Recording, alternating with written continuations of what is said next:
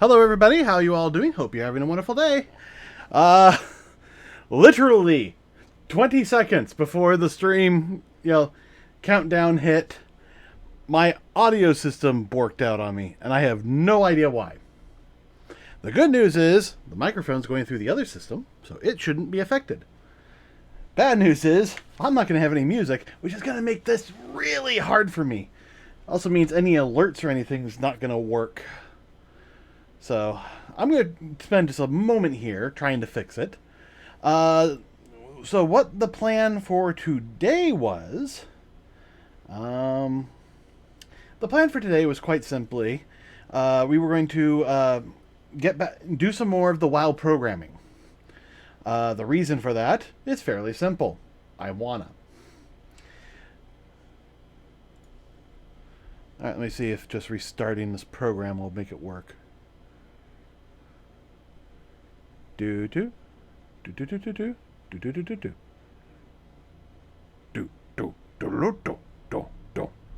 No, it's having some sort of error, but it's not telling me what the error is. What the heck? Error timeout. Is this like some sort of network connection issue? 1 second. I don't know if this is going to crash anything or not. Okay. No, that did not crash anything, so that's the good news. Alright. Okay. Hopefully that worked. I am still not getting any audio in or out of my machine. It's not even telling me what's going on. So, that means no music. And I don't think I can do no music. No.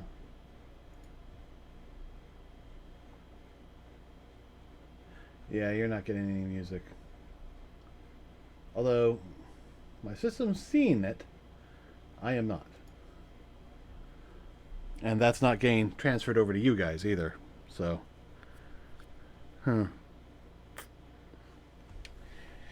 So anyways, what we're doing today is we're doing more WoW programming. The good news is I have actually done a heck of a lot of work off stream. The bad news is a lot of it's regression, because I'm actually going back and refactoring things. This means that I'm going back and saying, hey, this is a better way to do it. Let's go do that. Okay, that's great. Now I have to convert all this code so it actually works. So that's what I'm kind of in the, kind of what I'm working on now. So just give me a second. I want to try and get this. I want to get this voice meter program running again. I don't know why it just suddenly crashed out. Literally, 2 seconds before we started. Okay, maybe doing this one. This shouldn't work, but it might. Bop, bop. No, it's having a pretty severe issue.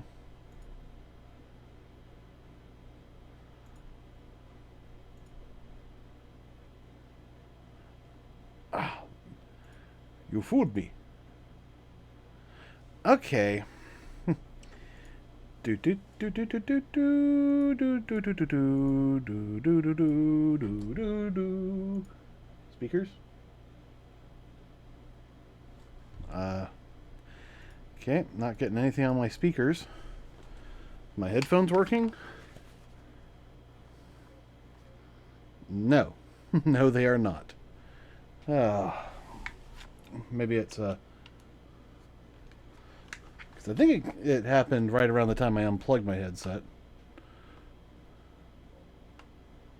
Alright, headset off. Headset on. Dun dun. Dun. Well, let's try to do it. Okay, you guys are getting the music now. I'm not. So you'll have to tell me if things are good in terms of volume.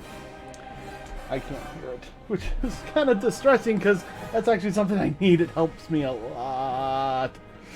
Ugh. Alright, this is going to be an F string. So that should be that, and that will hopefully fix it. Well, it's not, oh, yes. Alright, so.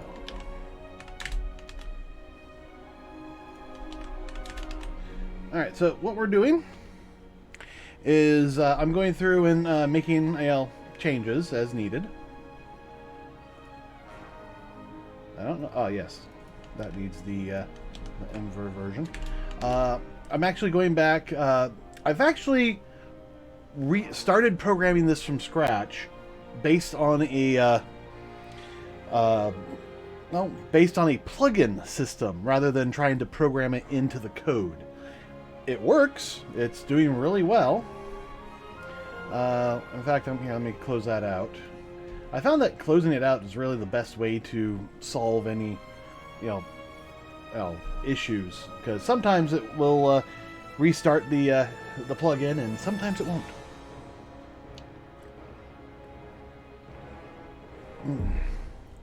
Wonder if there's a way for this to tell me what the problem is.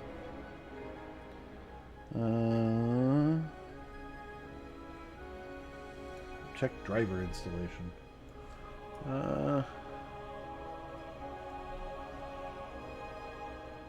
Conclusion, okay, nothing bad detected.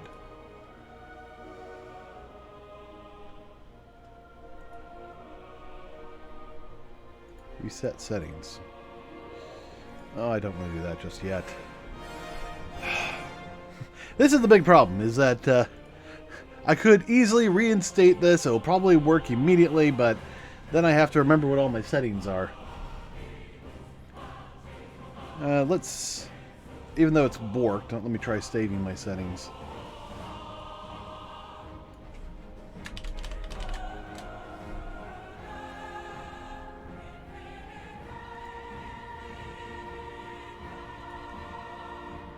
Alright, I'll try reinitializing.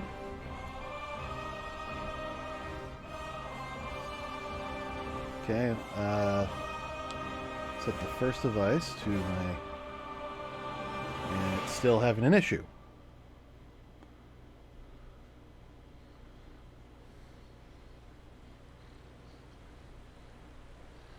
Now let's try doing a shutdown. And I'll restart it again.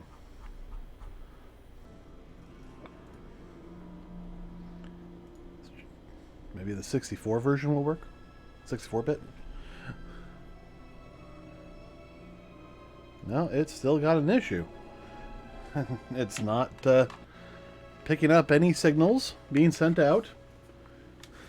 Honestly, I'm surprised that the signal's getting over to OBS for the music.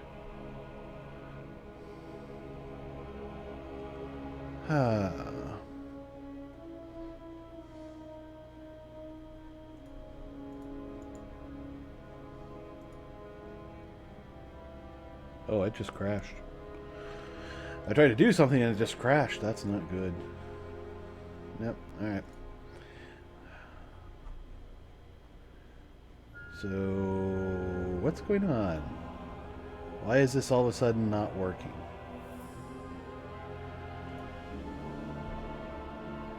It's restarting the engine. Good. Get him, Anakin.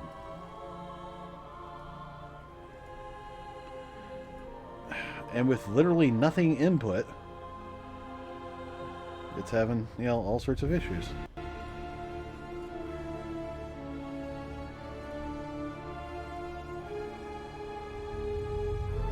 Okay. I load this.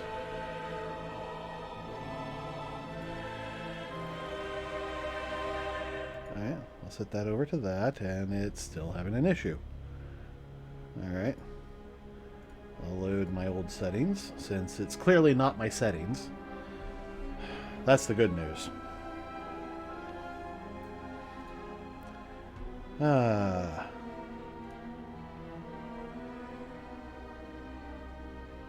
No, that's all right. Am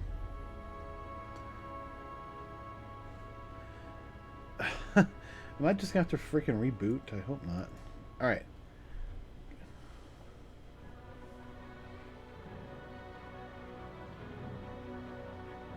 Reference type. Or did I just cheap out? I did cheap out.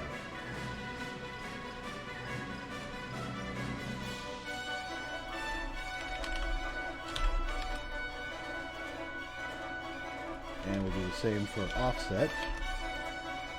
Because UE32 is, you know, pretty compatible.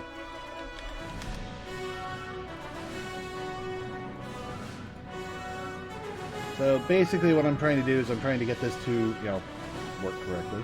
And we'll do a UE32 for that too. Oh, that's an error code. That's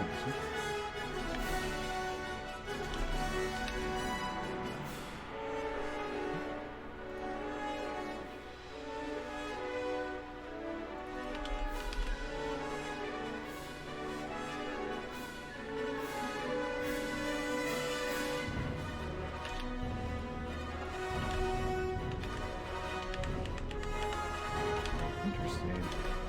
Alright. And let's go back here and setting these to that.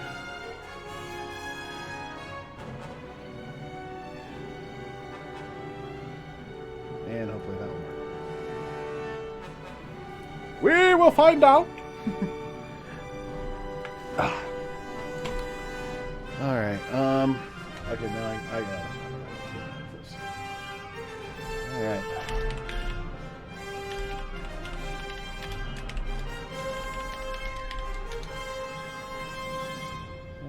Hardware input keeps turning red.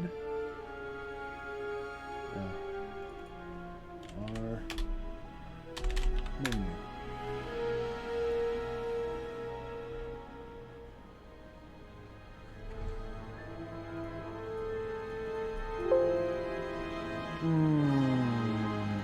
Okay.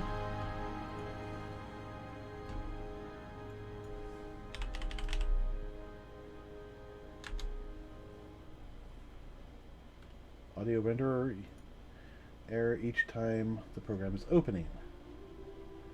Yes.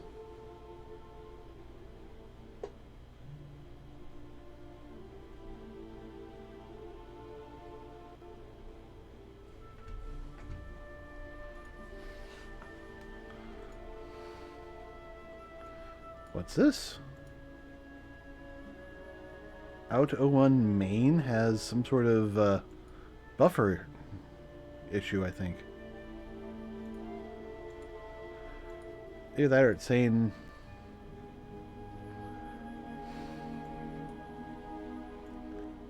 Are you just saying you're having a problem? Is that what this is?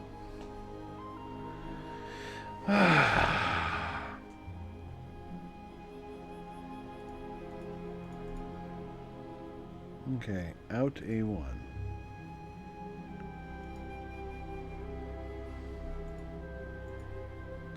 Let's try doing a restart.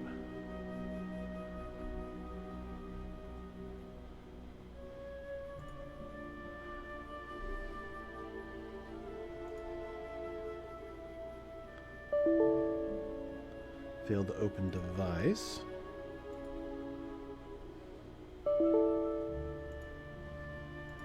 Yeah, I'm working on that.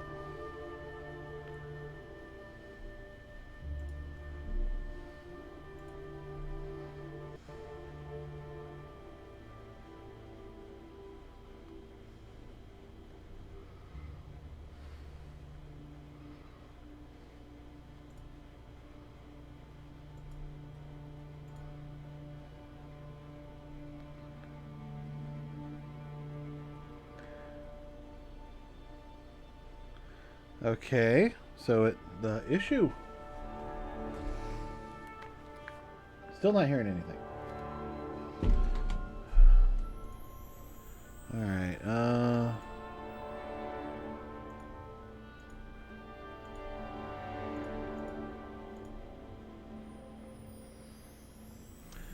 Okay, so there's a buffer issue.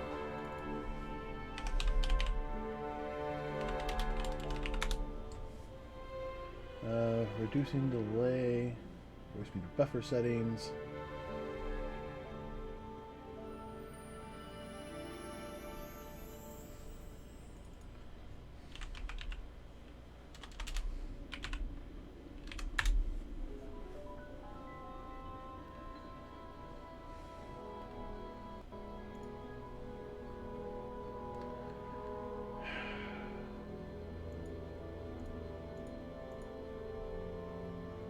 Okay.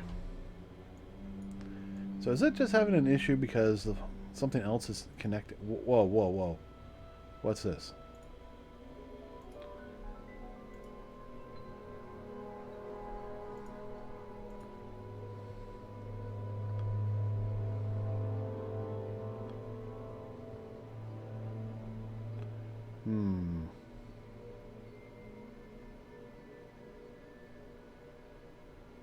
Okay, no, that's nothing to worry about. But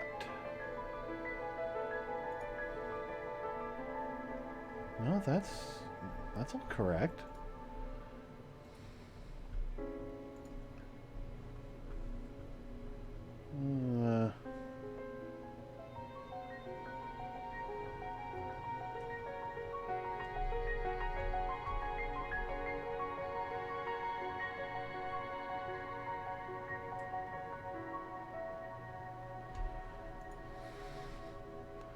Restart audio engine.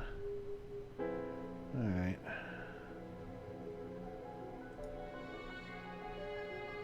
Oh, I'm getting errors in the network? What?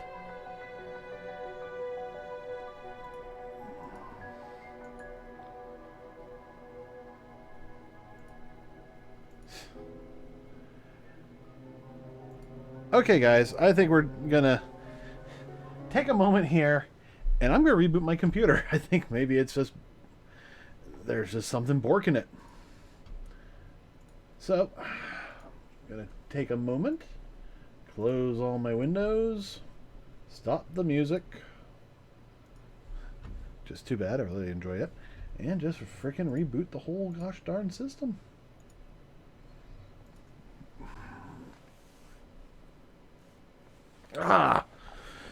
So, during this period, I cannot see your chats. So do not chat to me. I am not here for your entertainment. I really don't want this stream to end up being, you know, KJ fixes his computer for an hour and a half and then starts doing what he promised to do. You never know when that's going to happen, and sometimes it needs to happen. I just don't want it to happen. Hopefully just a quick reboot will fix everything. We'll find out. The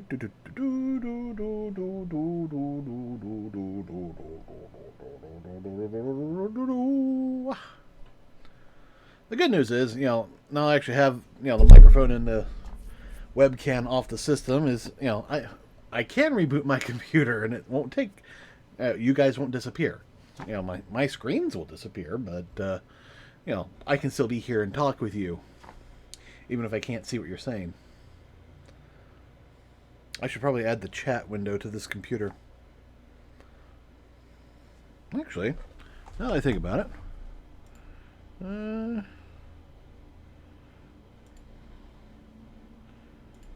I'll have to work on that later.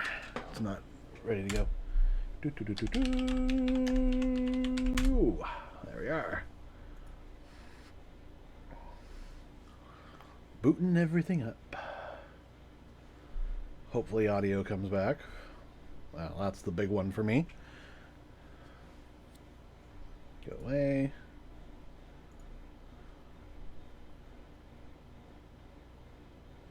There we go. So, it looks like the audio actually is working again. That's the good news. I have no idea what happened, but hey, it's fixed. So, yeah, first 20 minutes, KJ tries to fix his computer and tells you basically what the plan is. Now I just gotta wait for my computer to finish booting.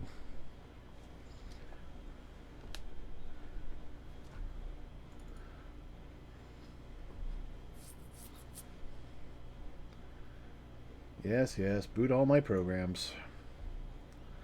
That's the big thing, is having to, boot all my programs. And now I have chat back. And yeah, I can definitely see things. So let me get the music back up and running, because I really want the music. Yeah, there we go. Turn off my speakers. Haha. Well, now. Yeah, go away. I don't care about the hat. Alright. So, I've got chat back. Now let me get back to where I was. Where was that? Oh, yes. Yes, I was in the middle of programming. So yeah, I still have my old project where we were doing all the code, but now I have a new one where I'm trying to do this all as plugins. So a lot of this I can just transfer straight over. It should work, but things don't always work like that. Plus, there's a whole different way of transferring all the data and reading it, so I gotta take that into account. But the good news is it will just drop in, literally. I can literally just drag and drop the assets from the original game into the program, into the Unreal Engine, and it will work. All right, so I'm going to need that. Put that over there. I'm going to need that. And I am going to need the source files.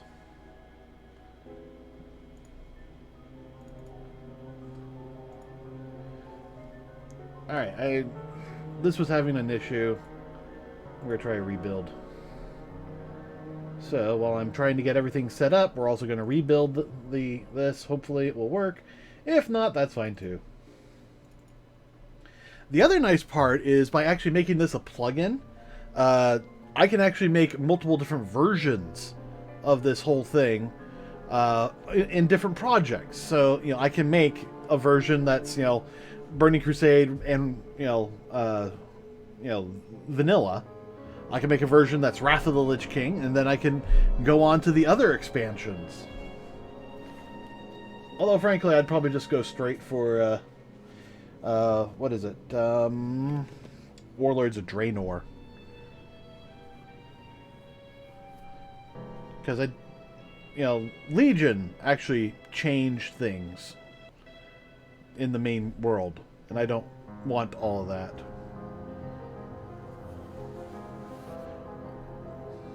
I mean, at what point did they, Legion made some significant changes. That's when they added Garden to Stormwind, rather than have the burned husk of an area that they got in Cataclysm.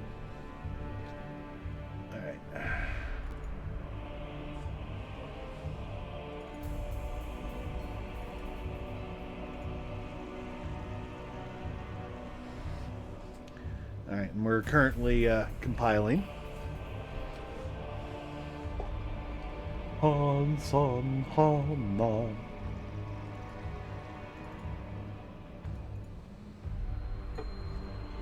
So the good news is, with having all this as plugins and everything, that just makes things so much easier.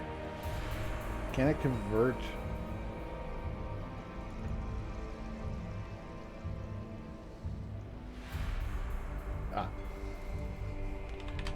You at 32.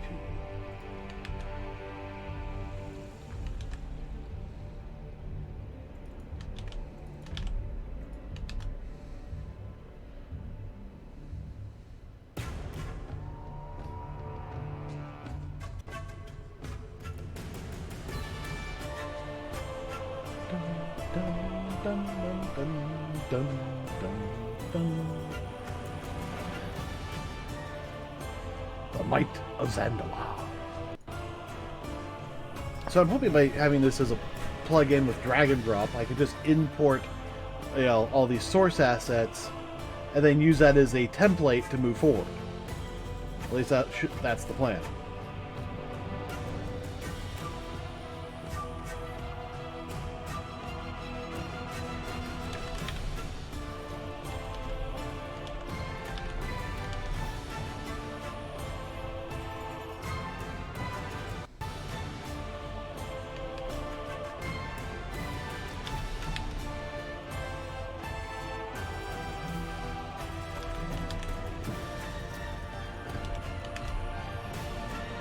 So, yeah, basically the way things... Yeah, here's basically how things work.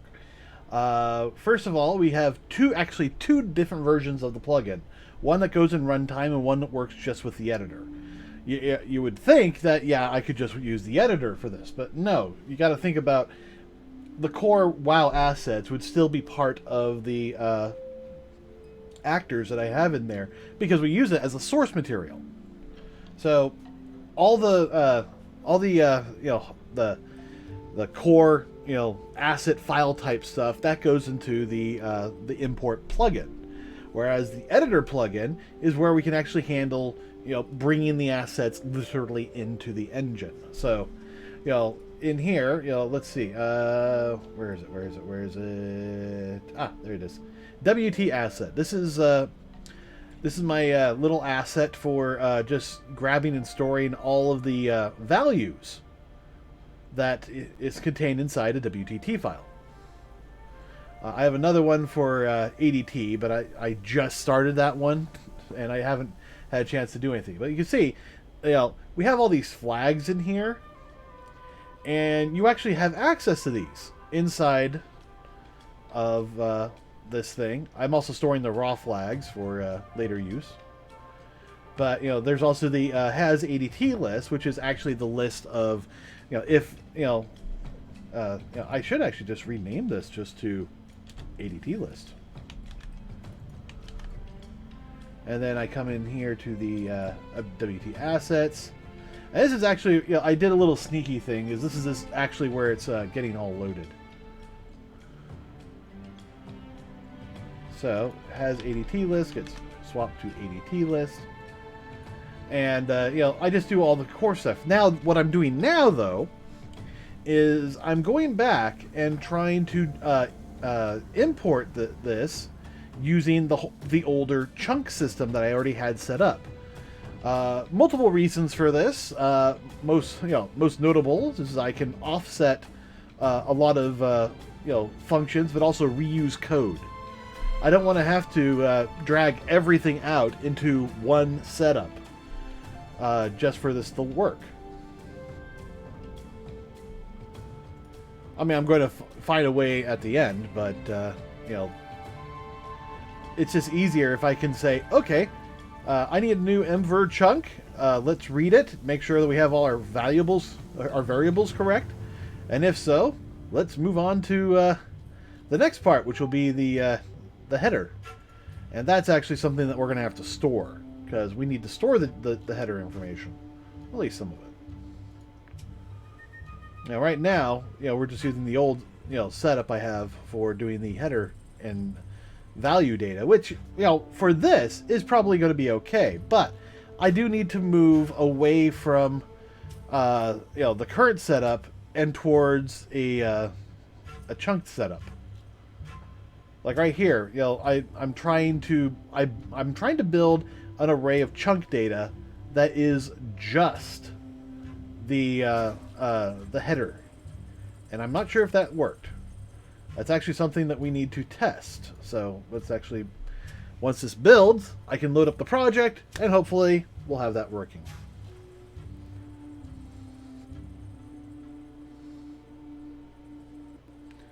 But I am very much looking forward to the time when I can just, load stuff in, generate the landscapes. Oh, that's actually something I wanted to talk to you about. I actually did do a little bit of testing, and I found that what we were doing earlier, which was, converting feet to centimeters, was wrong. Because I was getting, the scale was not looking right. It looked like it needed to be about 3 times much. And if you look at the values, yards to centimeters looked like the right value. I swapped it over. It looks perfect. Even with incorrect height models, the Unreal Engine character is a slightly different height than the player character, but even so, this looked right. So, alright, and we got an error. Ah, yes. Swap to that. And that. And that should do it, I think. Unreferenced local variable. Huh? So yeah, we don't need that now. Now, primary offset, I'm mainly using that to help us move past things and do offsetting. So, like, in truth, I should equal that, and the greater should be primary offset plus the size of the chunk. And even though this is 0, and these would basically come out to 0, this makes copying this code down to our next chunk a lot easier to do, or everything's already set up. So after that, we read the data, and then we offset the primary offset, and then we'll do our initial checks. So lots of little stuff to do there.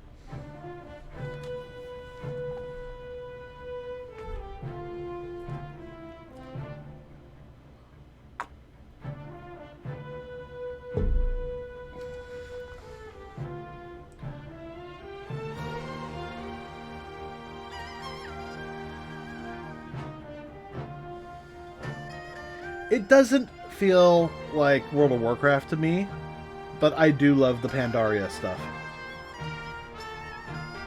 I mean, the Pandarians were originally just there for for shits and giggles, and then they got to the 5th expansion where they decided, hey, let's take this shit and giggle and make it legitimate part of the universe. And I don't know, it just doesn't feel right to me.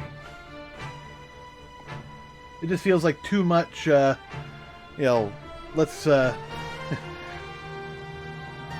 there's already one little guy in here, and let's just, make it a bigger thing now. And it just does not work for me. Alright. So, let's drag and drop this WGD file in. And there is an error. What was the error? Was not a valid WDT file. Okay. So, fortunately, I did actually put some errors. File was not a valid WDT file.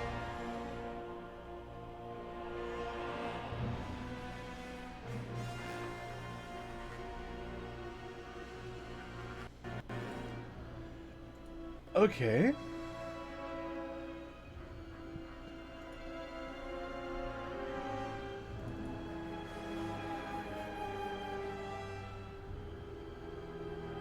Oh, you know what?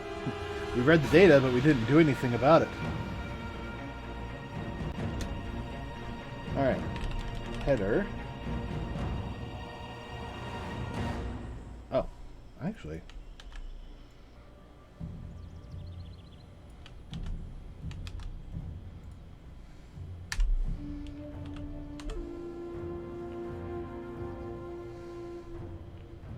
To blob. Lower, parse into array.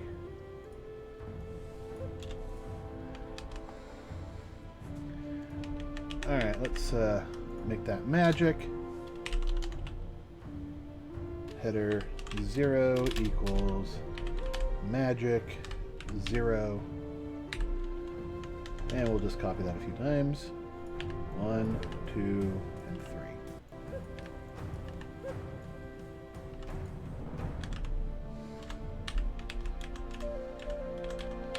think header needs to be ended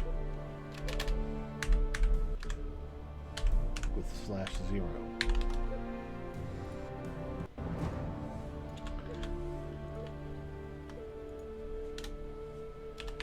Size equals... Oh no, size is actually fine. Alright.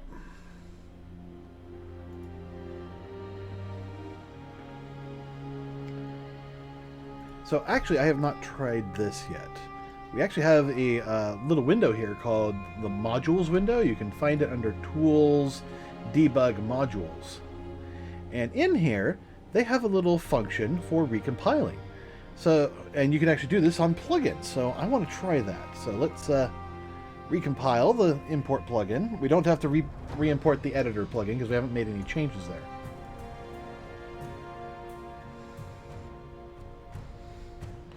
And once that's done, it'd be nice if it actually gave me, like, you know, some sort of update for it. But once that's done, hopefully we can, you know, see how it works. But you know, if this, you know, if this recompile works, then well, then that's just amazing. And it will save me time because I don't have to close the program and open it back up after recompiling. Unfortunately, I think it's probably going to, you know, have to recompile large sections first. I can't tell you how wonderful it is to actually hear the music. Yeah, that first 20 minutes was just awful.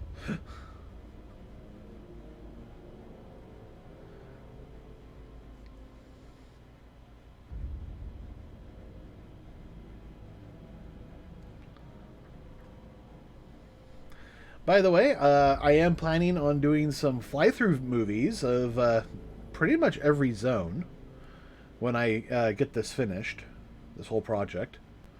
You know, if you're here in chat, why don't you tell me, you know, what your favorite zone is? Or if you're watching on YouTube, please list down what it is down in the comments. And if you like this video, please give it a thumbs up. Why am I saying this? Because I have time to kill. Oh, we had an error. Error. Project header truncation of constant value? Unable to truncate line 40. Okay, right there. Wait, is that supposed to be that, or is that supposed to be that? Yeah, it's that. I had it backwards. Good news is it was actually compiling. I'll recompile again. Yeah, I had to redo a whole bunch of stuff, but hopefully I should only have to do that one file now. With Lux, that means it will compile faster. So yeah, my plans is probably first is going to be Elwyn Forest.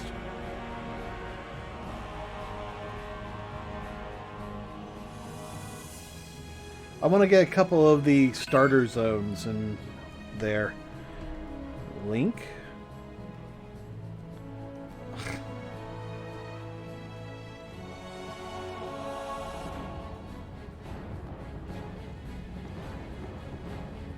It had a recompile link error. Let's try it again. And if it fails, hey, it says it worked. All right. Delete that. Re-import. Had another error. What do we got? File's not a valid WDT file.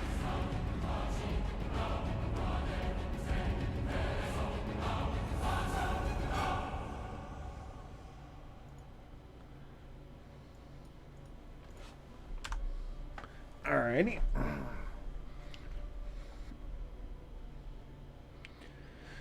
Okay, so let's close. Try to build.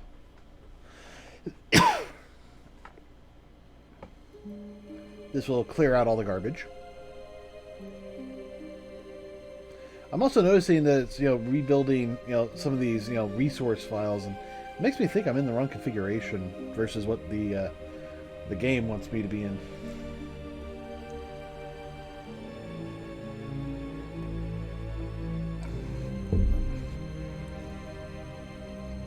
Was it here?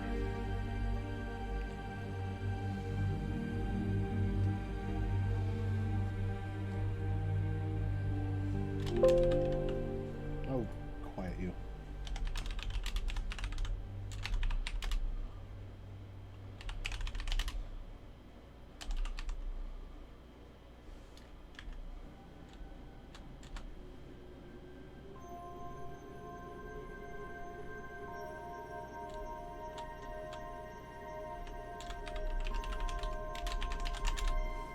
Are you saying window?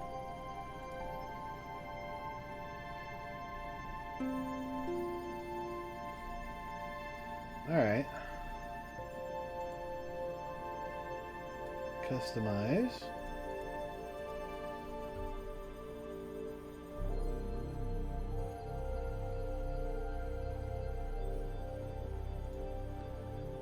Okay.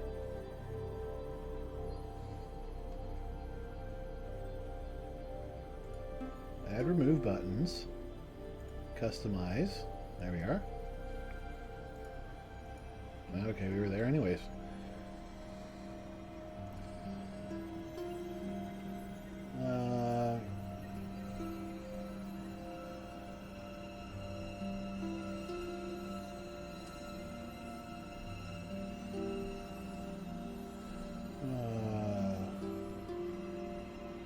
Inside the Commands tab.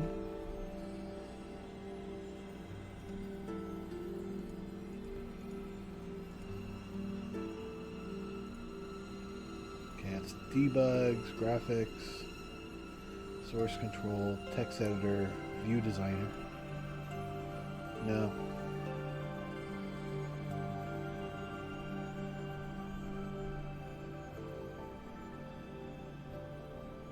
Layout? Okay, yeah, see, that one worked just fine. But let's see how it actually works.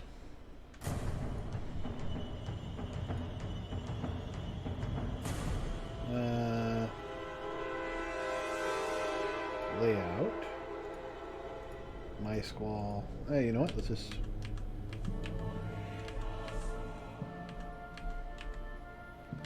Got source controls, navigation, solution configurations. This actually looks close.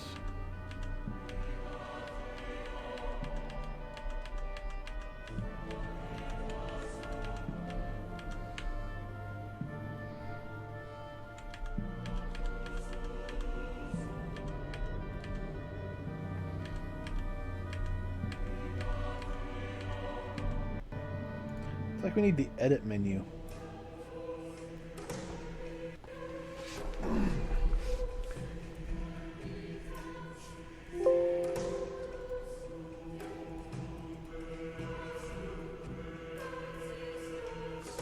Standard. Okay. Modify selection, width, 150. That works. So maybe I just need to be just development.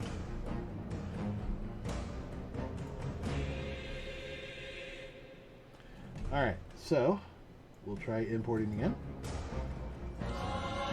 Okay, it's giving me literally the same error. That's good news, actually.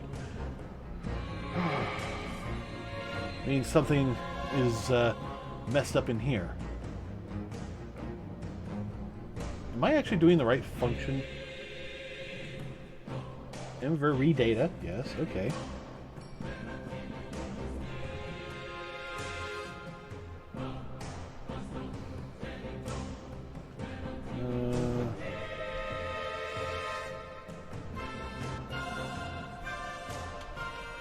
Let's actually do a is valid. So we'll come here, read data, is valid. We don't need anything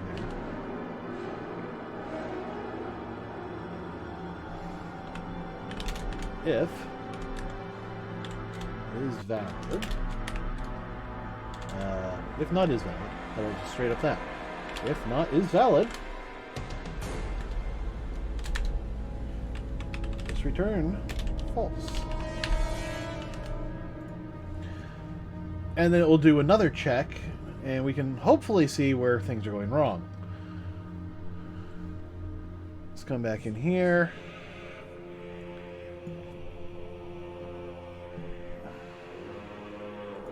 Recompile the plugin, the module, the plugin, basically. So this basically has the same functionality as what's going on down here. Difference is that's already, connected in here. And I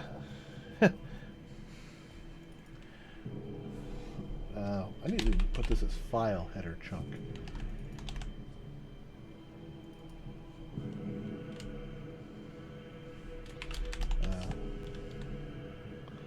Landscape file. There we go.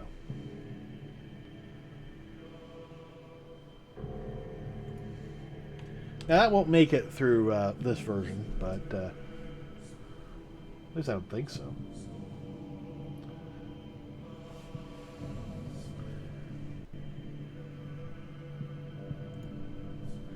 Just for my own edification, I want to know what this is.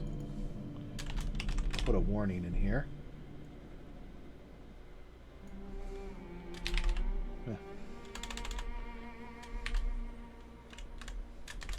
Magic found %s magic size.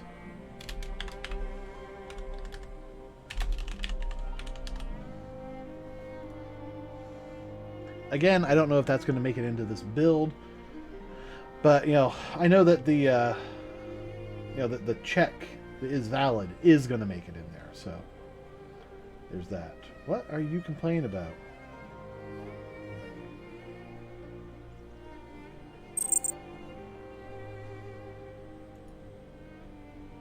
You complained about a return? Where? 2, 2, 1 to 1.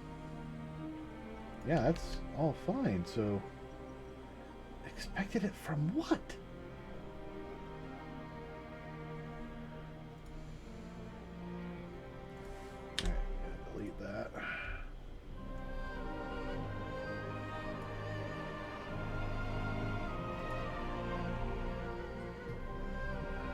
Alright.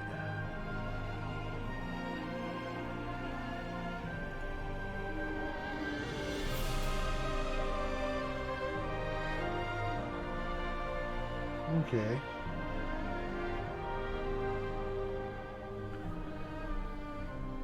Is that building to the chunk data?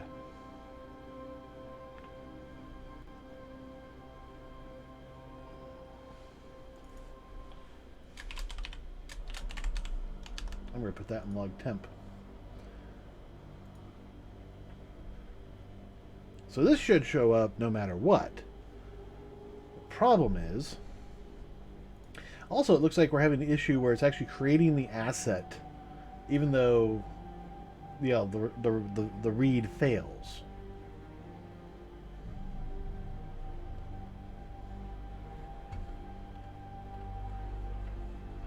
But I tell you what, just changing that, I feel a lot better.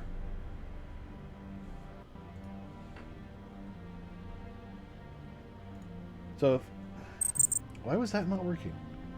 Huh. Yeah, look, it's in there for some reason. Failed to import. How do I tell if something to fail to import? Rather than giving a failed to import message here. Okay, that's not showing up at all. So we'll close that and we'll just straight up build. I'm going to do a development build because I think that's probably going to be better than the development editor build.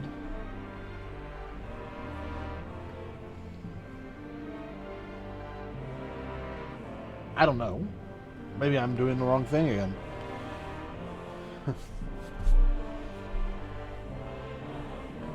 But why does why does it always have problems? The Iron Dawn.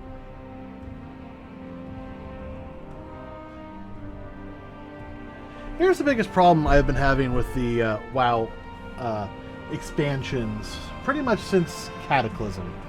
I did not like the loss of the skill tree in Cataclysm. And with every expansion after Cataclysm, things just... It didn't feel like World of Warcraft anymore.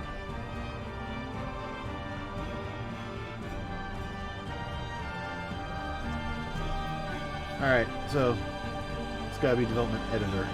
Or game debug editor. I'm gonna just do development editor. It's probably game debug editor for the less builds parts, but yeah, okay, so the biggest problems have been that they've been going away from where the game was and where it became, it had wonderful stories in there. And it felt like the games, especially in Warlords of Draenor, weren't so much about this collective story and everybody. It was focused on you. It made World of Warcraft, this massive MMO, feel like a single player game. Now, keep in mind, I don't usually play with other people. I usually play solo. But, I still recognize that it's fun to play with people. It's hard to find those people sometimes. But when you have an MMO, the best in the world, theoretically, that feels more like a single-player game than a multiplayer game, that's where the game goes off the rails. Now, Warlords of Draenor, fantastic storylines. Shitty multiplayer gameplay. It wasn't multiplayer, yet you really had to work to get it multiplayer. Even if you have friends who hang out with you. They did improve upon that with Legion. Things are definitely better with Legion, but it was focusing on you, the hero, the single person who can save us all. No, it was always about this community coming together to save us all. But, the player base also changed. That was the other thing. People, were like, no, rotations, they're too hard. I just want to face plant myself on the keyboard and roll my head around and be able to win. And Blizzard accommodated them. And that's where things got even worse. That's actually why the talent trees left, because they wanted to encourage. You could build your character how you want. You don't have to go with one specific build, except min-maxers will always show you, no, one specific build is how you get it done. This has, more details than anything else. Okay. Okay, yeah, now I'm getting the actual errors that I needed. Okay, why are we getting that? That should not be right. Alright, guess we're jumping into the editor.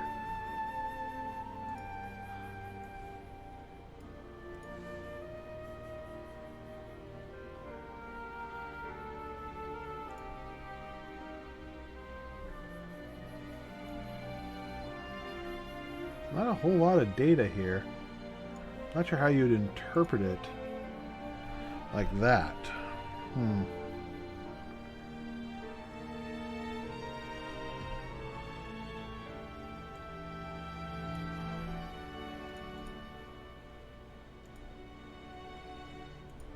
Okay, that's text. That's the binary.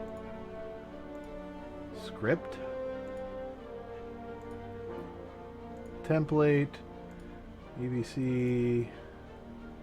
Okay, that's looking better. Unicode.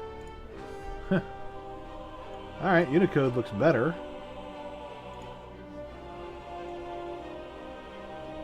More familiar. But, no, it's probably UTF-8. Oh, no, it's not.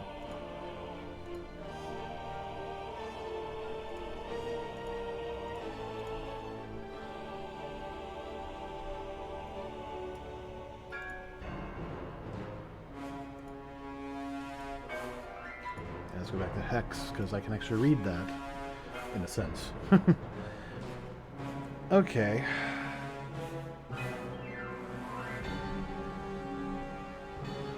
So obviously, something here is going wrong. So, this function is not getting what we need.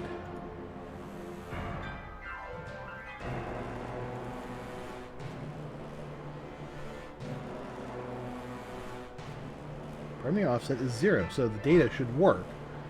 So all I can think of is that the data I'm sending in is no good.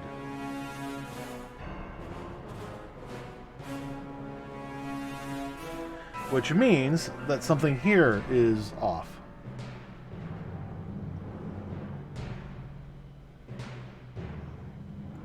Oh, you know what?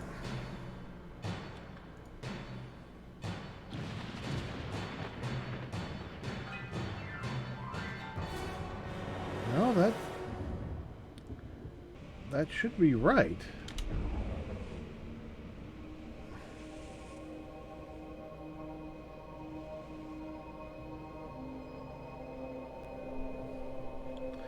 Okay, let's try this. I'm going to do a log here.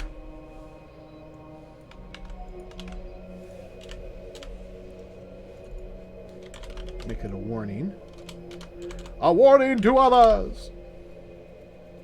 Warning, not warring. Alright. Data 0 through 3.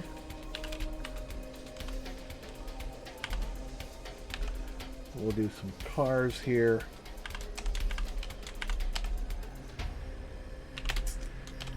Chunk data 0 through 3. And we'll do some cars here, I guess. Make it as apples to apples as we can. And we want data 0.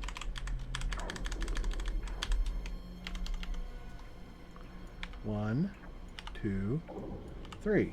Followed by chunk data 1, 2, and 3.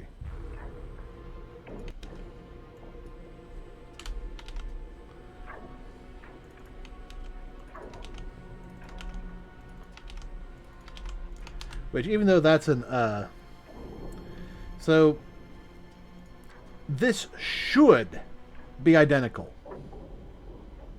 Should. I don't know. Alright. So yeah, unfortunately I don't think that recompile thing's setup works, so we're just going to have to recompile here. Good news is, now that I, have compiled it once as a big one, it should be working just fine.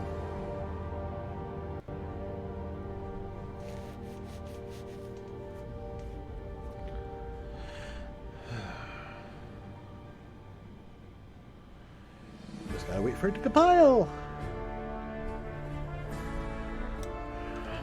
So the only thing I think of is that for some reason, data and chunk data are not matching up. Which is insane, because it absolutely should.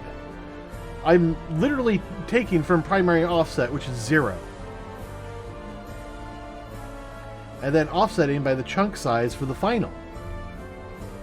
I'm going to close that module window. I don't need it anymore.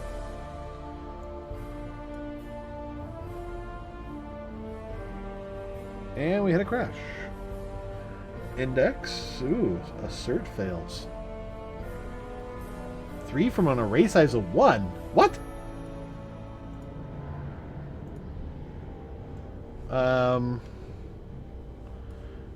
Okay. So I guess we need to log this information first.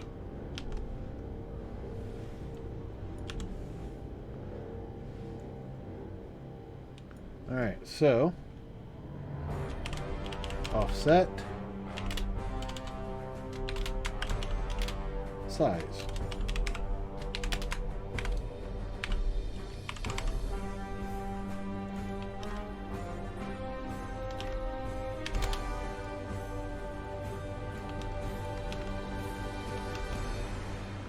And just to make things a little bit easier for us, I've never understood plus plus then I, because I plus plus always seems to work for me. Alright. So now that is chunk data size.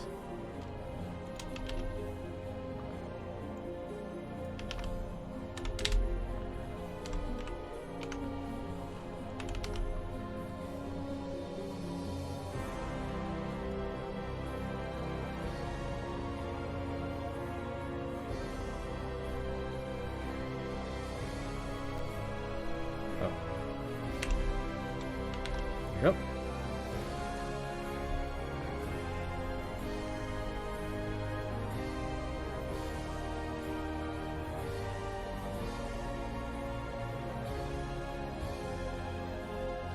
So, primary offset should be 0. Chunk verse size, I'm not quite certain what that is off the top of my head. It should be 12. And, so, with any luck, the chunk data size should be 12.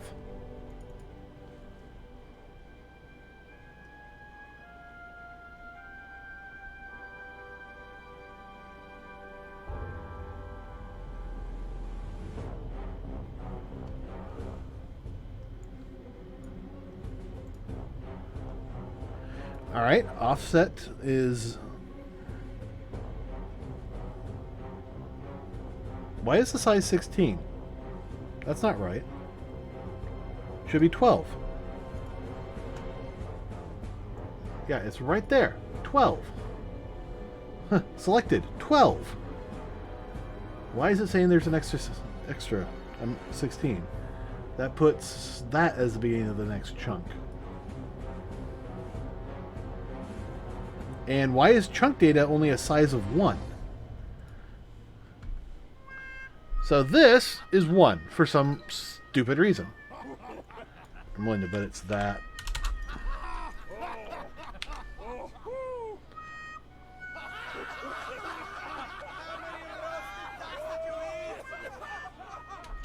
Here, I'm gonna fix this.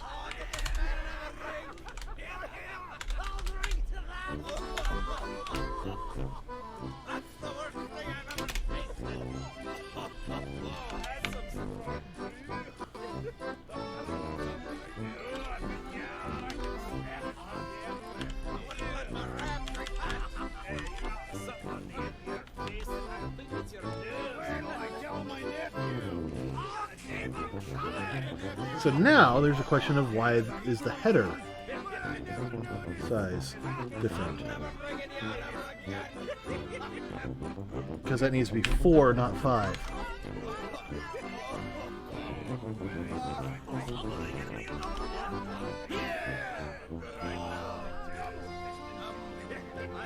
And that's why the size was off.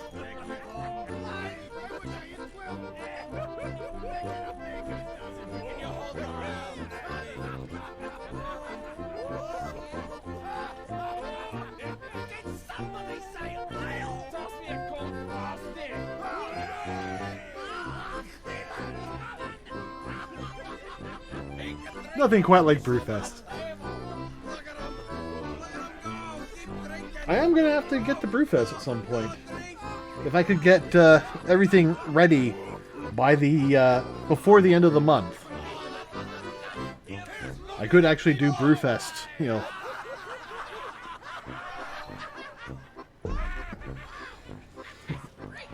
But, you know, that's a shit ton of work, because you not only have to get all the items in there, you gotta get the server items in there, you gotta get the NPCs functional. It's way too much. More than likely, if I can get all this done, next year will be Brewfest. We'll see how things go. I'll likely be putting these videos on my primary channel, but I'll also put them up here on my my uncut channel. Alright. Okay. Size and chunk size is correct. Found Emver.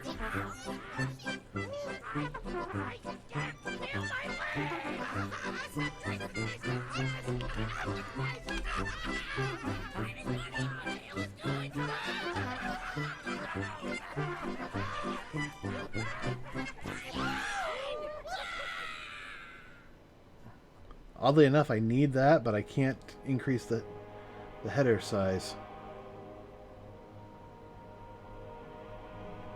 I wonder, would this crash the program? Would it have an actual issue for me trying to go beyond my means, so to speak?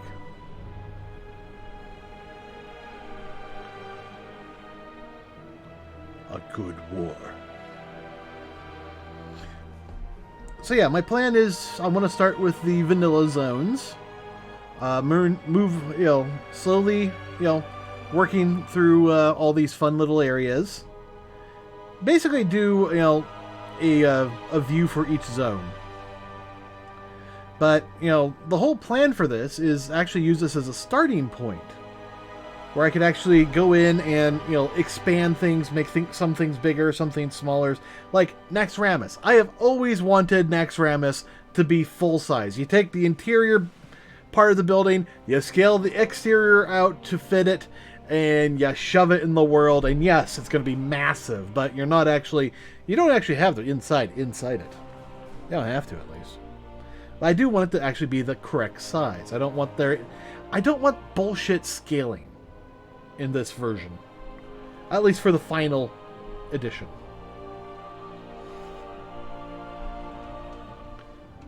All right.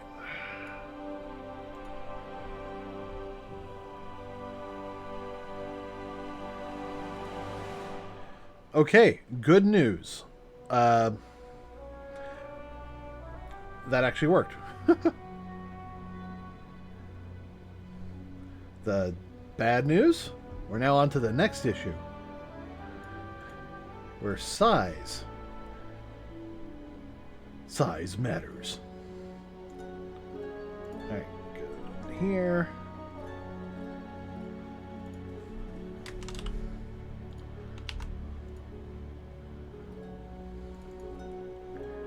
More than likely that was just the issue.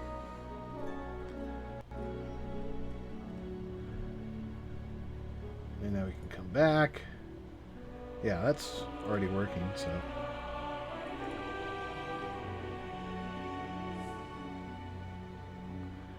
Alright. Build. Oh. Close.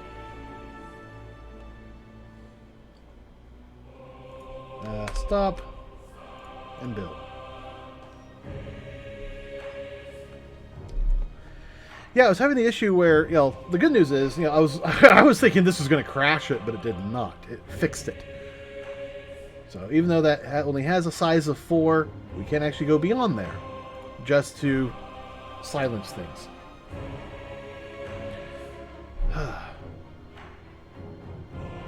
I'm sure there's a better way of, you know, swapping from an F string to something else. Well, the good news is this does not take too long to boot up the program.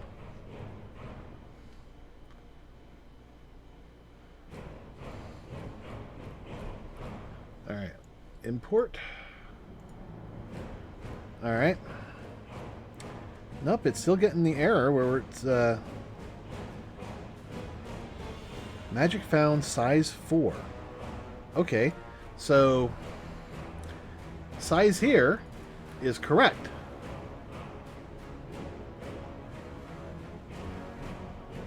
Do I have to put this? I shouldn't have to. Should be able to just go size. And it'll just go right there. But instead, even though we're getting a size of... we're reading out size 4, but after this, it no longer works. So I think what we're going to do... read size.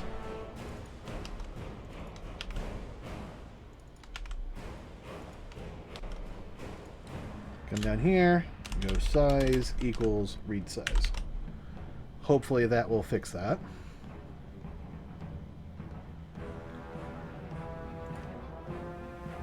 And we have version getting read, so that's all good.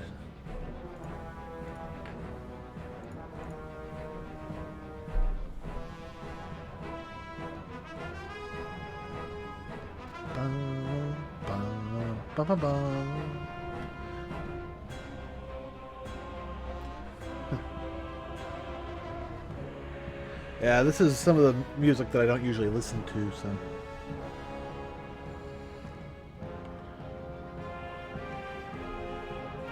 And before you ask, I have not played the new one, Battle for Azeroth. I was not happy with... Actually, I do technically own Battle for Azeroth, but I did not get very far in it. There was enough storyline I felt like I was missing. And there was a lot of Legion that I missed because I was not happy with how that was going. Actually, I can't remember. Was Legion my last one? Or was Battle for Azeroth? I think I played the digital version of Battle for Azeroth. Legion was the last one I bought the collector's pack for, because, you know, the main reason I got that was for I could have like a CD of the music and all sorts of stuff like that. And okay, now we're back to the old error. What? Error file does not have a file. Well, yeah, we're back to this error.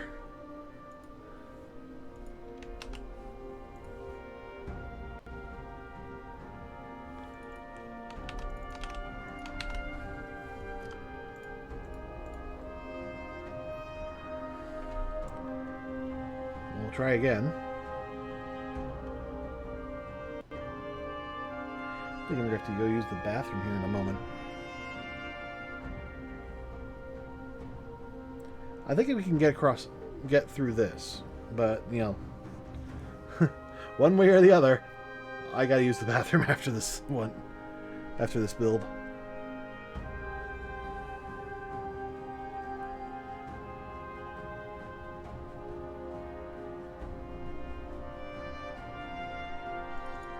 So yeah, the theme of today's stream is refactoring.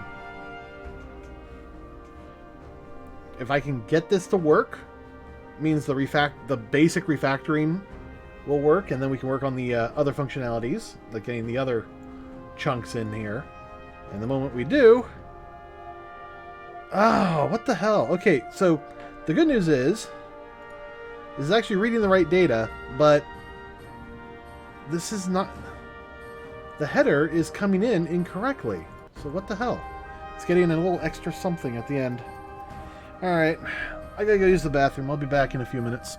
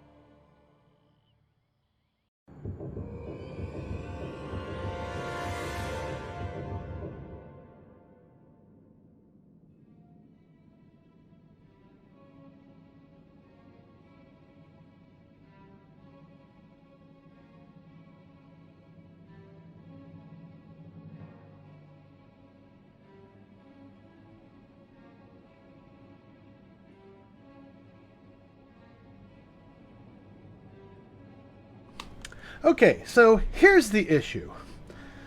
Right here. Why is this not zooming in? There we go. So, I'm doing this. I'm grabbing the first 4 characters of our magic, which should be the, in this case, Emver. And it is copying that into a char, which should be a single character, and there are 3 of them, or 4 of them, 1 through 4, that's it. This should terminate the very end of the thing. So we should get perfectly Emver, but instead of Emver, we're getting Emver with a little symbol at the end. Now, this should eliminate that, but for some reason, it hasn't. Which actually has me wondering, should I do that? Just have that be the end of it? So read size is actually coming in correctly. That's the good news. The question is it actually setting size, though? I have no doubt that within this function it will set size, but when we get to the check here, size is not set. So maybe this will work, maybe it won't. I don't know. This popped up all of a sudden. So we're gonna kill this and try again. Maybe just putting it in a different spot is what makes it work.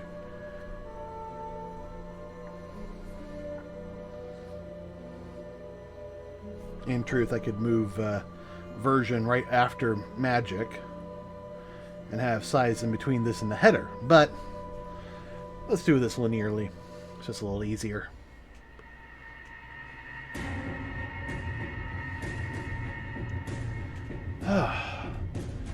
I want to get back to where we were at the end of last stream, but with this setup. The problem is this. This is the process that we're trying to figure out right now. Now, if I could get, if I could get an F string just to go straight into a car 4, that would be great. All right. No.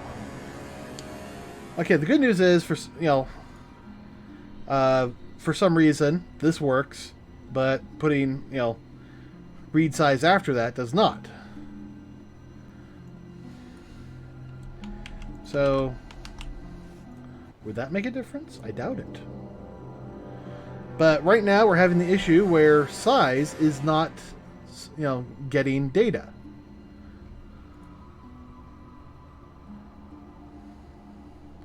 Instead, it's being returned as 0.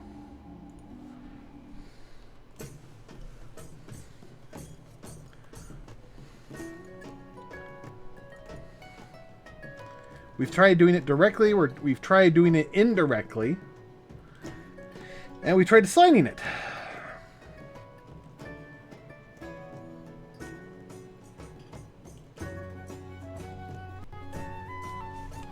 At this point, I'm not certain what's going on. We're definitely getting the value. It's coming back out. Do I have to, dereference it?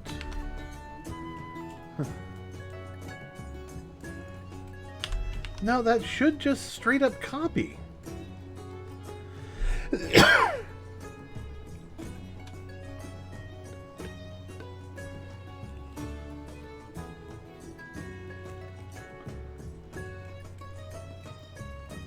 How about do a mem copy?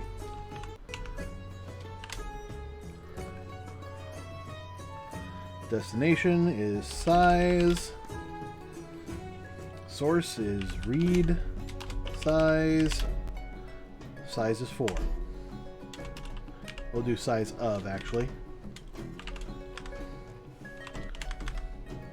uint32 underscore t.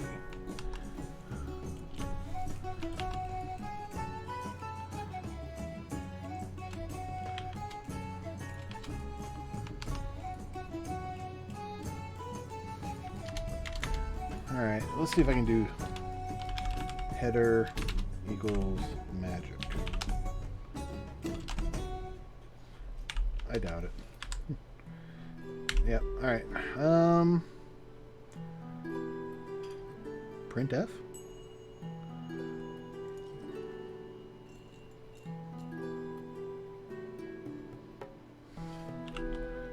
To blob. That puts it in a destination buffer. Okay, let's try that. F-string to blob. Source is magic. Destination is header. Destination size 4.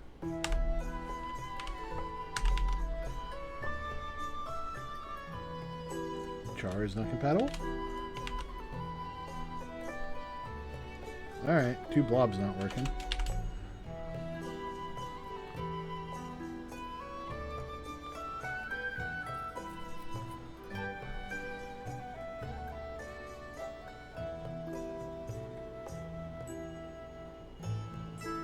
Find car.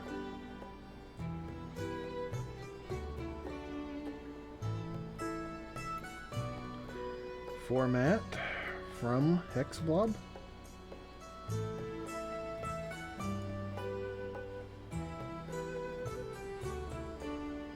Get car array.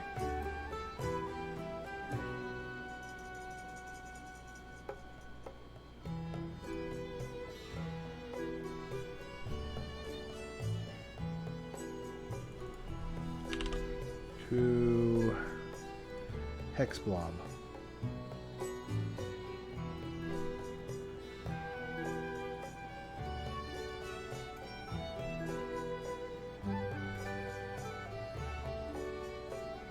Parse into array.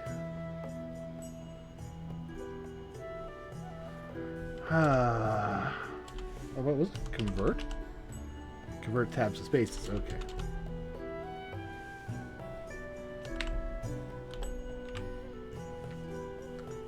Check invariants. Get car array.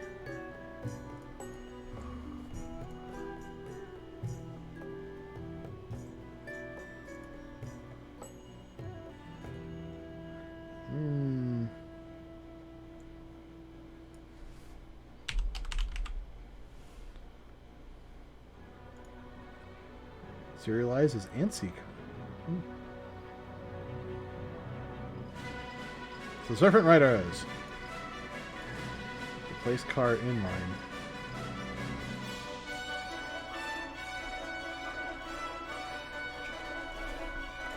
Alright, looks like this is all I can do. Now if I get rid of this, that's going to cause a problem. But if I keep it, that could also cause problems. I feel like I've solved all these issues before, but I don't have the answers now.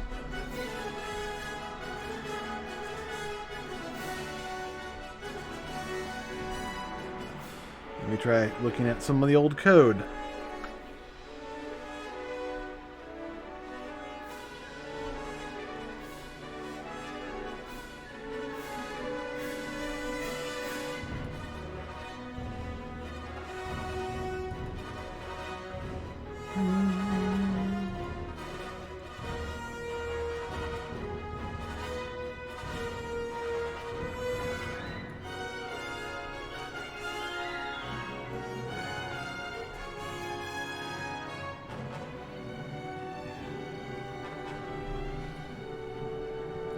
I suppose what I could do is, since I know the size, I don't have to do size of, and I could make this a 5. And then yeah.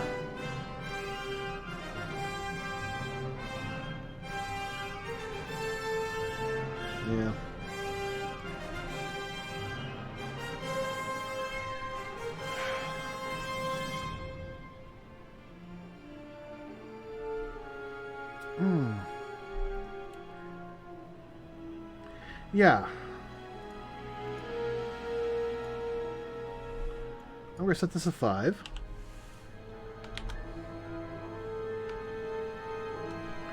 That should make that work. Hopefully all of this works. I'm honestly surprised memcopy didn't work. So I'm just going to come back here. Size equals read size.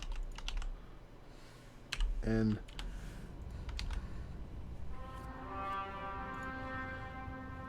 I'm going to leave it there and actually come over to here and tell it 12.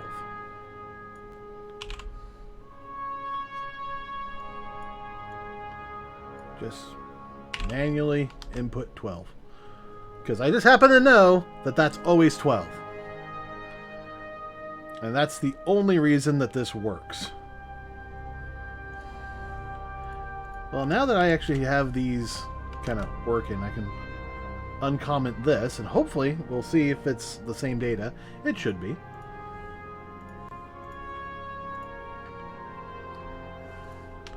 Yeah, come on.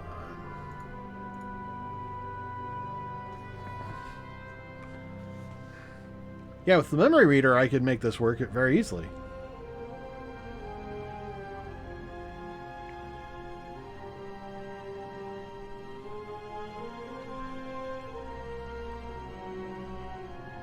Is there a way to tell it the actual size? You know, tell it to return a different size. Wouldn't that be nice?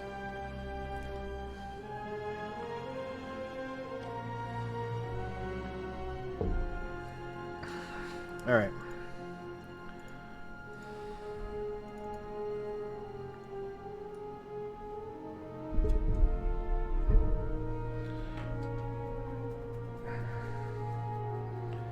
The whole is valid functionality is kind of sus to begin with anyways. Really only works with 1 or 2 setups.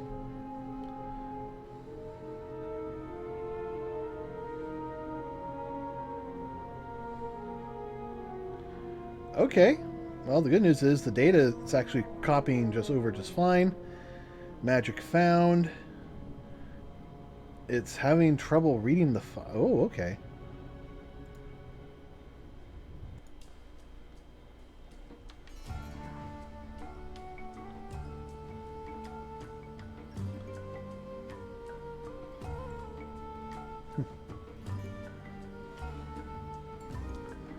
So actually here we're having the issue. So that's actually where it's we've actually passed all of these issues.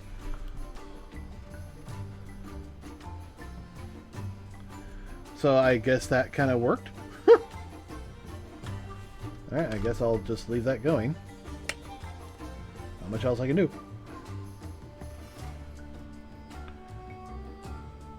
But, you know, it's probably also okay to have this go over. I mean, it's not like we're going to, you know, use all the data.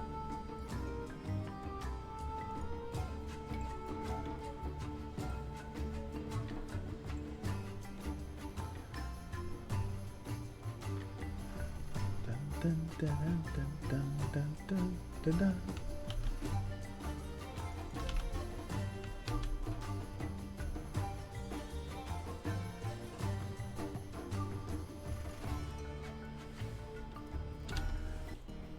Disable that for right now. Okay, so this is effectively what we have to do.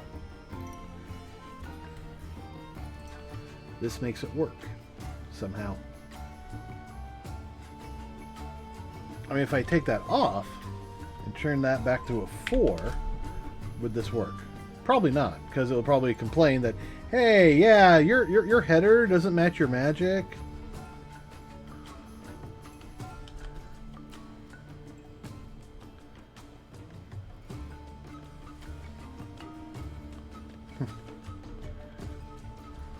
I do want to try that. All right. Yeah, I know I'm going to have to just undo this, but... Hey, Deedway!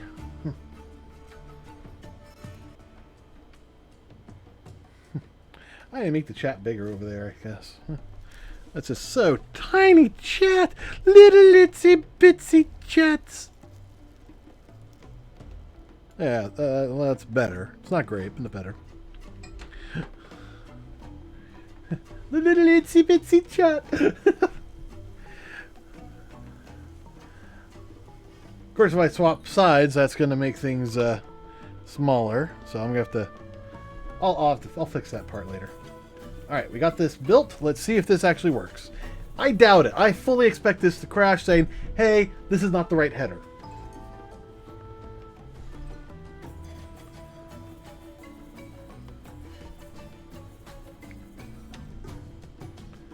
Alright. Drag in. And, yep. Expected mver, got mver plus something extra. Got this plus something extra, just for you. Alright, so this should actually...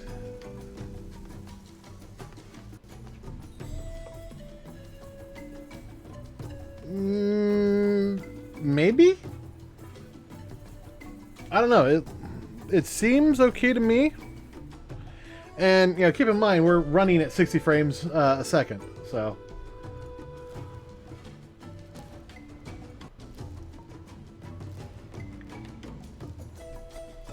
I don't know. I mean, I could try stopping the stream and starting it back up. I'll keep the recording going. I'm not going to be stupid. So, be right back.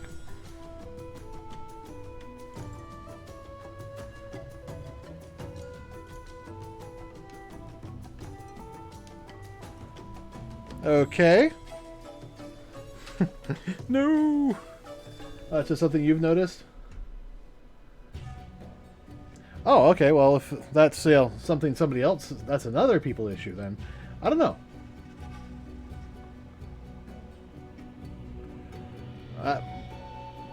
Things seemed okay to me.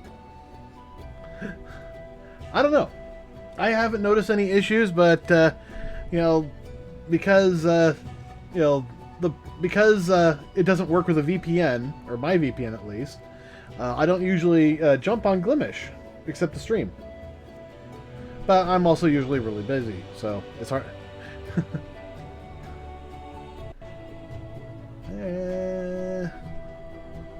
That looks pretty good. Oh no, it's okay. I have absolutely no problems trying to help somebody, and you know it's going to just be one continuous file when I upload this to YouTube in the morning, or rather, right after the stream. Okay, where did I leave off? Oh yes, I just undid that. So we actually have this running, but we were running into another issue. What was it? Ah yes, it was actually having an issue with the MPH size. Malformed header. Alright. Okay, so we did the primary offset, so that should work.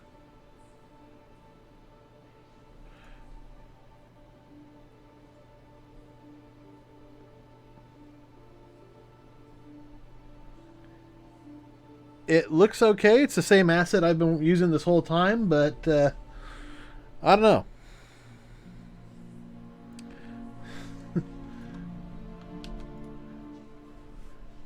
Well, I don't know. Okay, so the good news is we're down to, you know, this guy, so... Wait, what? Why did that say... That was weird.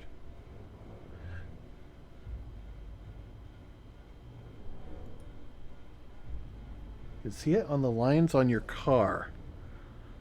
Your chat?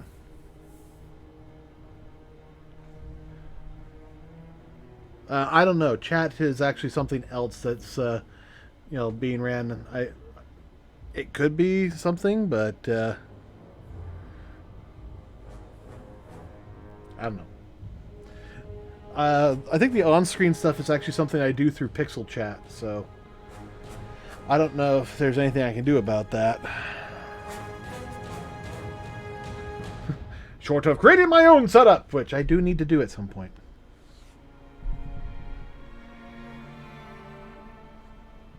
I got most of the data. I just need to actually, you know, do it. All right.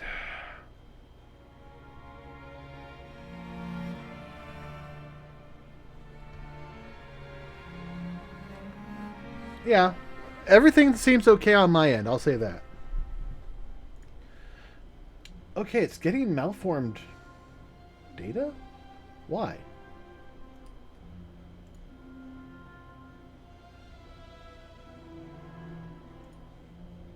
You know what? I don't know if I need the primary offset now if I, do this whole new chunk setup.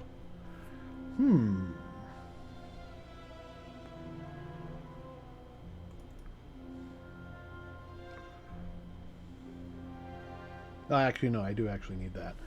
But this should work. I don't know why it's not. Okay, so primary offset for the start of this should be 12. Oh, it's still doing that. Okay. Yeah, that'd be why.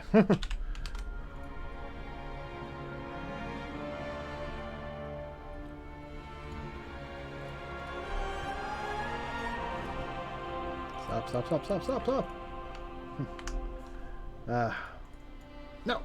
stop.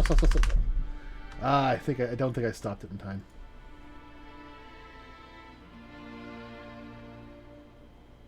I did not stop it in time. Okay. Well, gonna rebuild this whole thing, I think. So yeah, I think I just need to change the primary offset because suddenly it was going 16 instead of 12. Actually, that's something I want to find out while we're waiting for this to compile. C++. Set size of.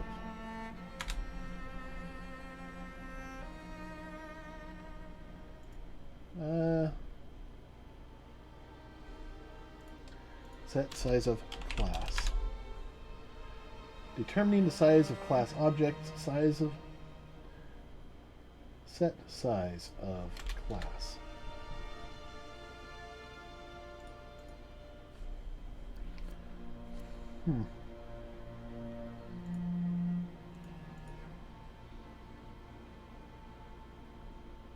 No, this is just... That's not what I want. I want to be able to say that it's X big. Size of empty class, set of abstract, non-abstract, mixed class.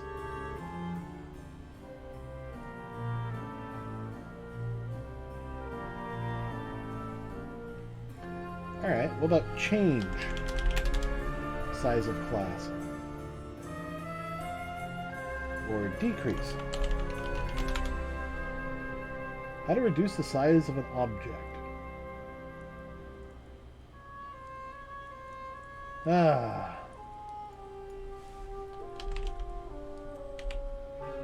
Car array size.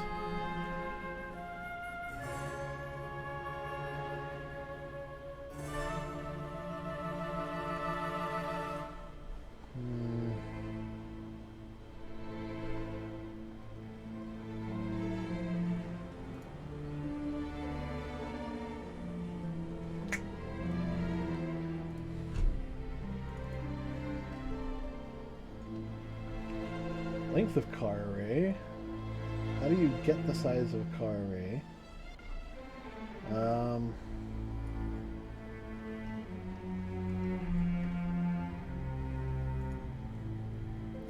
Alright. Hey, that worked just fine. Now we come in here, we can see we've got all the header information that we have. And we come in here, we have the indexes for all of our lists. So these are all of our ADT files as an index. So, y times 64 plus x is what these are. And if you invert that, you can actually do a whole bunch of cool stuff. But now we have the WDT file as source data inside the program. So now I can come into here, go to my actors, pull out the WDT actor, put him at the center of the world, because that's kind of fun. And let's kind of look, I think maybe that way? At any rate, and now we have a function here called place ADTs. So first thing I gotta do is I gotta set the WDT source to Azeroth, and then I can place the ADTs. And I actually need to have like, you know, a little function in there that does all sorts of fun stuff. So we come there, there's 33, so this is the one we focus on, 3331. And this is all done with that plugin, and you know, all the source data is already, you know, in here. So that's just wonderful. I can just import the WDT file, and I don't have to worry about things crashing on me when I'm working with this. You know, I don't have to go back and reread the data because it's been read.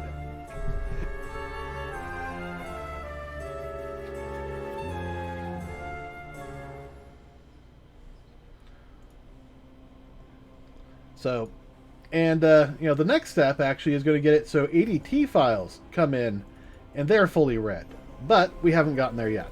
But you can see I've already got the stuff set up so we can just drag and drop them in. But hopefully that is you know, kind of my end goal for today is to, if I can get that to work, and then come in here, you know, set the source file, and then have a build mesh function. You know, the good news is almost all of that we can just copy from our old code.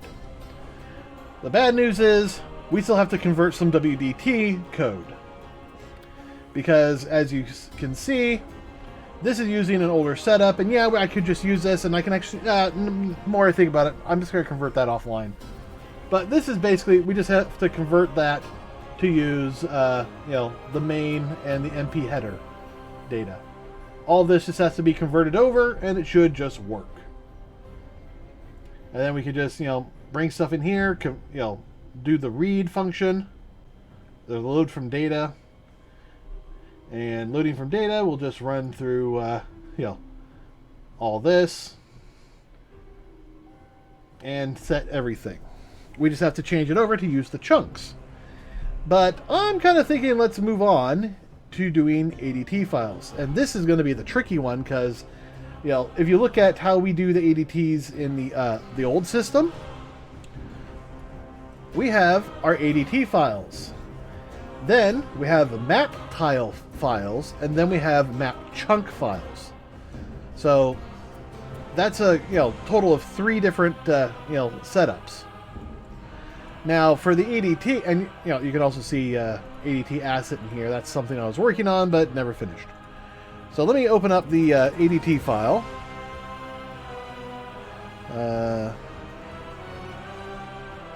So this is the old header file.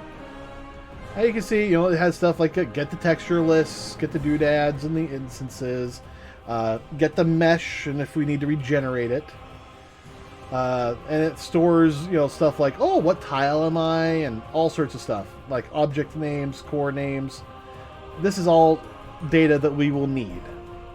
But this is all that's being handled by the ADT file. Effectively, it's administration data. If we go to the map tile, though, this is the one that actually holds the data. So we might actually have to merge this in with the other setup. Now you can see we've got you know, all the chunks that we can read. There's other chunks here that we'll be able to read at some other point. Yeah, I did Battle for Azeroth. I did not do Shadowlands. That was it. And then there's some other functions in here that like the layer masks that I have not touched on because that's still the old code from when I was trying to convert it over from Qt. But, you know, the big thing, you know, we got the map holes right here, but also, you know, we got all these sub chunks, and at some point here we are, map chunks. So that is where the map chunk header is. And this will read all this data, and we need to get basically both of these into this one, you know, function for the ADT assets.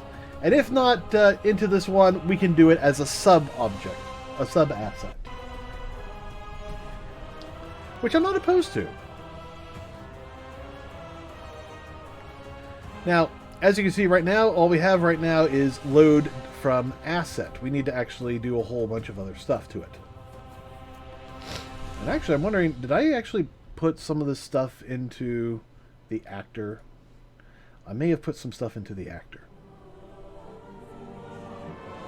Well, I definitely want to get that stuff into the actor.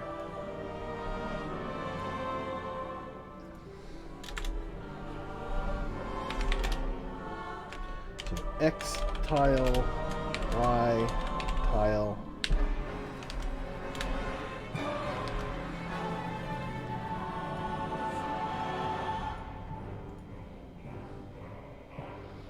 There's some stuff in here that, the highest point and lowest point. I remember I needed that. Yeah, the life tag never comes back up when I do that. Let me try fixing it again.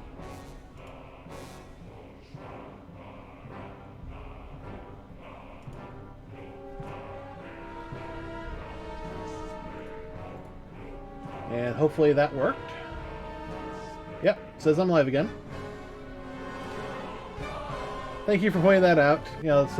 It's like I have to hit it twice.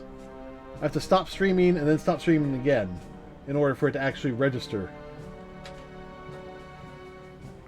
Or I need to wait long enough in between. At any rate, what was I doing? Oh yeah, you got the highest point and lowest point, and I feel like that's something that we're gonna need, but at the same time, I don't remember why.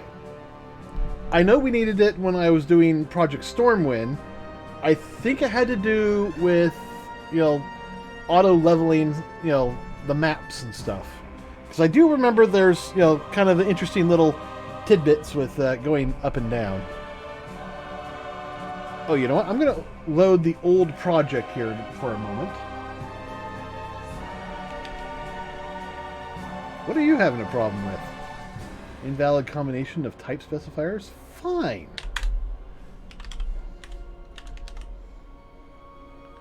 Better? Nope. Nope. Well, then you are lost. Okay, so it says here that this is private functionality. Okay, I'm perfectly fine with that.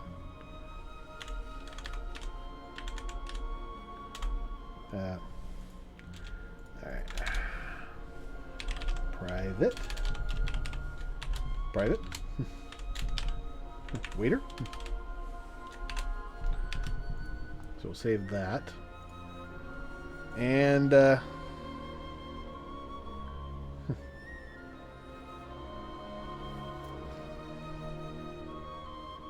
yeah, I get that. Could also be me trying to do too many things at once. So here's the old project, and you can see we had some landscapes in. Well, this is what it is when you have it set to feet to meters. It's kind of it's small, and you think it looks good at first, and then you actually get in here and you realize no, that's actually pretty small. Now this is meters, yards to meters. I'm working on importing World of Warcraft assets directly into Unreal Engine. Now you can actually see I've made some changes in between that last little asset where there was like literally no textures, and then this one which actually has UV textures on it. But yeah, I was looking at it, I was comparing it, and this one is actually closer to accurate in terms of scale. Granted, I'm trying to compare this Unreal Engine girl to a male blood elf. But I actually got to this particular point in the game, and let me scale up. And I actually took a look. Okay, where is this like exact point in the game? And can I stand here and have it look almost the same or identical? The nice part about this, though, is I actually have a wireframe that I can use to kind of look around and find like exact points.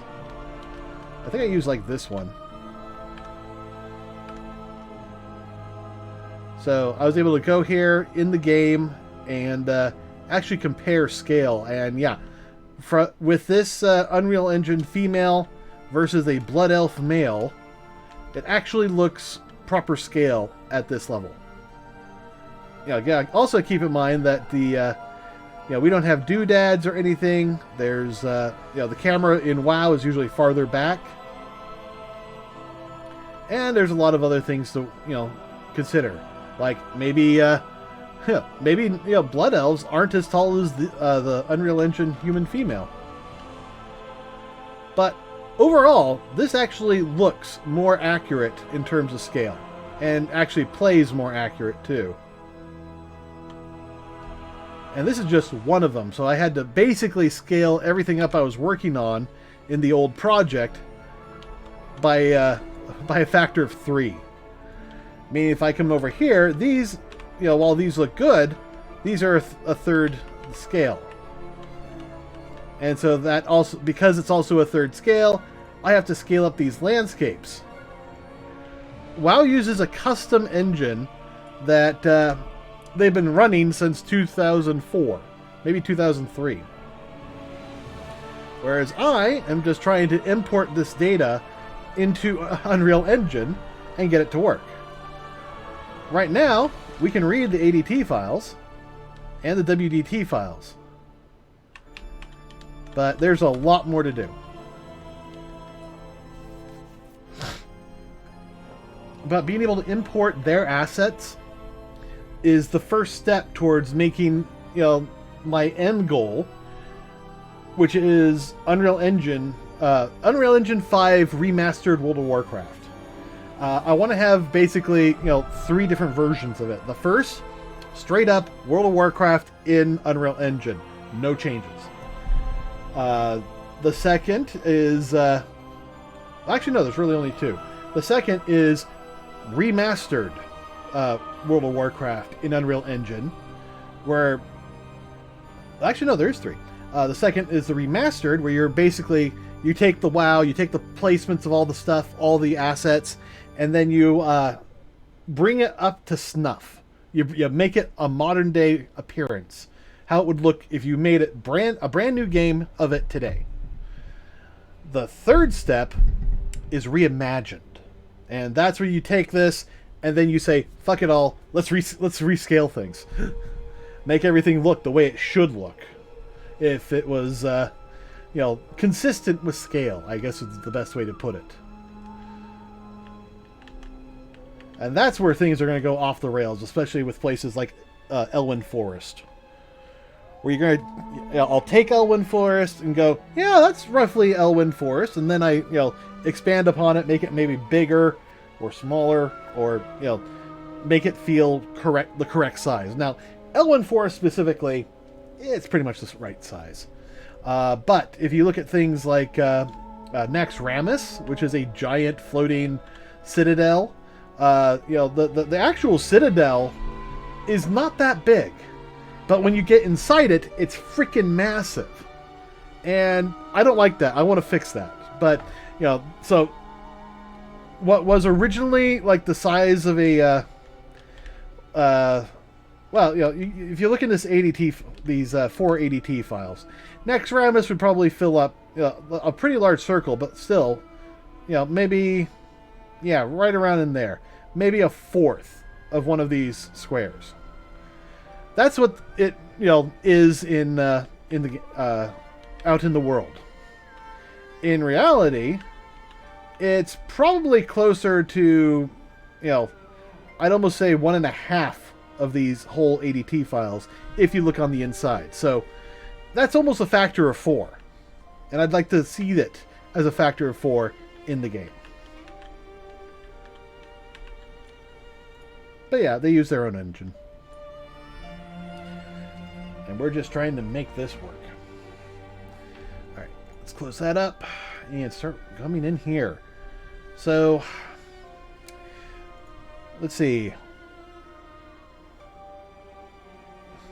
We have the map tile stuff. I'm not going to worry too much about that. I am going to need a mesh pointer, though. Well, wait, do I do a mesh pointer, or do I need a...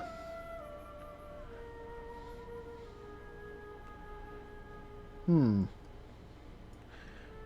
feel like it's not a mesh... Okay, I gotta look at this real quick.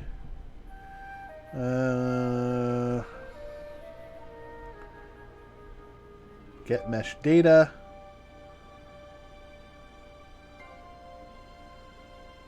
No, we definitely need mesh data. Okay. So we'll have that in here, which means we need... I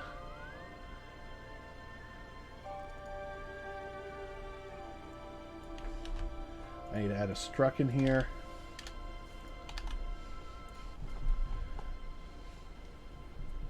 So the reason for having the mesh data is actually so we can generate the mesh dynamically. Which means we are going to want a public function to get the mesh data. I forget why we need it, but we do. And let's see. We'll have a private function for generating the mesh data. And then we have something called build offset. Do we actually use build offset? That's a good question. Oh, if we're doing this, then we need to add a cancellation function.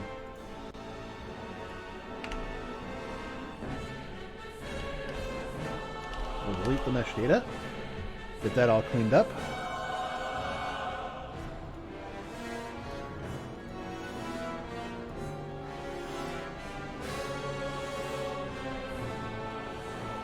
So yeah, I don't know if we're doing build offsets yet, so let's actually, yes, we do need build offset. But the good news is that's a private, so I don't have to worry too much about that. Private.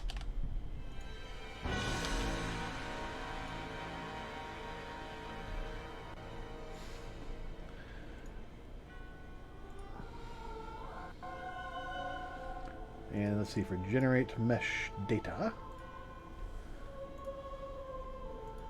Good news is I can just straight up copy this.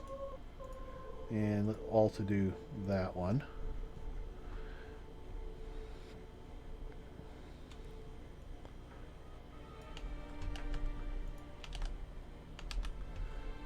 So we have that. We're going to need... yeah, that works.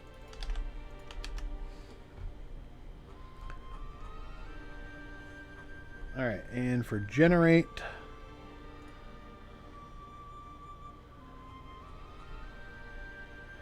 Oh.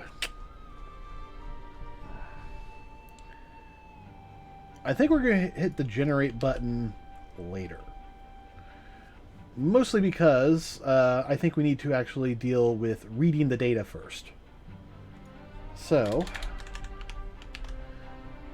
that actually means I have to copy in some new chunks.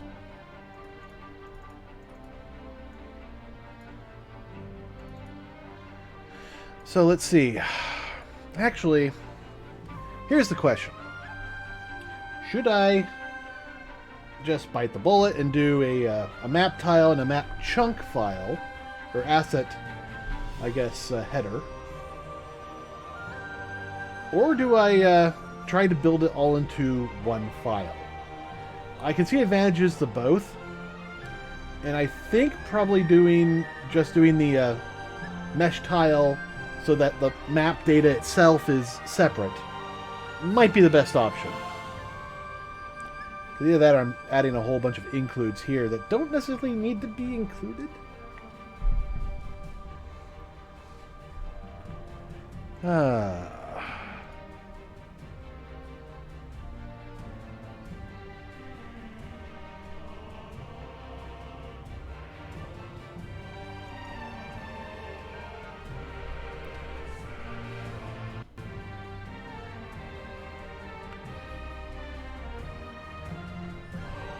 Alright. I think I'm going to do it with the, yeah. I'm going to make the separate files. So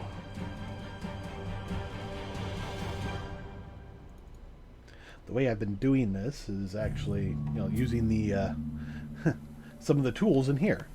I need to make 2 setups. One for the yeah, gotta print it out. I've been doing 2 setups for this. It's just, very simple. Actually, none. We're not going to have any parent for this. Correct? Map tile, yep. And map chunk, yep. No classes. I want this into the import plugin. They're going to be public. So, okay, formats, landscape, select folder. They're going off the edge. Map tile, create class, and it opens its own copy, of course.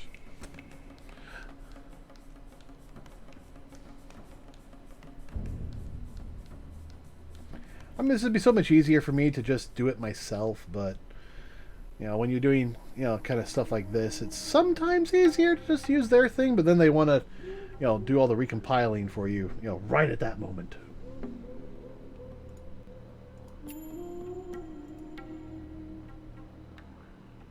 On the flip side, they're now in there, so I can actually come into the file, just do a straight up copy for the header, and I'll do the same with the body too. And name that map chunk, because I haven't made any changes, so that should work.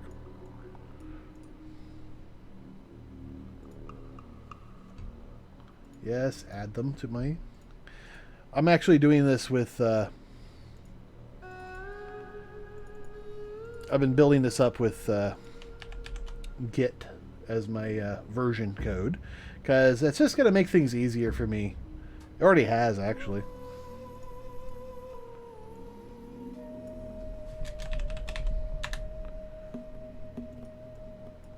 And we'll add those.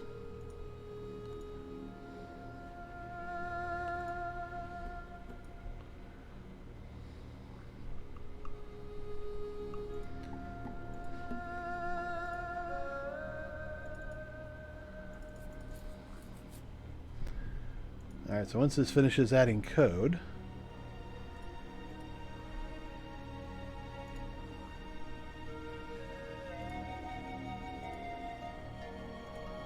in fact, let's close that. Come in here, and we can see the map tile just has that. It's very simple. So now I'm going to come back, generate new project files. And it's currently in use. That's not surprising. Can you stop compiling, please? No? Okay, so you're just going to be a dipshit. Got ya. Well, while we wait.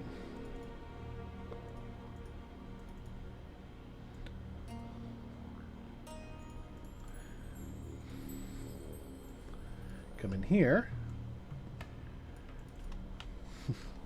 Actually...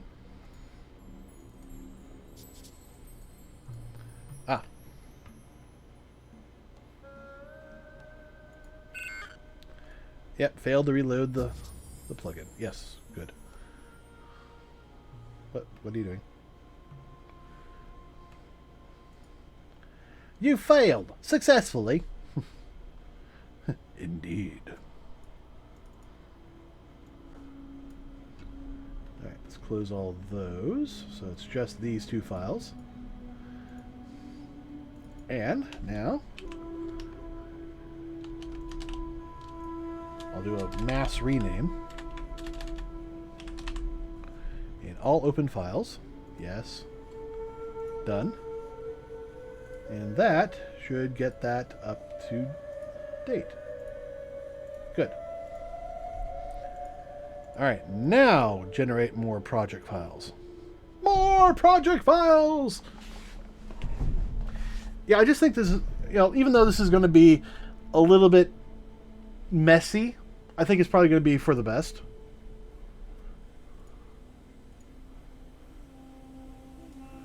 So now we have the map tile, we have the map chunks. So now we can come in here and actually say, hey, we need...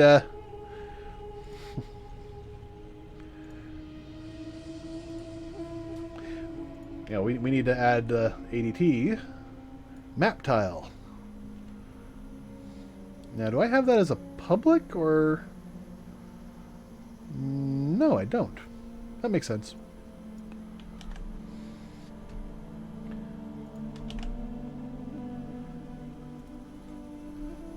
So I think it's just a class.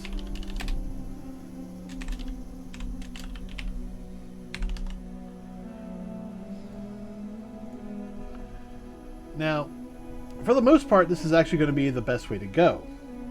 The downside, though, is anything that needs access to this will need to independently add map tile. So that's actually where it's a bad idea to use that.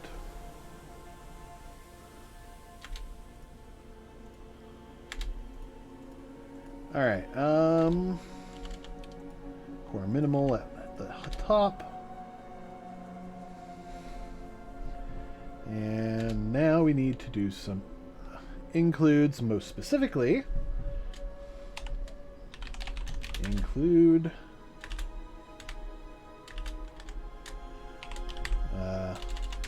formats, landscape, map tile, .h.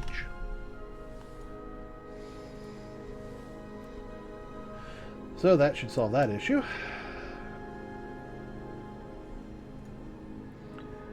And I believe when we create a new one, we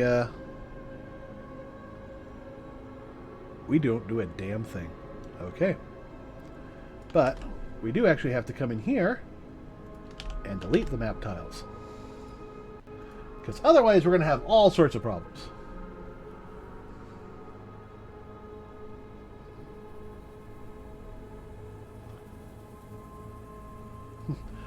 It hasn't caught up. All right. Next up,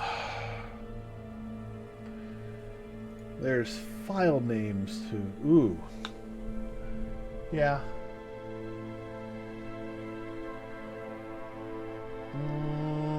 That's gonna be sucky. But I guess that works. Well, I'll deal with it when I get to Cataclysm. I'm thinking, how should I deal with the multiple ADT files rather than the one massive ADT files that they used, Wrath of the Lich King before? Well, the simple answer is we just import them. What else is there to do? We can use them as separate asset collections, or we can try to import all that into one file. Would actually might make the most sense. Either way, I'm not going to worry about it for right now. I'm focused on Wrath of the Lich King support. But I do want to keep that in mind. And a lot of these setups are actually designed for that, specifically.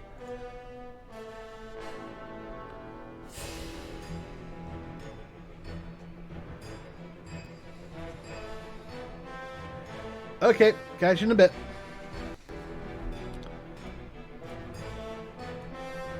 Alright, so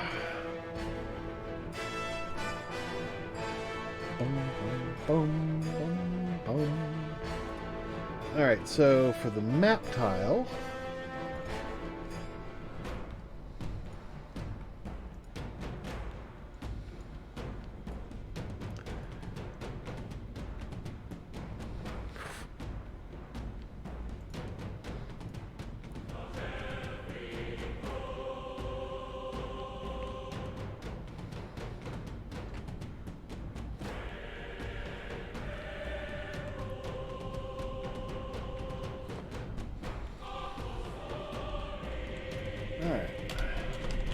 class, use ADT asset, parent.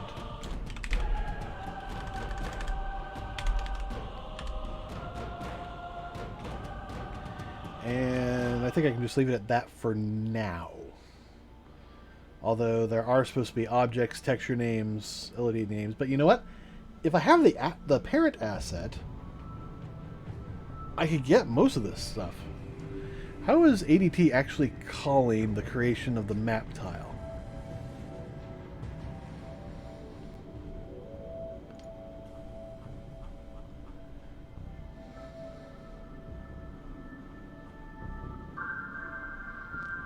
Okay.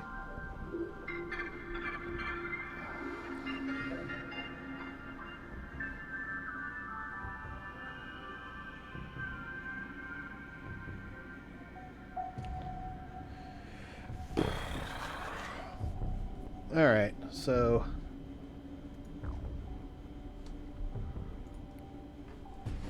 all right, let's come back here to the ADT asset.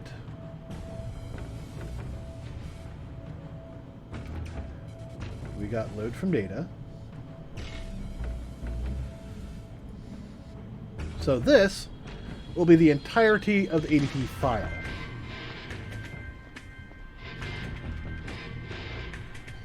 Hey, Flower Java!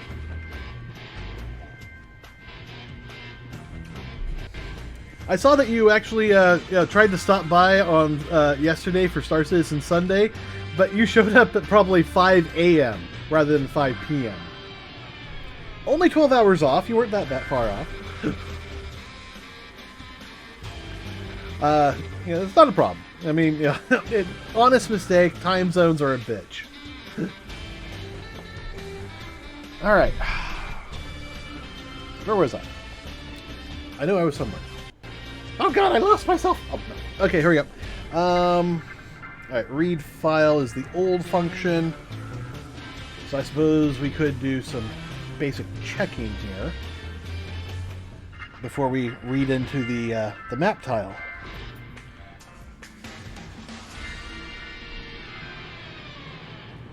Okay, so this is going to be the very beginning, so I can actually just copy some of this from, not the WDT actor. I need the asset. Yes, the asset.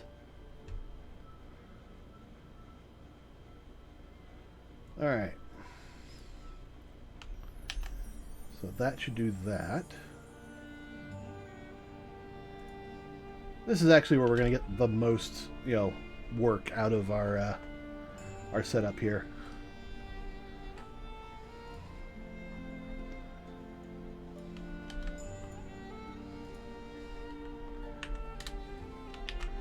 Alright, so now we do chunks.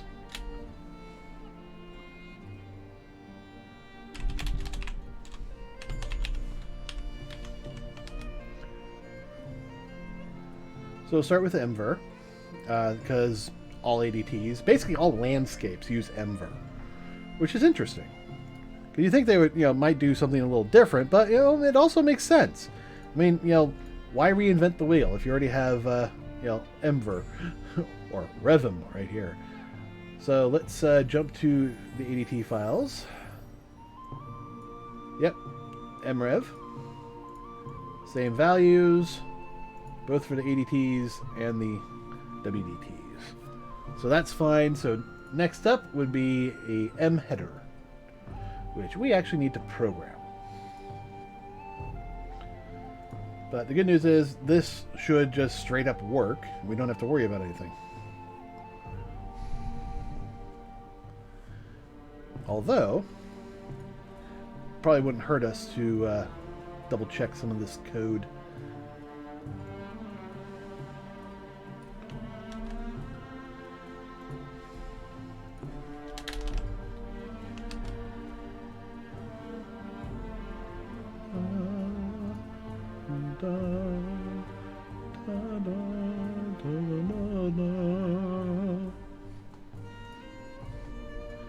Alright.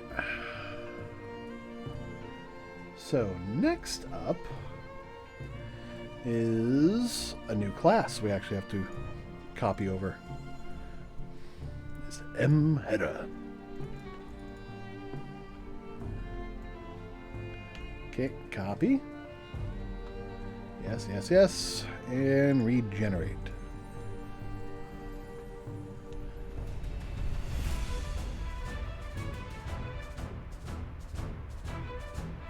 So I don't know if you know what we're doing. We're trying to create a way to read World of Warcraft assets directly in Unreal Engine. I actually got pretty far previously, but I'm refactoring the code mostly so I can do it a little bit easier and not have to read everything in the memory. I can just read it into an asset file. All right, here we go. Here's the old stuff. So we need to change that to formats, I think. And that will be utilities.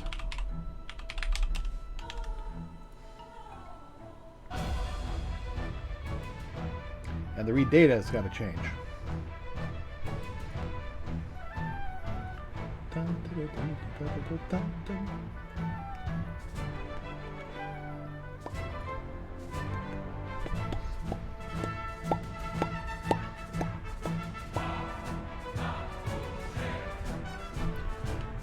Copy.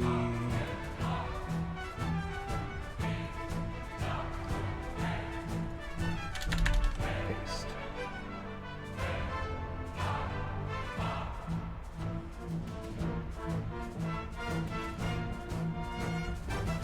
All right, now switch it up from that over to that.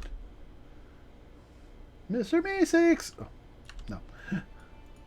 So we have flags and some offsets. That's a lot of data.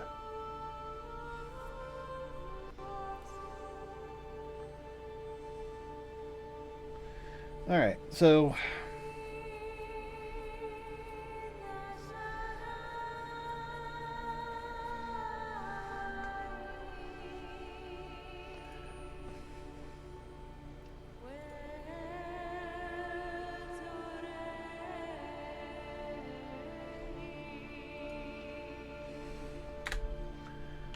the next thing to do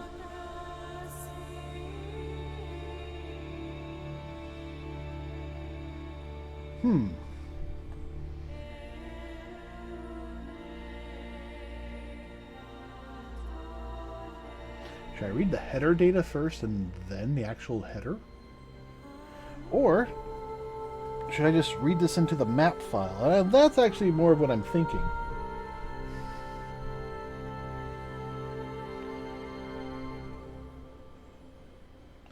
Yeah, okay, so map tile equals new map tile. And we want this. And now we need to pass the data.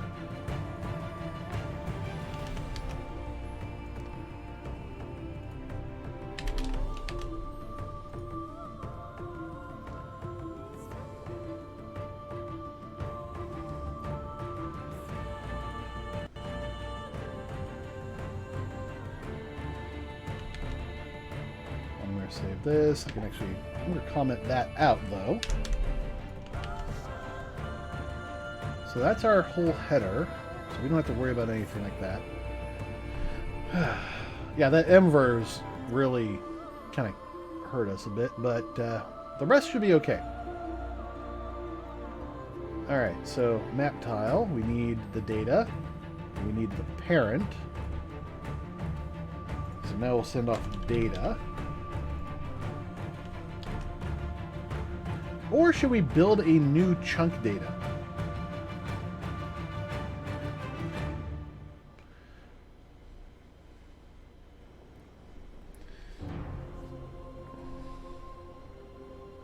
No, we'll do the chunk data, later on, I think. And this... Okay, this is going to have to need the... Yeah. Alright.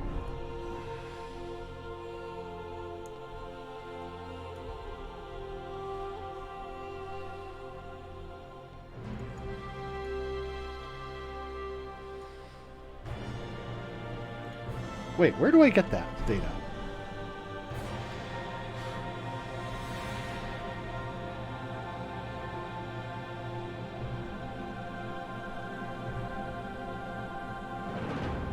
I'm sorry, I'm kind of checking things real quick.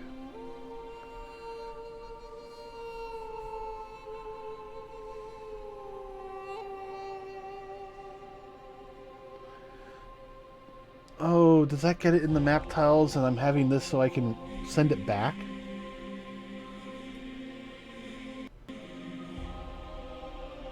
Is that what I'm doing?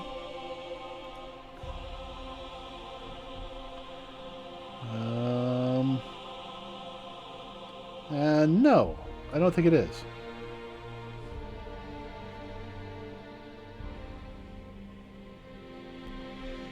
Okay, yeah. That's probably for something else. So I think just doing this straight up load from data should do everything we need, and we can grab everything else from map tile. Oh, that's what probably is, isn't it? Yes. Okay. Okay, I got it now. I understand. That makes things tricky.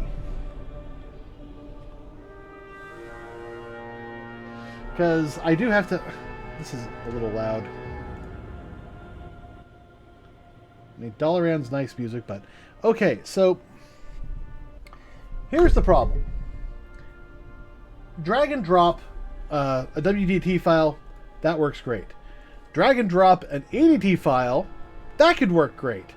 Until you get to, the next expansion, where they actually come in here, go to Azeroth, and now there's at least 4 files we need to grab. And all of this basically contains the same data as that one file earlier. They just broke it up. So, do I grab that data and somehow read and append it when I drag in the this Azeroth? Or do I drag them, leave them as, dragons separately? All of this is just, it's really sucky. I mean, here, let me open this up. You can see, it's basically an empty chunk. All it has is some tile set data. And a lot of empty chunks.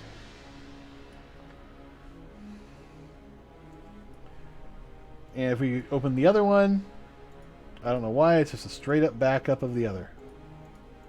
I am not seeing... Yeah, there's one difference right there. Probably saying what, what tile name it is. What about object? Object's not much better. It's got all those chunks, but no data. So if we were to come here and look at that, we can see it's all zeroed. A lot of this data is just straight up zeroed. In fact, this particular ADT has literally nothing on it. So let me jump ahead. Try to find 3331. That's the one. That's one of the ones that we've been using as a kind of a reference. Let me close some of these others. So there's the straight ADT file. That has almost everything we need, except for stuff like this. Like, here's all the models that we need. And there's a lot of them. But it looks like it also does instance data. And there's all the WMOs. And I think this, yeah, that's probably all the instance data. And then it ends with some chunk data. If we look at the textures, it's the same thing, but only with text. And then, oh, it looks like this one has chunk data. MElk? MCal? Oh, yeah, okay. I know what MCals are. MCals are basically the chunks textures. So that's interesting that that's in there. And here's another one. Actually is different.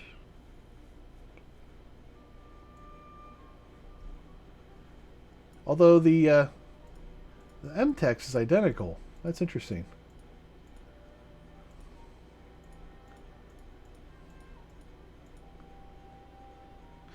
I'm wondering what the difference there is.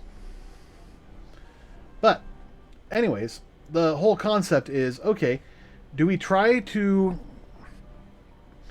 import all those all at once and then, try to build out the map tile?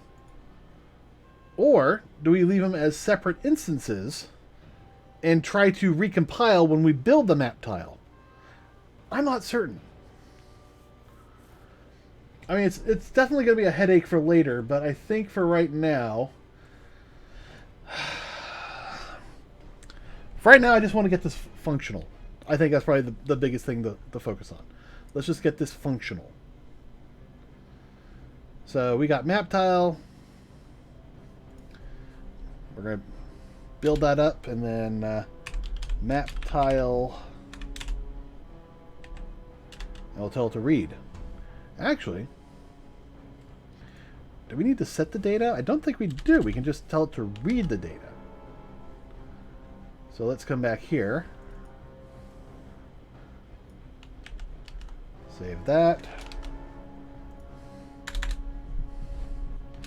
Read data. Read, Mr. Data. I will try.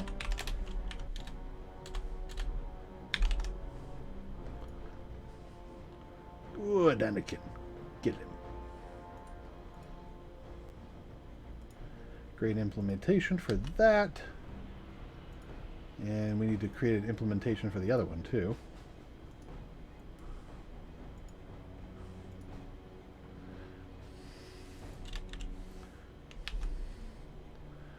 And for there, we actually do want to include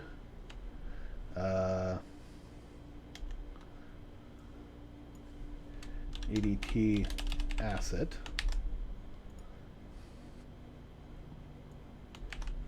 All right.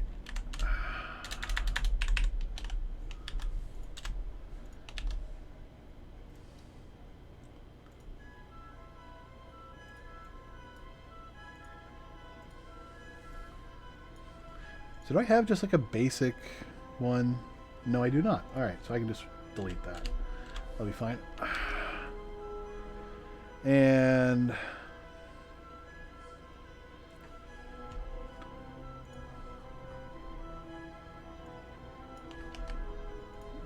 let's make sure that make a private sector. We'll set the parent UADT asset. Perfect. Untabify. I've gotten to the point where I don't like tabbing. It's too inconsistent. Alright, so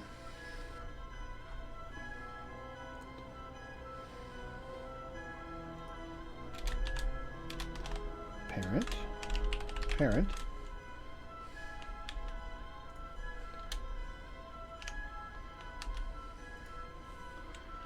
and we'll put more stuff in here when we need it, like object files, text files, LOD files. It's probably the best thing to do is just have it read the data from the files directly all at once, store it for us all at once, and then distribute it as needed. I don't remember really getting too far on getting those other ones set up, so I'm not too worried about it, but we'll definitely have to work on it. Ooh, pardon me. Ooh, pardon me. Yeah, actually I do need a drink. Okay, so we need some map headers.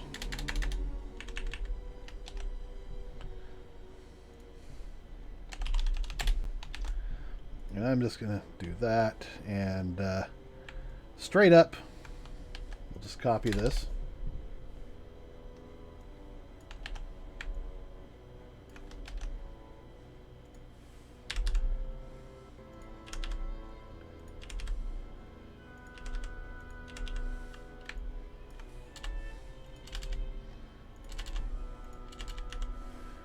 Alright, there we go. I mean, that doesn't get us, closer. I mean, I probably should, block all of these off for right now. Actually, no, that won't hurt anything just to have that in here.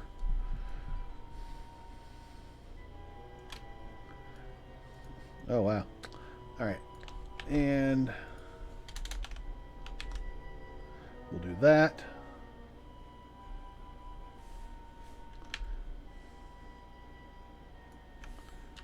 Yeah, I suppose that works.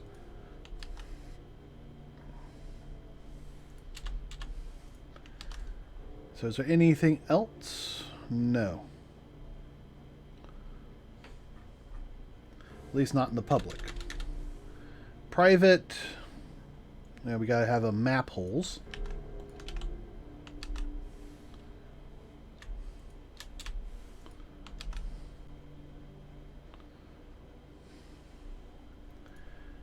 So that will deal with holes, which we will get to later. Okay, we're going to need to include formats defines, because that will contain the ADT spell chunks, or cells per chunk, which we're going to need. And we could just save that and move on over here. Don't think there's any other functionality.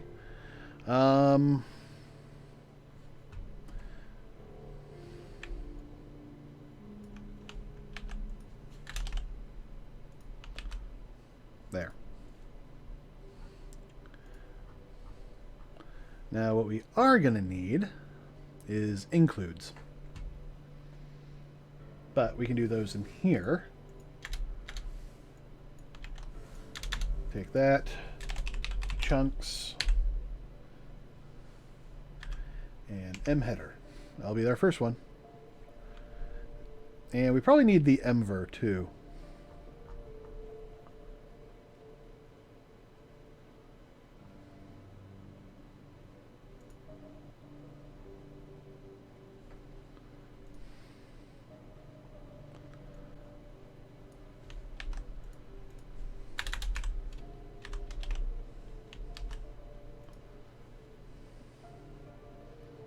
So a map data, and that's actually what that problem is.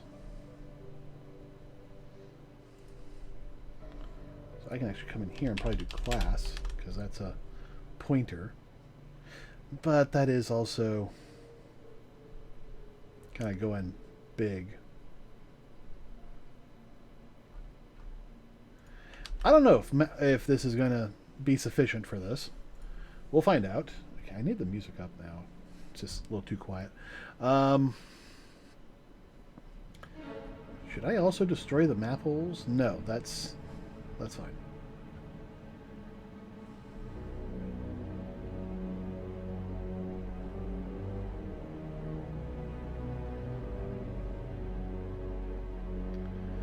Incomplete type? That's a freaking class, you moron.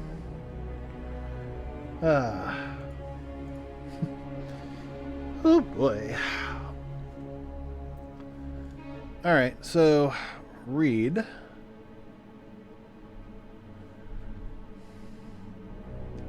So before we do that, let's jump over here.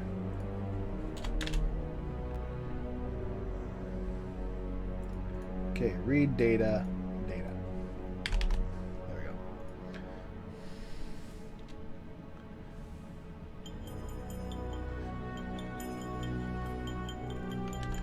So let's come down here, chunk data, empty.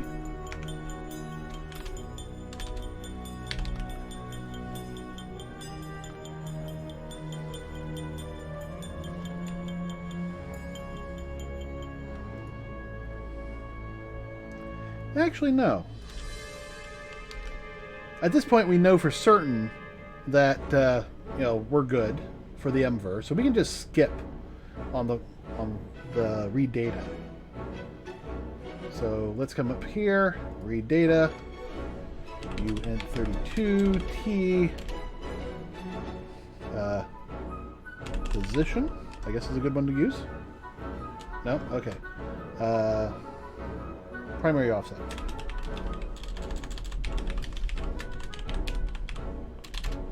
Primary offset equals 12.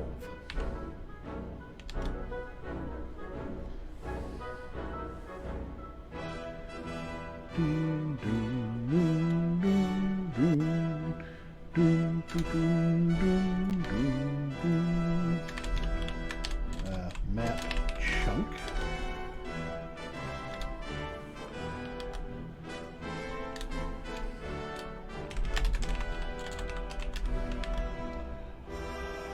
Always sounded very Russian to me.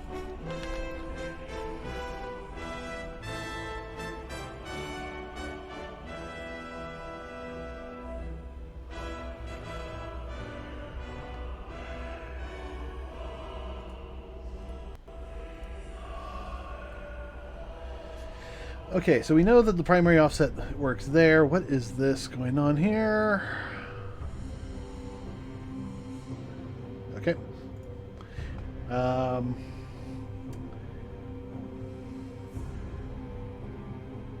Map chunk has no member destroy.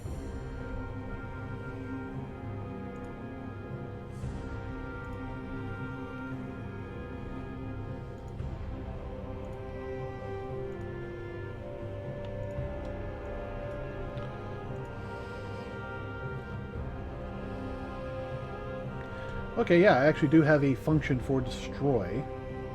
That's supposed to be a map chunk. Void destroy. The story!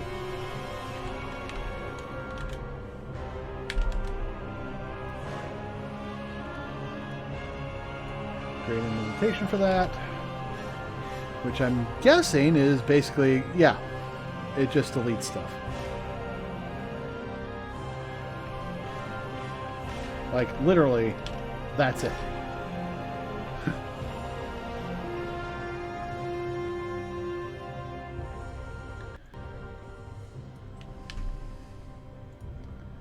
Let's go in here.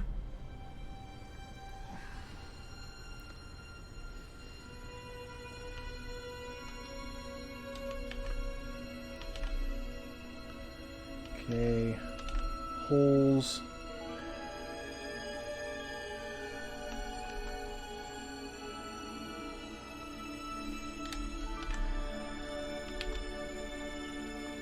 Untabify.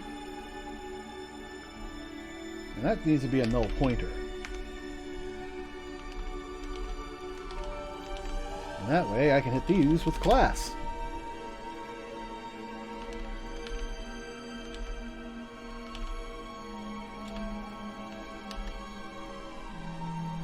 Alrighty. So we have our constructors, and then we have a deconstructor. And it looks like there's some others.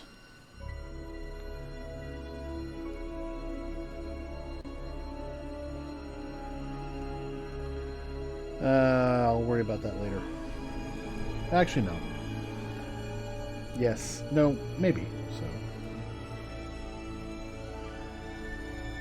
Alright, that's all good. So we have the primary offset. We should, you know...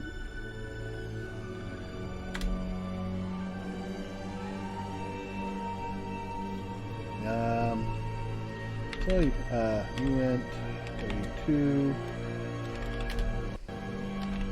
chunk size equals 0. And now, fstring ffstring chunk header equals get header or get chunk info data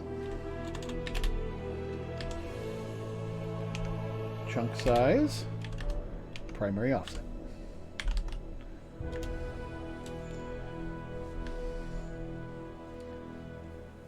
All right, so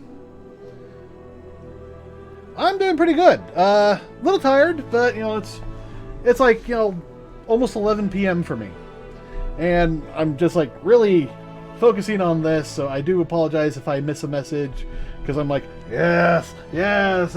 Oh, chat, yes, hi.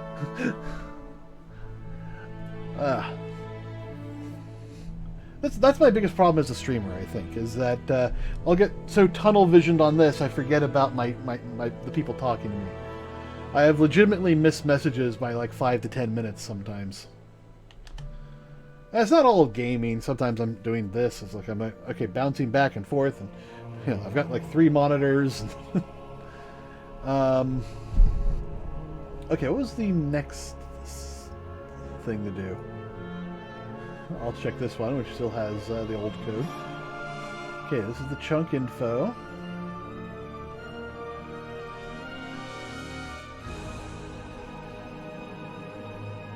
Okay, yeah, we just want to make sure the chunk hit. Oh, good.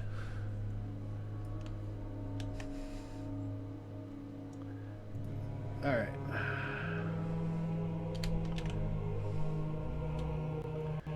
So we want to make sure. Ooh.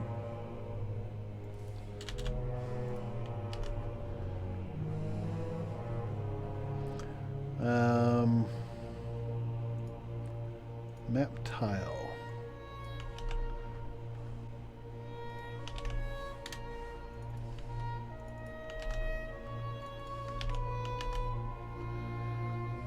All right, so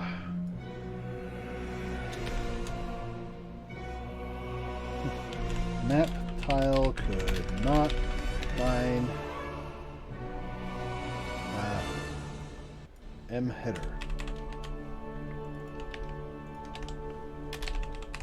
Chunk.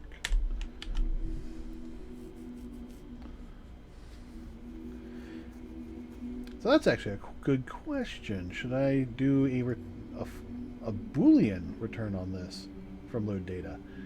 That makes sense the more I think about it. Yes. Read data should be a Boolean. Just so there's a good and clear, transition saying, yes, this is good. Or no, this is awful.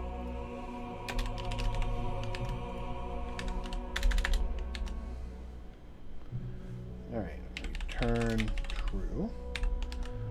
So you have to go through a lot of errors to get to actually say yes.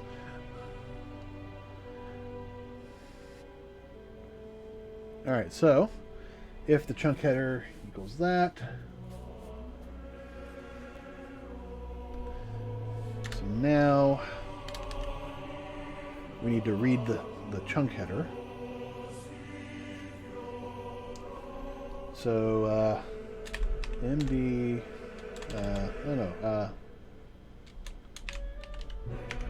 header equals new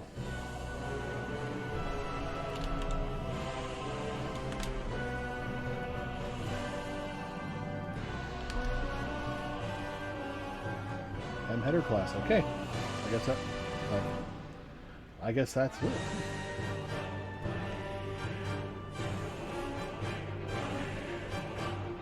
All right.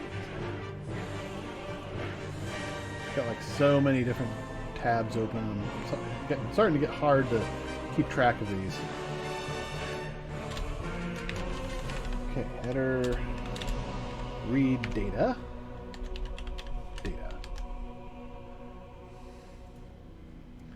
And actually, where's that function? Oh, I just closed it. Oh, damn it.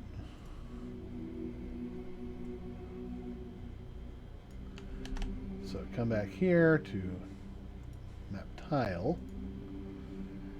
Do I actually do that? I feel like I should do that. I feel like I should come in here and actually segment off the data, but at the same time I know this data is good. So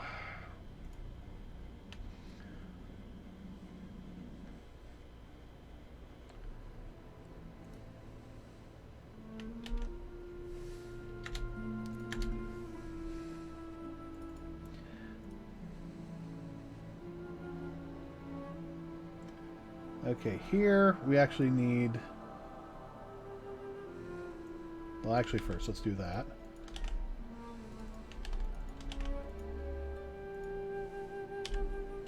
Okay. Oh. Sometimes I forget to add these little things called semicolons.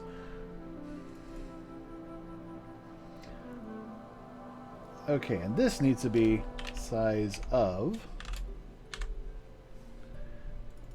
M header chunk.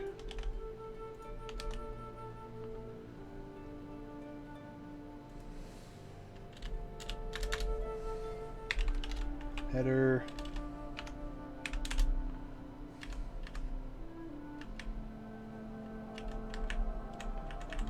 And let's do an offset MSIN.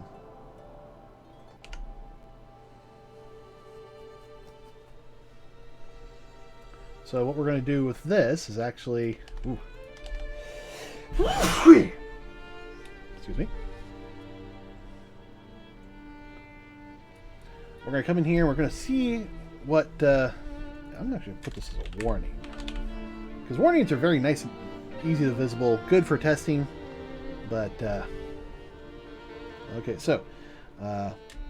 MSIN offset equals... an integer.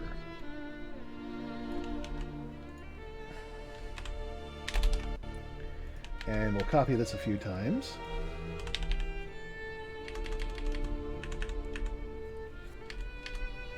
We'll offset to the modif as well.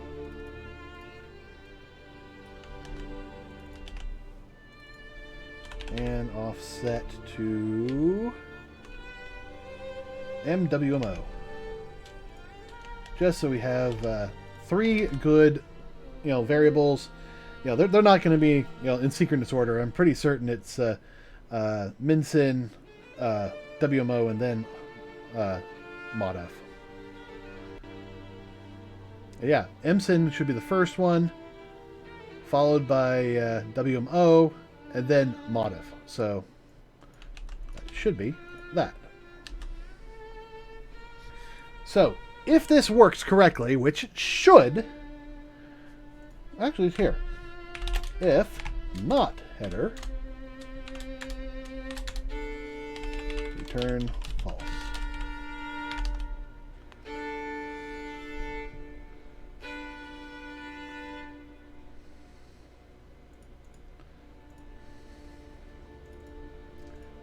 And here we change this to bool.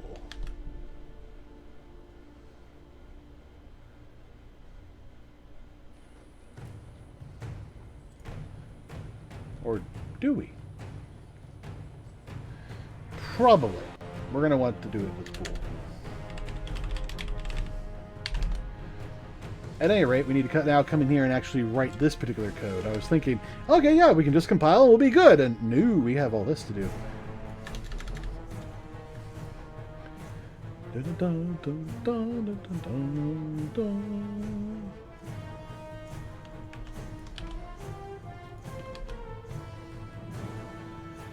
The good news is, by doing this segmenting, it makes it so much easier because we just have the chunk to worry about. We don't have to worry about any extra data, so we can literally just start at the beginning.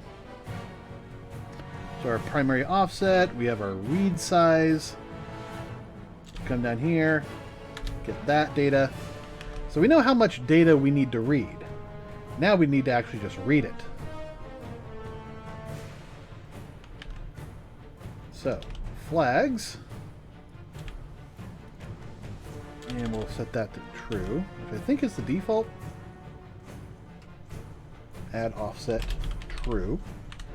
So that will just automatically, update the primary based off the offset.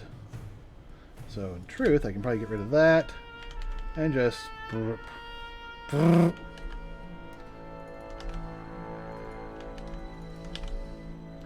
mtex, mdx, mmid, WMO,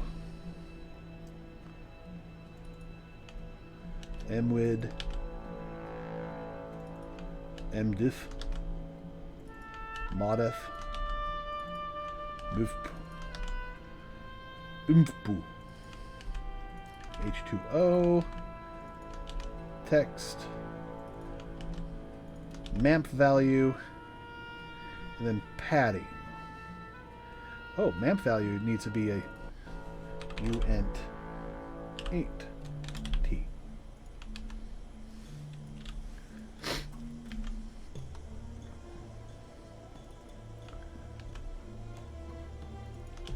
Padding 0.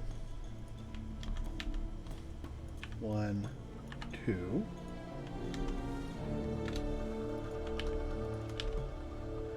And then unused, and there's 3 of these.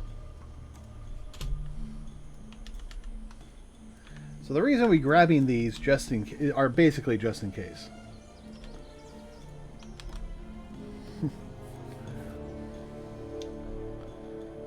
So yeah, there's actually no reason to have this be a bool.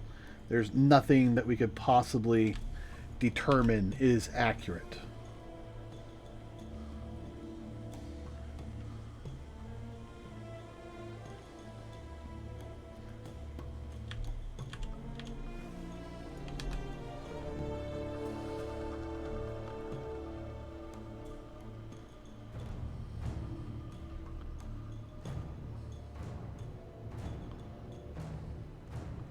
Alright, so we have all that.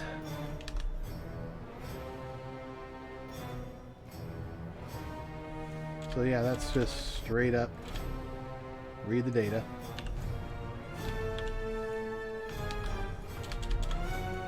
Hopefully this will work. Let's see if we can build it.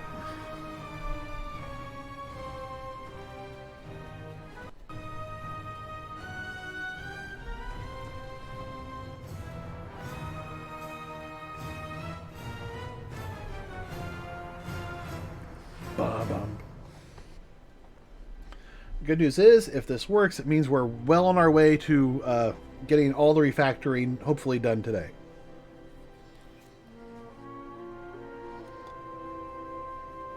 Because a lot of this we can just copy and paste in order to get all the good stuff.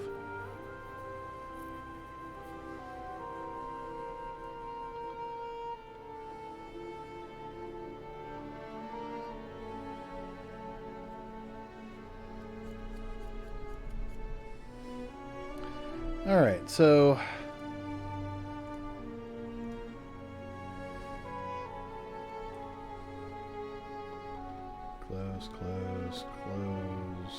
close that. 33, 31. So Emson has a position of 84. So minus the 12, we're looking at 72. So it should be an offset of 72 for Emson. Oh, we're getting errors. Missing. Oh.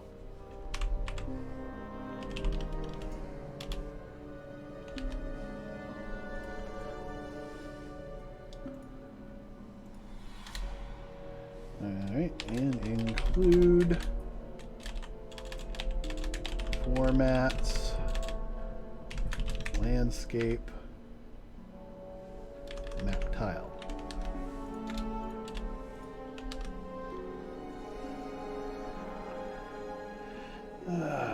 Yeah, that's all just basically stemming from this, so it's got an offset of 84. That should be 72 if we subtract that, but I think it also subtracts 8 more from that. So it should say 64, if my math is correct. Alright. Is Emson the first one? Can't remember if Emson's the first one.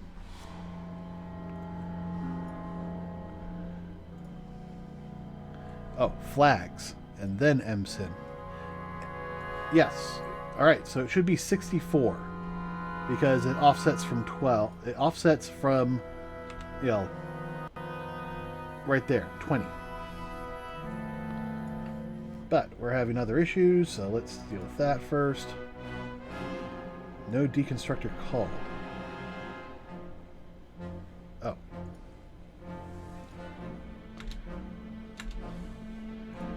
That's because I forgot to include the header. You have forgotten to include the header. Do not look away from the header.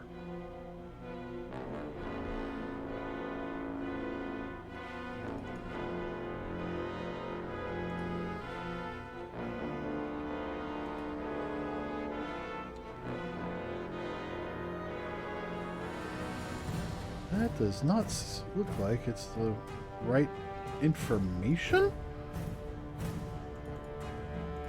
Unless, I guess maybe I did. Did I mess something really up? I think I might have messed something really up.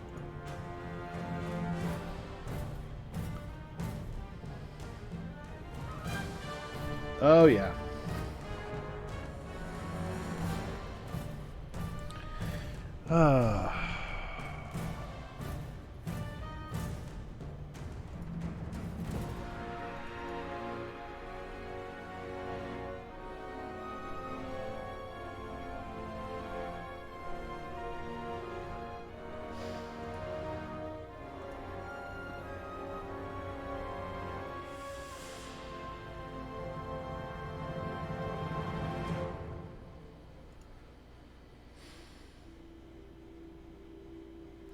Okay, I have to copy over another file.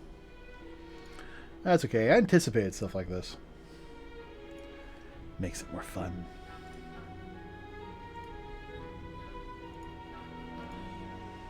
Yes, we'll add that.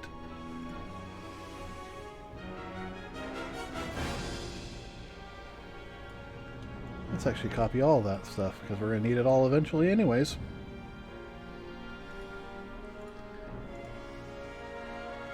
Alright, generate project, and while I do that, I'm going to add these.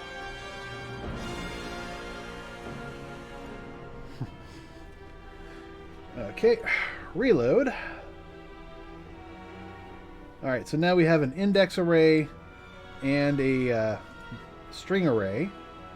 So those should work, because they worked before, but we actually have to redo it with the new setup.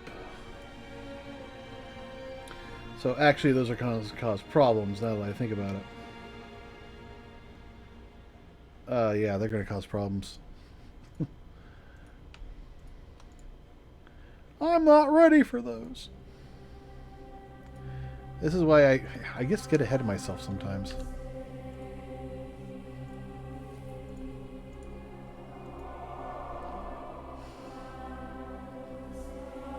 I don't even have to, do anything, and I know that they're going to cause problems. Alright. Model objects. Let's make sure that this is working. Includes common classes. Where are those? Utilities? Yeah, common classes.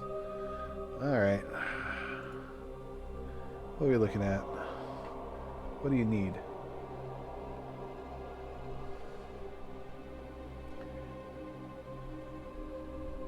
I'm actually not seeing anything that I need.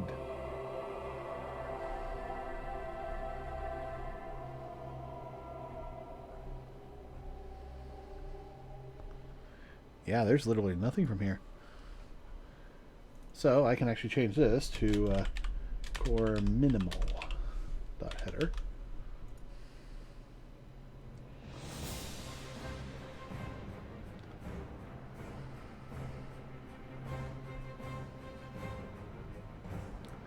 And that should make pretty much all this work. Yeah, got model point working. This is all just...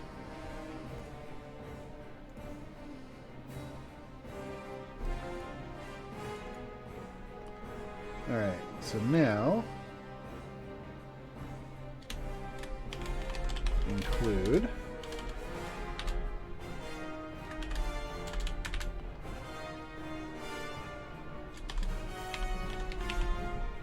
model object dot Oh, no, no. This has got to go into formats. Formats. Model object. H.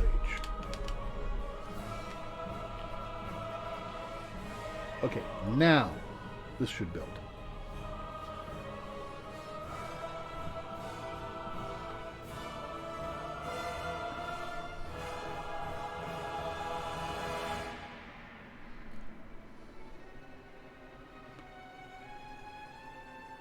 I hope.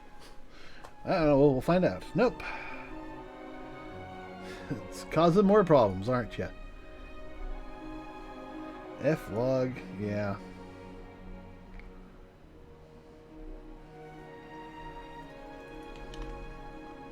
Ah, that's the problem.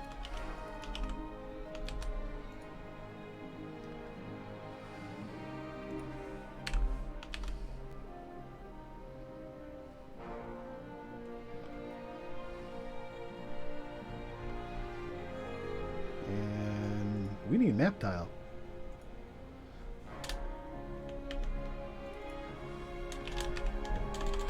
Landscape slash map tile.h. Alright, there we go. Sometimes you just have to deal with these little things. And other times they piss you off.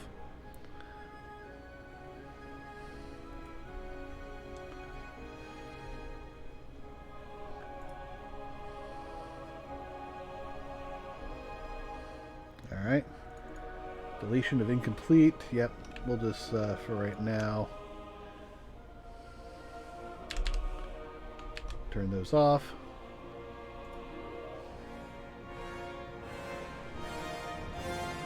Dun, dun, dun, dun. Okay, I actually want to come in here.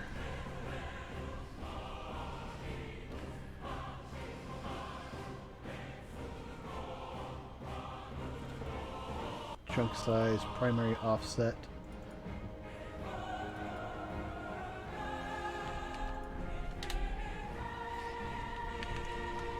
Come here. UNT32T.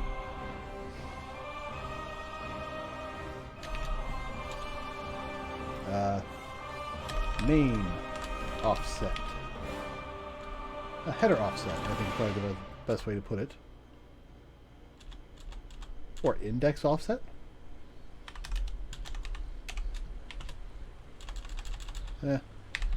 Header offset equals the current primary offset. So this will actually give us a good idea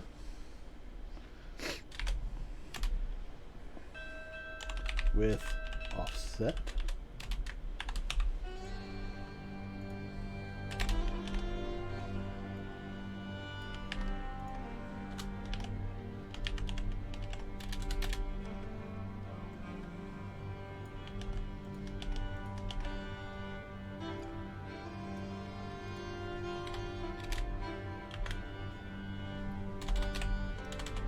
Let's just comment it. I'm like, what's the best way to do this? Comma.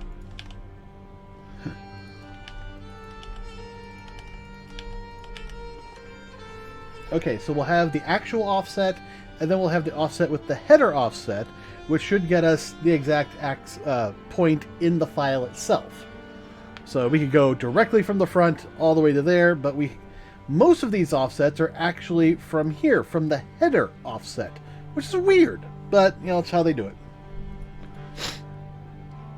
So just having from here, we can, say, oh, we just need to go to the header offset rather than the primary offset.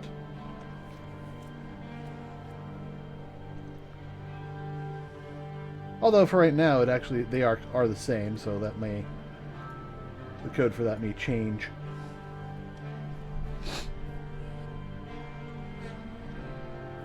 I haven't actually loaded up the program in a while.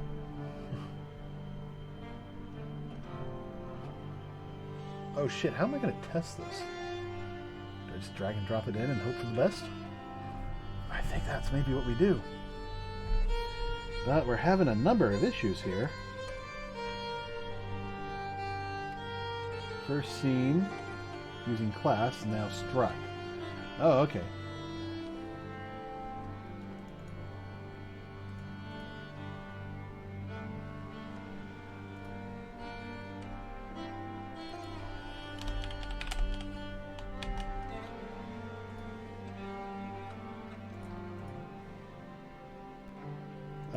No, actually that is a class, but yeah, these need to be structs.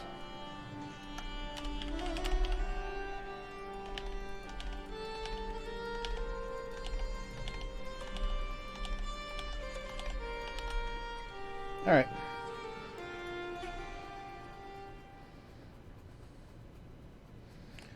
Map chunk should be a class, right? Yes, it is. Good.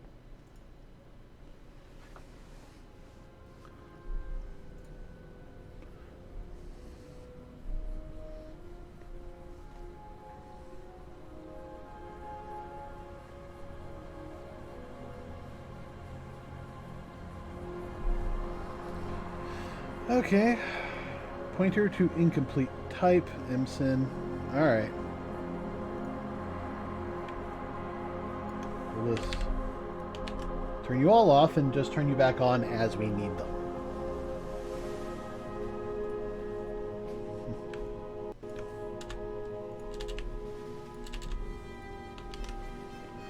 It's probably the smartest idea. The smartest idea you've ever had! Oh, shut up. No, you shut up.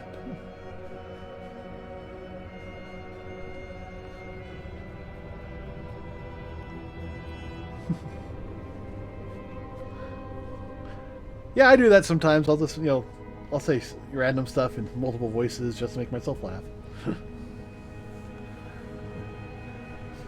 You see, it buries the pain. No, it doesn't. Well, you're right, it doesn't, but it's still fun. It absolutely is fun. And you're bearing your pain. Shut up! Yay, it actually built. Alright.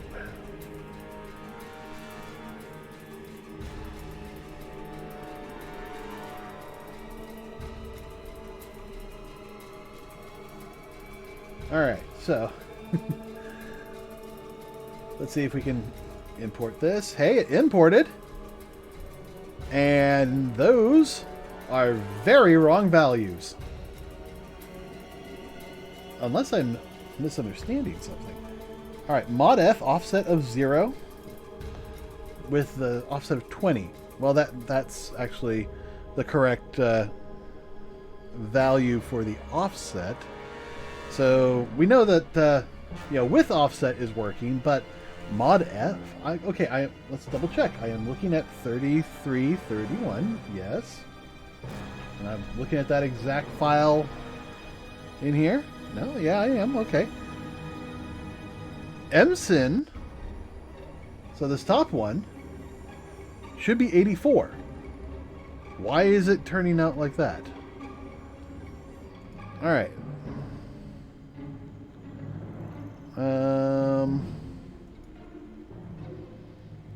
Okay, we have the size of 64. No flags. It should be 64?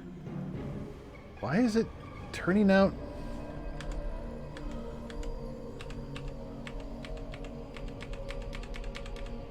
Oh. No.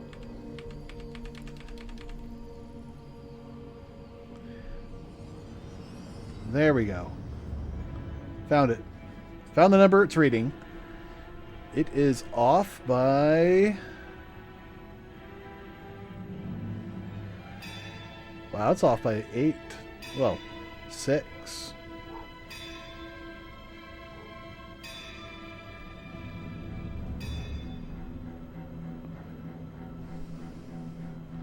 Why is it off so much? It's off by almost 4 bytes. It's 3 bytes, but still, that's a lot.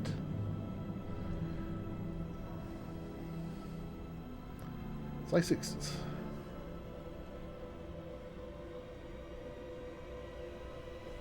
Okay. That makes that one. Wait, what?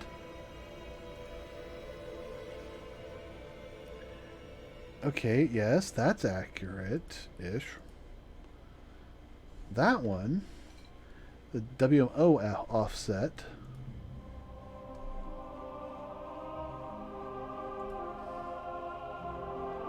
$9.59.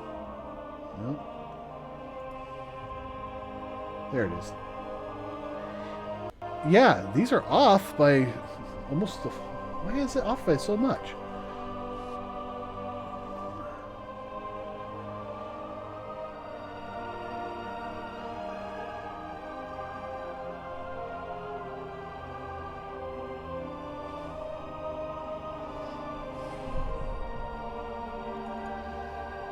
Okay, the primary offset is set to 20.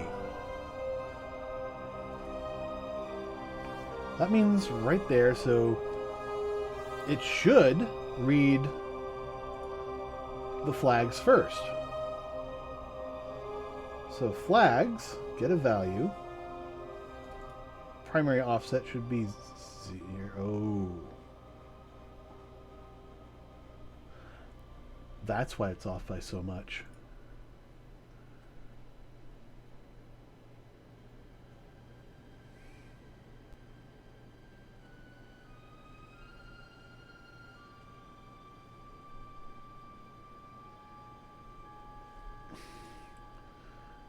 Because we're reading the chunk information. So if I just got rid of that, it would work just fine.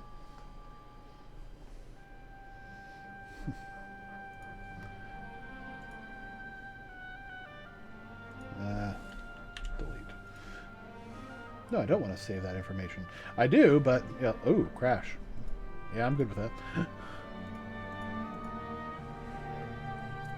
It's going to close you anyway, you asshole. You're not really an asshole. I just think of you like one.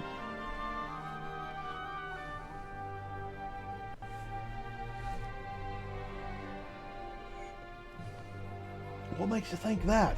Well, you blow a lot of wind, and you're full of shit. And occasionally you have liquids coming out of you. Sure sounds like an asshole to me.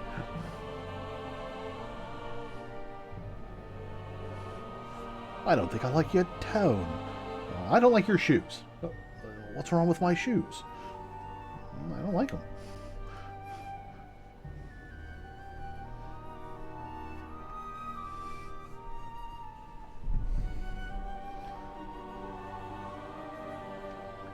All right. Import. MSIN. Yep. Okay, MSIN is an offset of 84 and reported with 84. It read 62. That is perfect. The next run that it reads, the WMO one, should be there. Yep, that's the correct data. So I need to go down to 13, huh?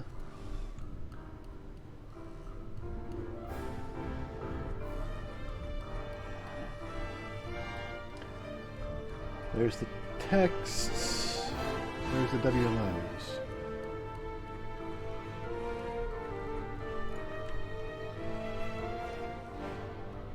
A bit further down.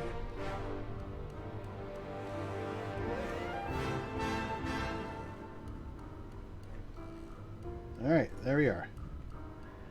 1359. Yes, that is correct. And so mod F will be around 4.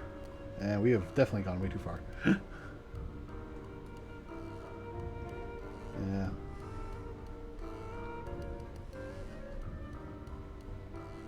Yeah, there we are, mod F. At 45,830. Perfect! So we're actually reading the correct values. That's good. crash? Yep, crash. Why is it crashing? I'm just curious. Delete in the WoW plugin line 20?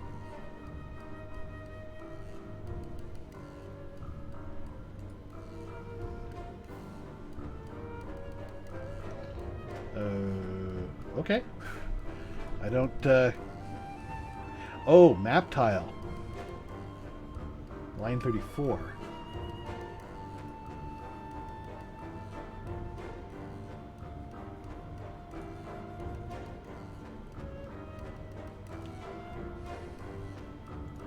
Or maybe you mean line 36?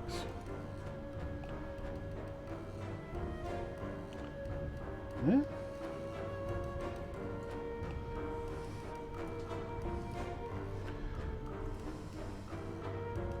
Well, for right now, we don't actually do anything with the map tiles.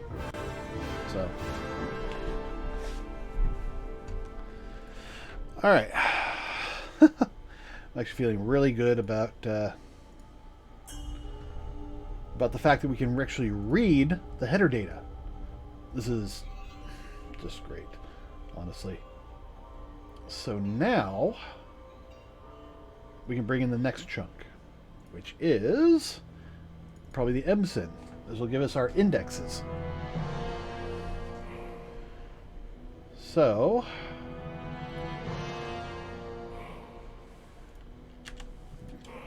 bring me the MSINs.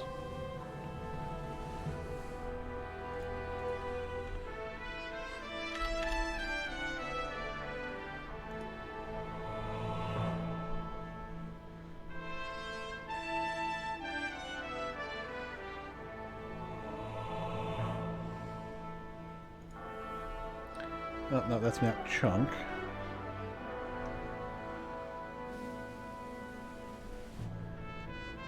Well, actually,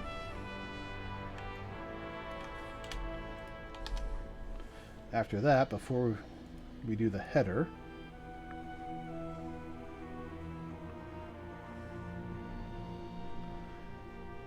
okay, so if it successfully finds the header, that's when we can initialize our map chunks. And that's when we're going to be able to actually delete the map chunks. So now we can read the data here.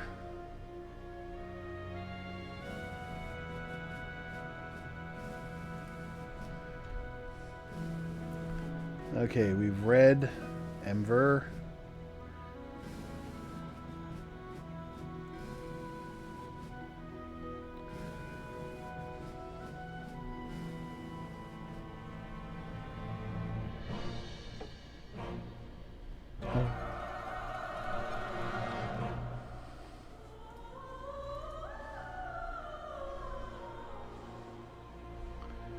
Okay, so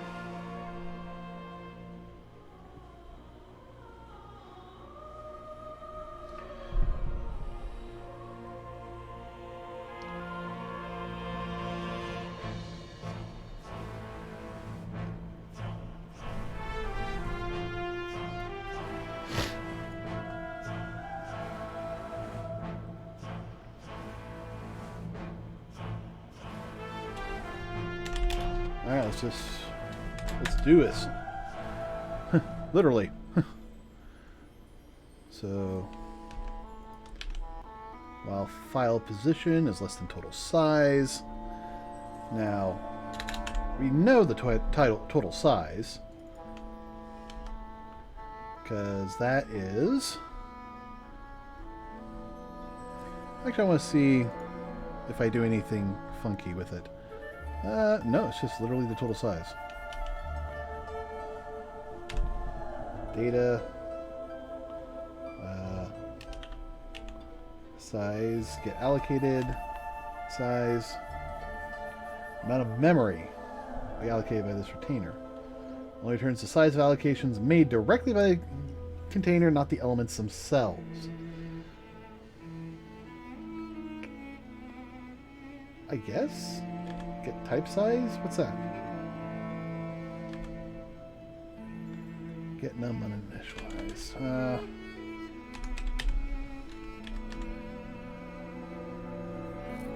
Number of elements. No, we need size. So let's try allocated size.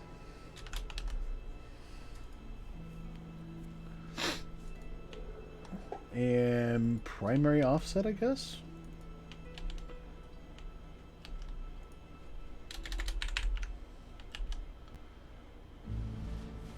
So I know that works. Actually, I'm going to keep one of those for right now.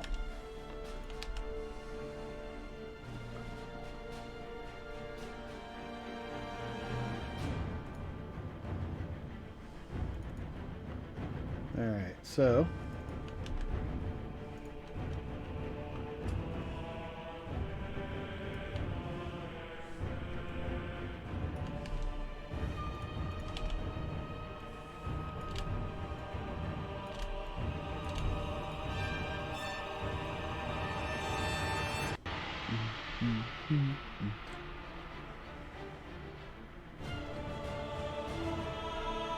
okay, so now I can do the ifs statements. Now this is where things get interesting. Now, actually, in my source, I actually do this whole header part in here. So this would not be that hard to do. If chunk header equals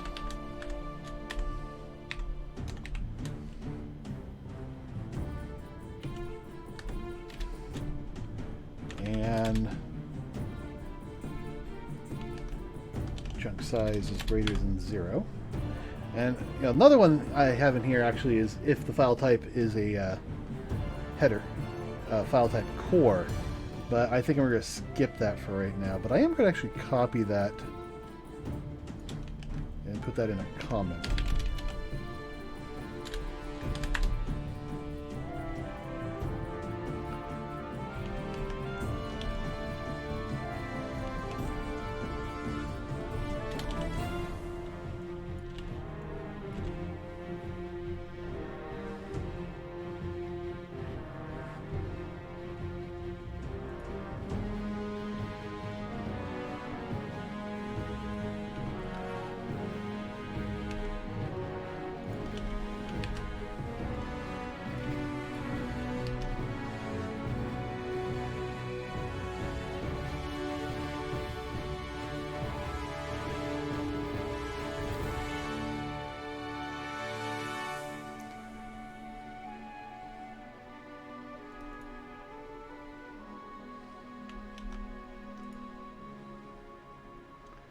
And then at the bottom here, primary offset plus equals chunk size.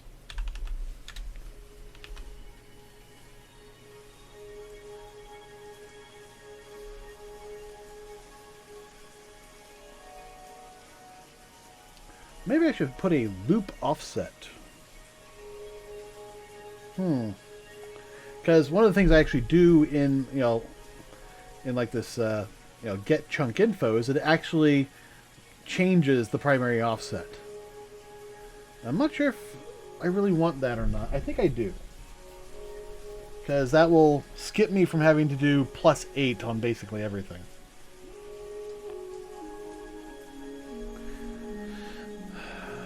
So, alright, we got that. Let's add this. And chunk size.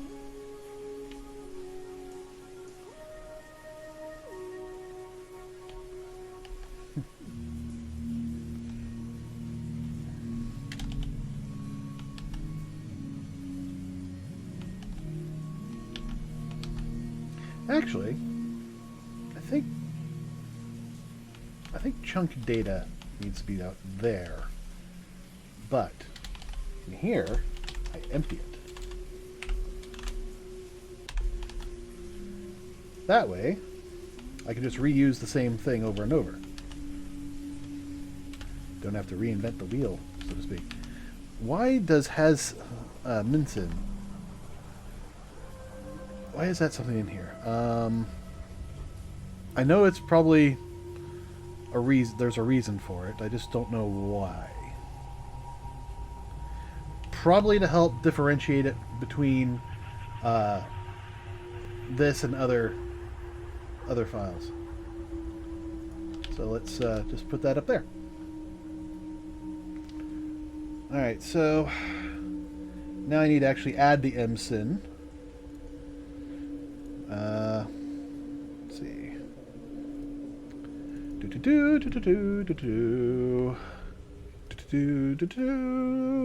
Alright, msyn.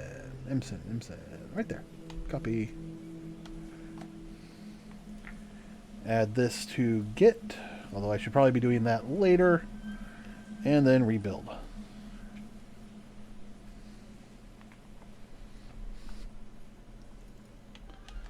So reload. And this just needs to be chunk data. And that's the size of msyn.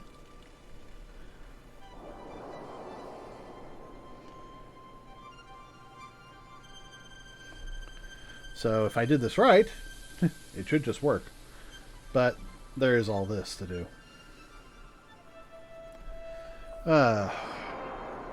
This is using the old setup. And functions needs to be replaced with utilities. I'm just going to comment this out.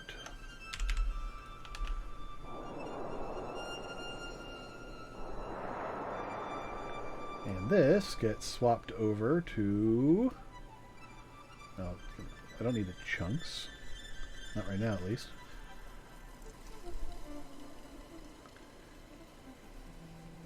T-Array 8. Data.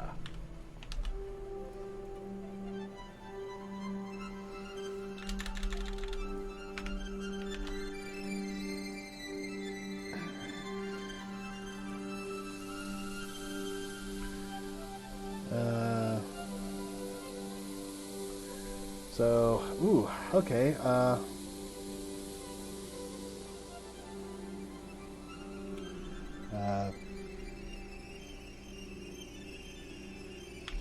index heights. I guess that's probably the best thing to label it as.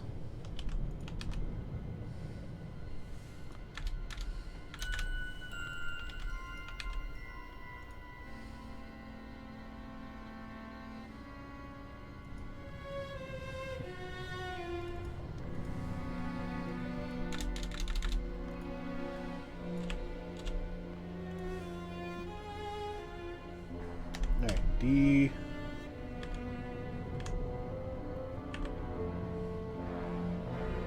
flags equals get data, and what was that? It was a uint32.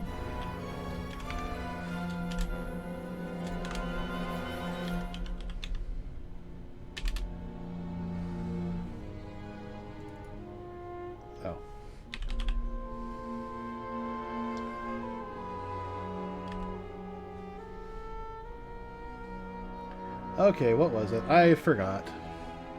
I forget. Get value. That was it. Get value.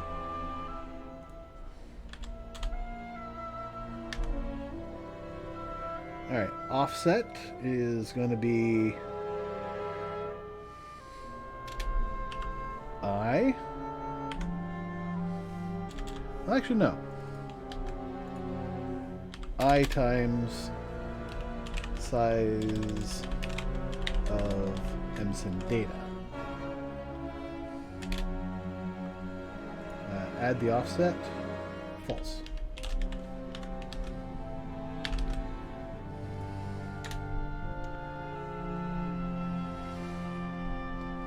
So this is going to be offset. Yeah, we'll just do that. uint32 t offset equals I times that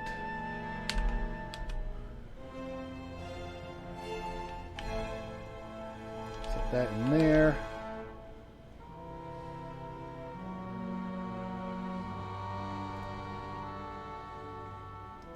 Identifier data is not found?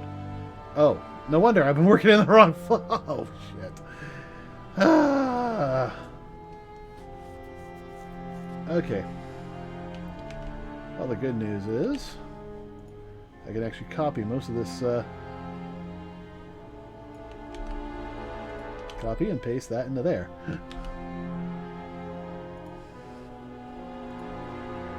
So, doing the offset here, though.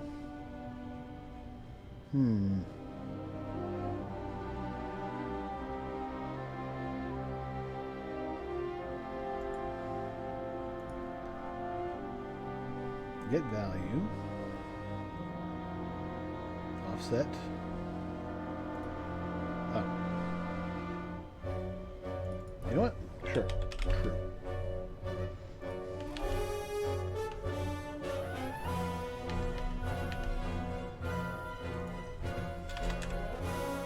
Flags.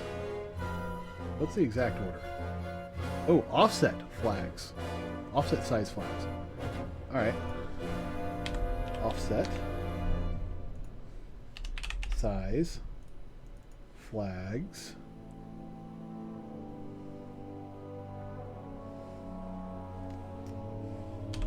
Pad 0.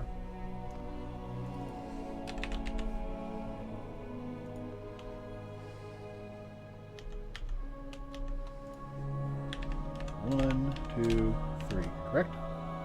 Yep.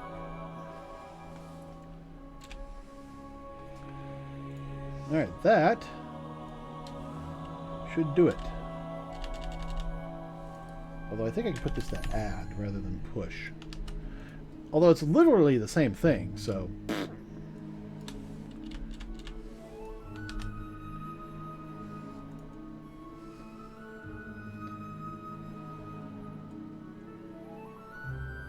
I think this should work. If it does, I'll be very happy.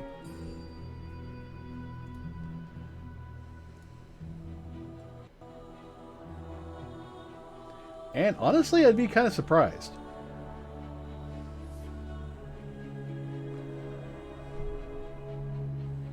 Am I just not remembering what the MSyn chunk is? I feel like...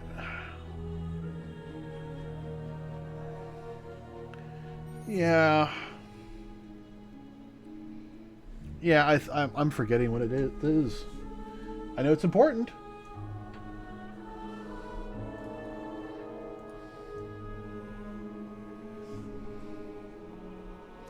I think it's an index counter.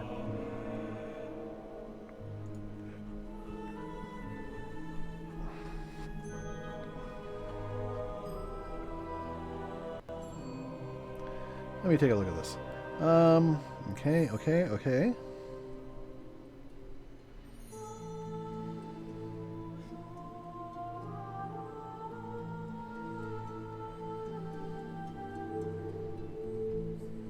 I have no idea what this is now.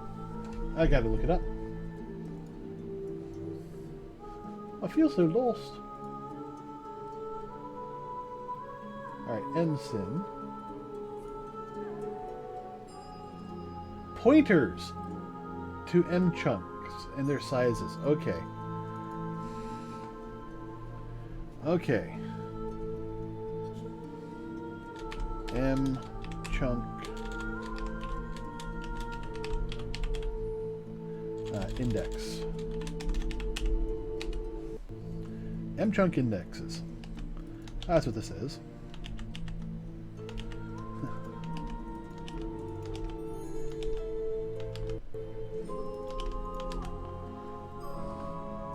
I mean, it's not terribly needed, but, you know, it's not, you know, it's not going to be bad.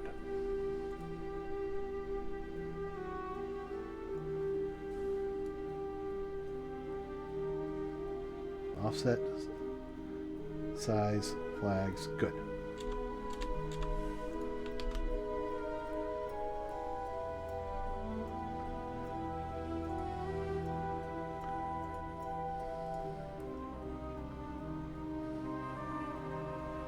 Size of InSyn chunk. I think it needs to be inset data for size.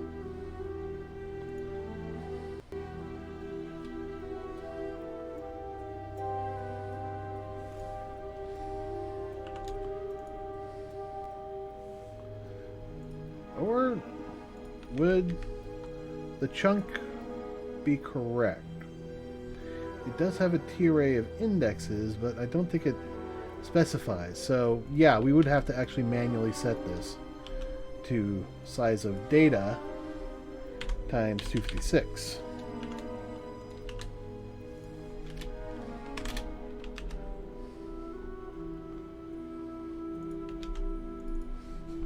MSyn.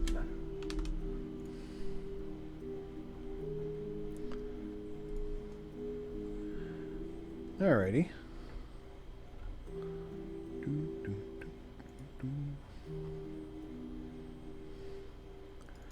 Okay, so that explains why we have MSyn, and that's actually something that we would feed into the chunks when we get down to them later.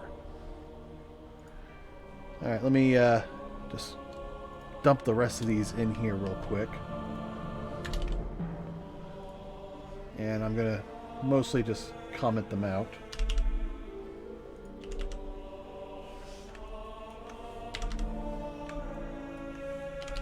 And I'll kind of get to these later, when I can do just like a whole bunch of them at once.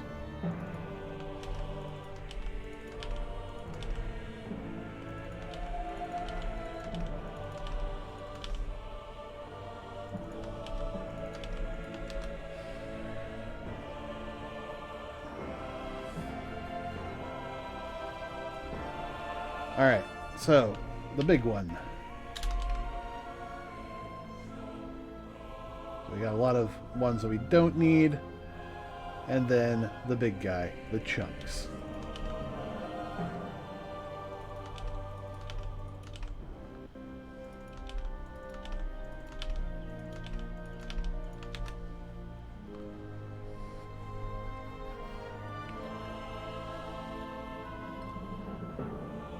So I think there's one in chunk. Yeah, there's one in chunk where we actually have to change what the size is, because what they actually report is different from what the actual size is.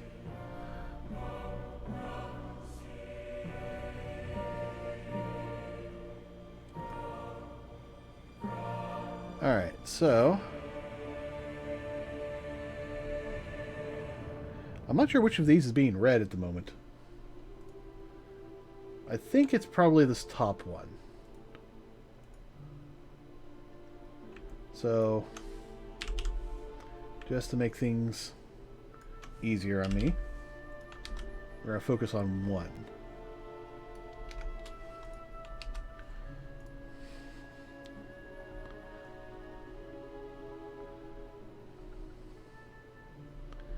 Alright, where's the chunk counter?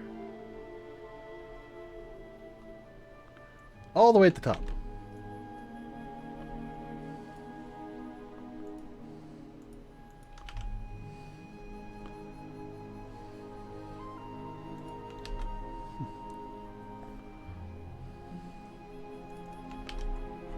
Alright.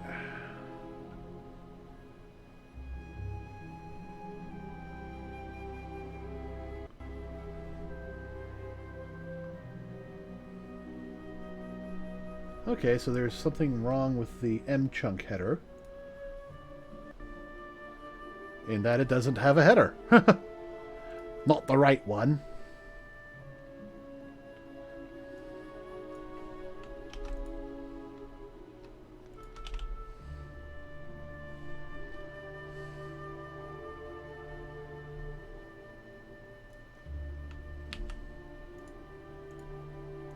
Create an implementation for this.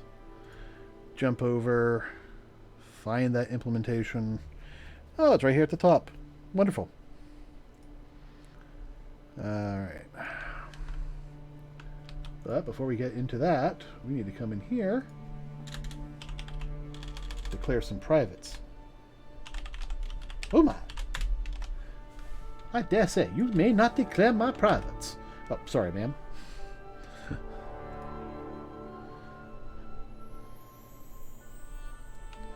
Yeah, we're going to need these two functions. Oh. Okay, we got the holes. I don't know. Do I leave the holes as public, or do those go private? Private holes.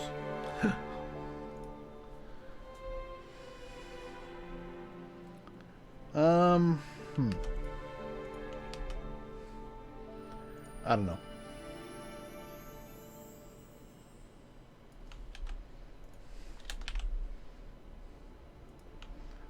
Okay, there's that. Now, are we actually calling init? We are not. So I don't have to worry about that just yet.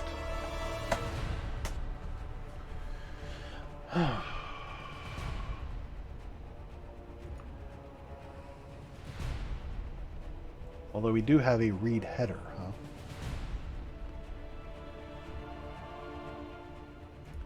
That makes sense. Alright, so let's come in here. Read header. Read data. Do I do read data as I do? Okay.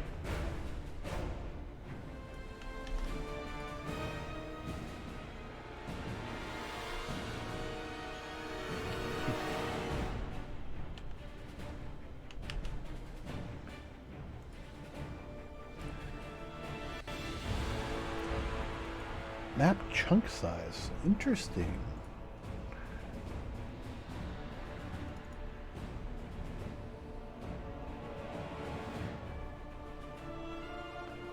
Okay, maybe. Create on the implementations for these new functions. Just so they can't complain.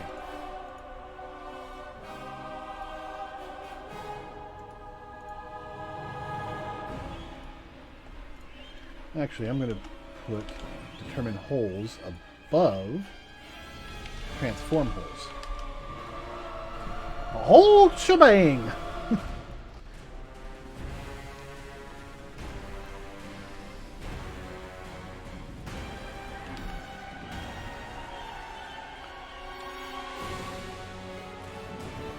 Dun, dun, dun, dun.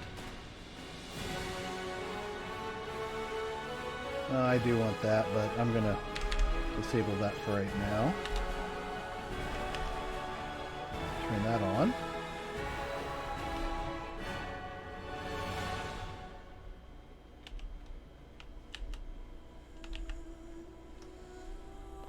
Wait, what? What the what?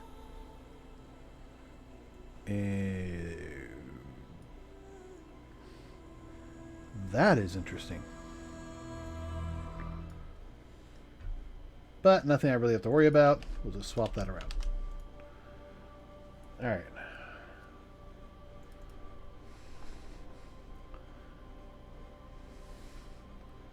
So, before we get too deep into all this, we are not putting the found chunk on there because that would just spam us. Spam, spam, spam, spam, spam, spam, spam, spam.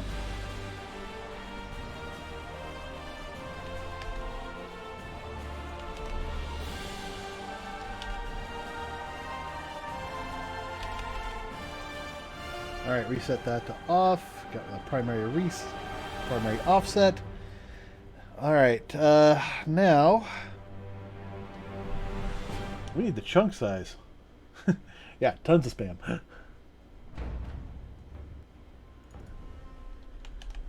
So I'm actually going to use this as the offset. The chunk size. And maybe I should be doing that anyways. I mean, that makes more sense than, you know, going like that.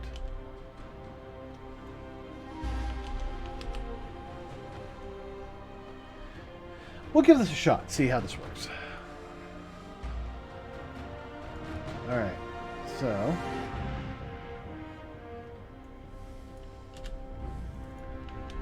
Alright. Read header from chunk data.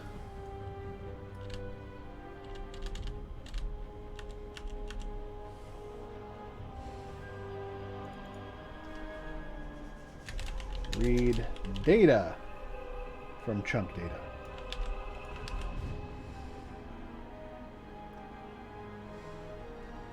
Alright, I gotta fix up that. Yeah, I really messed that up. Ooh.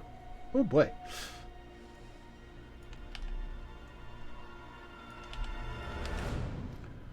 Alright. Create implementation.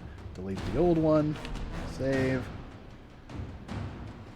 Come back here. Make sure this is actually working. It should. What's your problem? What's wrong? Fuck off. I would like to actually add the dump head thing, because that actually is helpful, but I don't necessarily need it.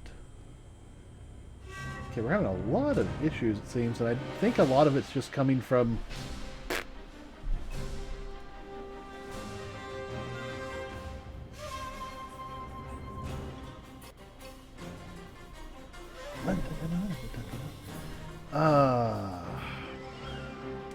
if I run through this, it's not going to actually do anything. And I want to at least get that. So let's actually, for right now, comment that out. And we'll get the header data going. What are you complaining about? mchunk header is not allowed?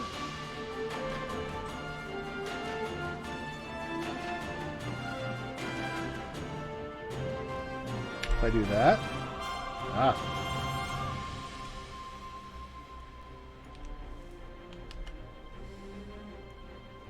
So that's why you guys were complaining too, right?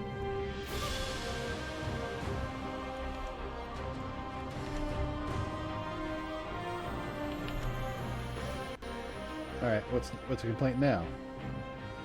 Expression must have a class, but it is of type... Okay, you know what? Actually got to include the chunk. Well, actually, no, it's already in there.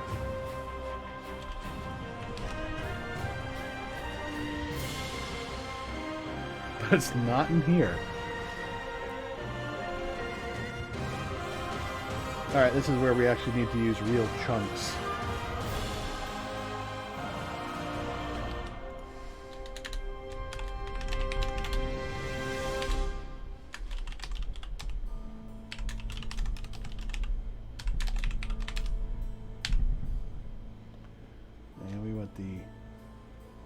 mcnk dot header, which I do not think I have copied over yet. I have not. All right. There it is.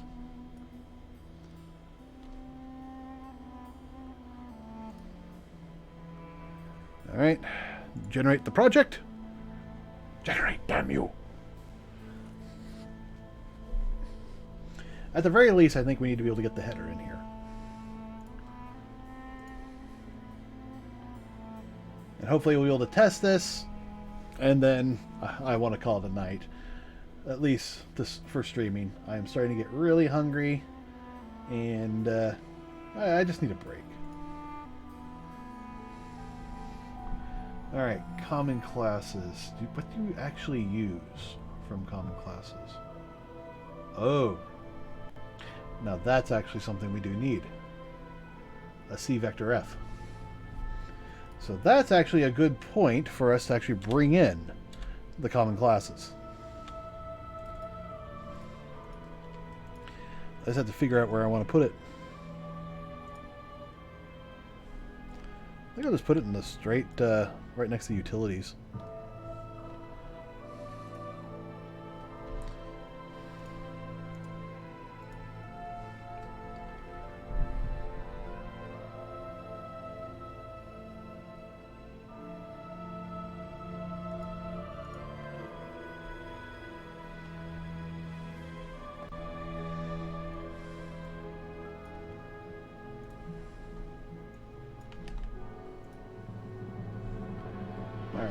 so we had msync here, and now that's importing common classes.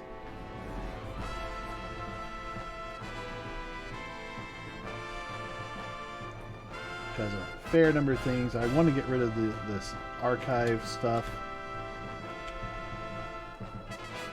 We don't need it because I was using it on the last one because that's the system I found that worked. But, you know, we've got a new system now. And it's actually freaking working. And now we have instant data. Instance data.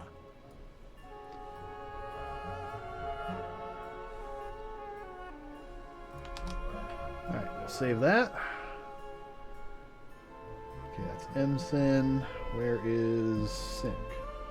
msync. mchunk. Alright, read data has to be swapped out. I'm swapping you out!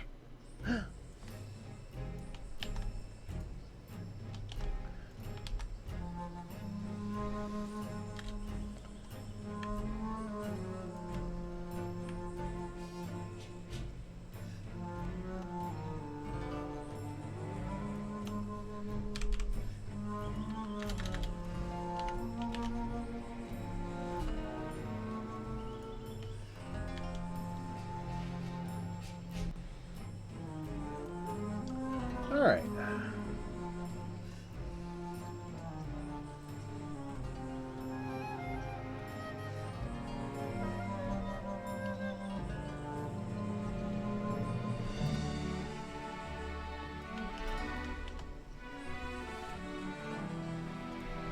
Okay, that equals get value.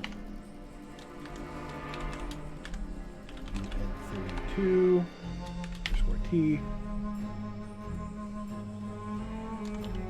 Data.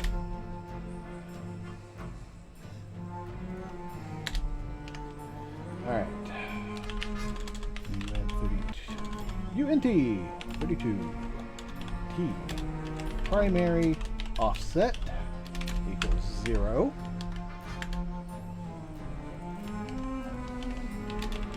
True.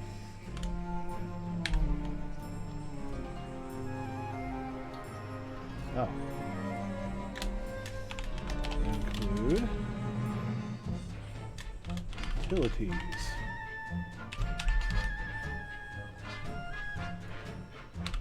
There we go. That's working. Alright, let's do the mem copy because that worked. Because I have no idea if just reading it in the flags would, you know, do that. I'd like to think so. Well, actually, why not? Let's give that a try. Just read in the flags.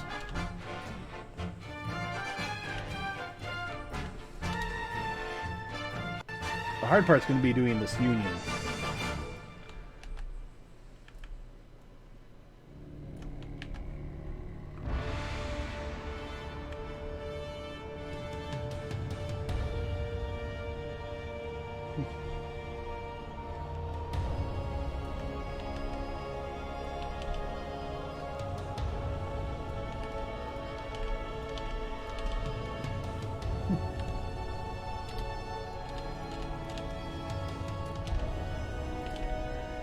Alright, I want to double check this. Nope, that's a uint8. So we'll do that. Paste, paste, paste, paste. And copy this. Offsets, offsets, offsets, offsets. This is all... Oh, no, it's not. Okay. Whole low res. Okay. Whole low res is 16. As is everything after that. Okay.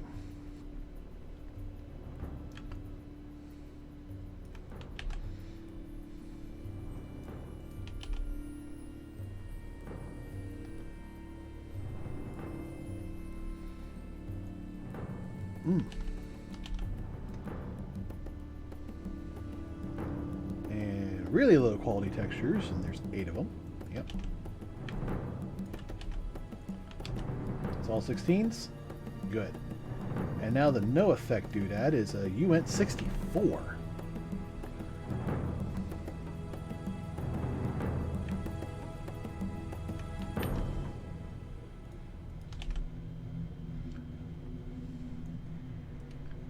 So we'll just paste that, UNT 64, and that takes us back to 32s, I think. Huh. Point twos! No! That's too far, you fool! Alright, looks like it's all 32s from here.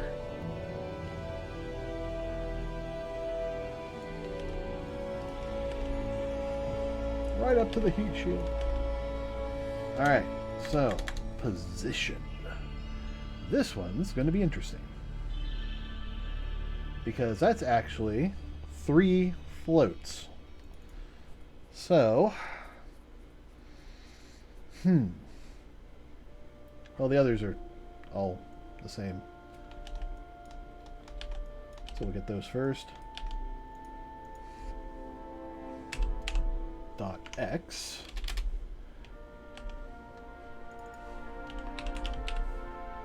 And we'll just get these as values as floats. That might be the easiest thing to do. I'm not certain if I could actually... I don't know, could I just type in the C vector and have that work?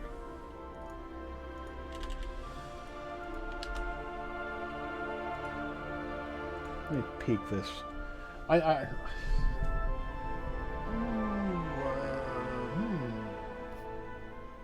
Maybe. Maybe it will work.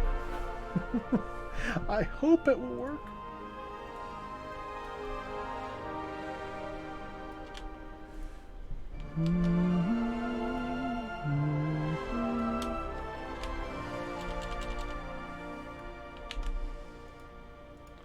Alright, and that fixes the position. This is going to be a lot of trust.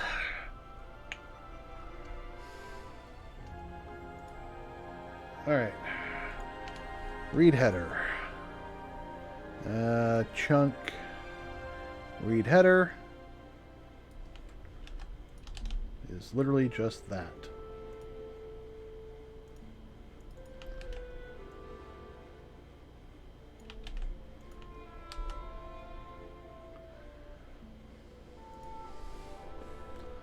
But we actually need to do a little bit of tweaking to that code, because we've got this whole chunk data thing we do.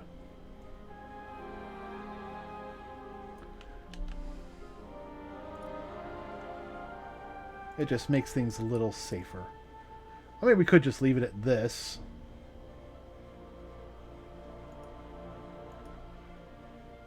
But definitely for read data, we're going to need to not do that.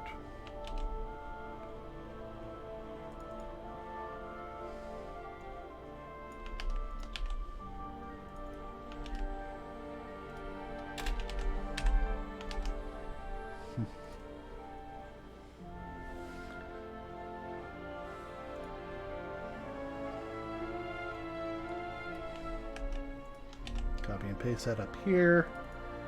Primary offset's going to be 0. And that's going to be size of mchunk header.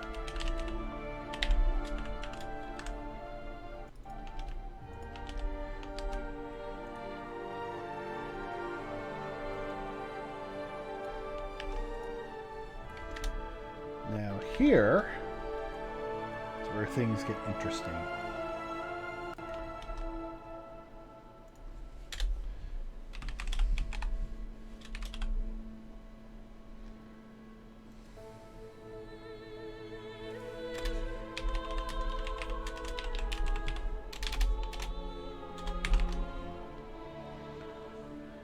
Alright, there we there.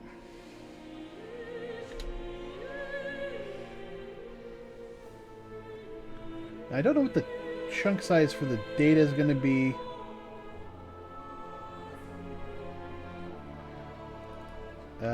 Probably that minus the primary offset.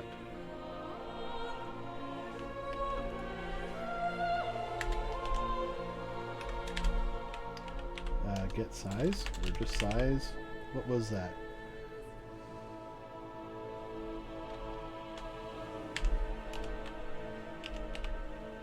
Get allocated size. That was it.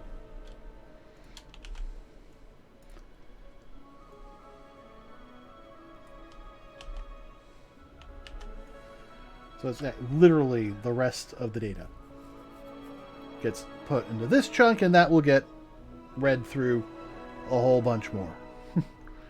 That's where we actually do the loop for this. But that's, not something we're going to worry about this time.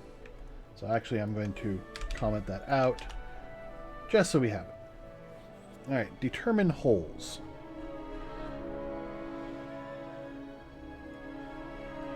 I'm just going to straight up copy the source code for this.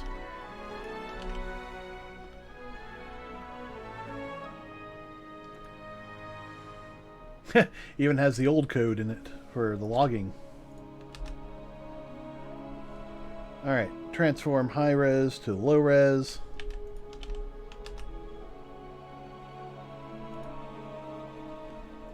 Okay.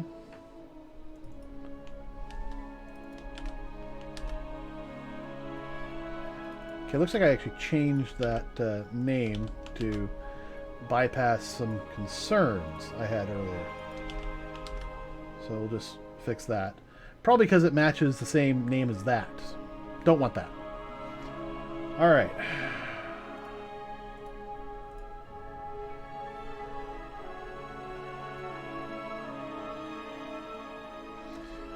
This looks right.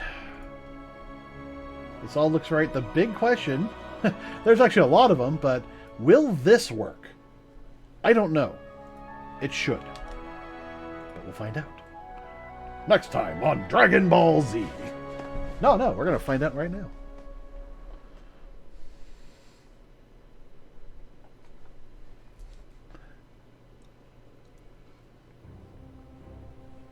Errors! Errors everywhere! I tell you, refactoring's the worst part of the job. Wait, what?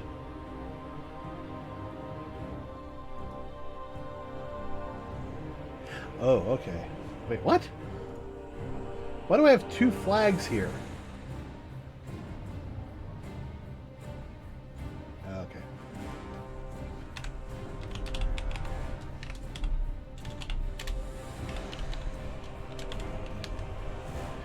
Well, it looks like there's no way for that to work. So...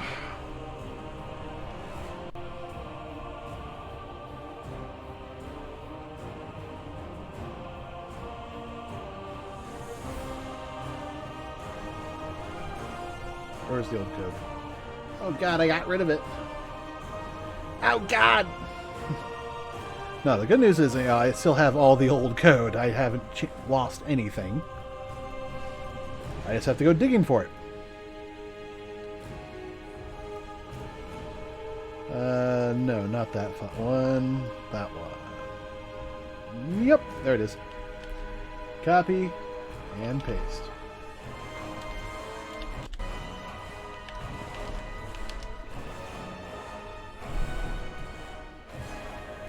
Everything else should work.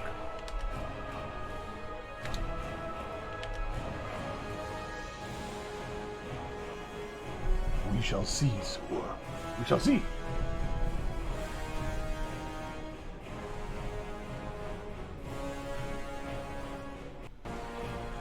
I mean, it's been a while since I've been doing this, so...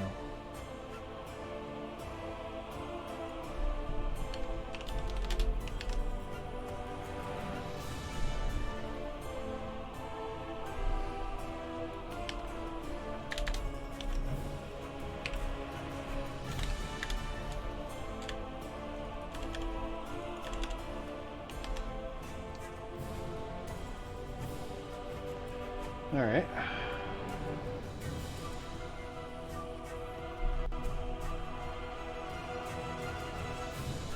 Dun, dun, dun, dun, dun, dun, dun, dun,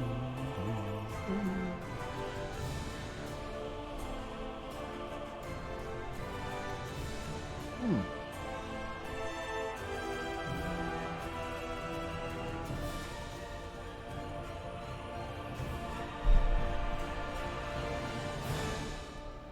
First using struct, now using class.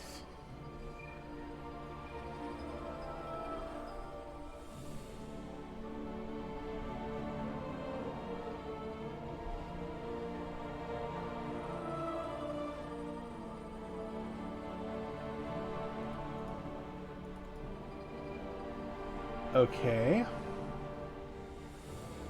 So that means, was that a chunk or a tile?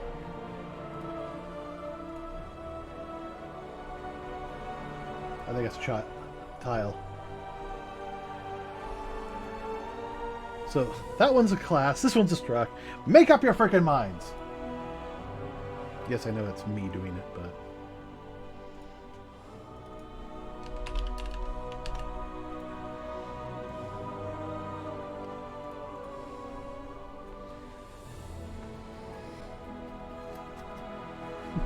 It's all your fault. Yes. Yes, it is my fault. Because I've done this all. What are you going to do about it? Debug. Shouldn't you go do something else? What would I do? I'm literally just waiting here, waiting for it to compile. I don't know. You could go have a latte. I don't like lattes. Dude, just get out. Oh, shut up. Must have class. Okay, you're complaining now that it has to be that? Here, change it all around! Oh, and, yeah. It's bad. It's really bad. Oh, that's got to return a value, doesn't it? Yes, it does. Return true.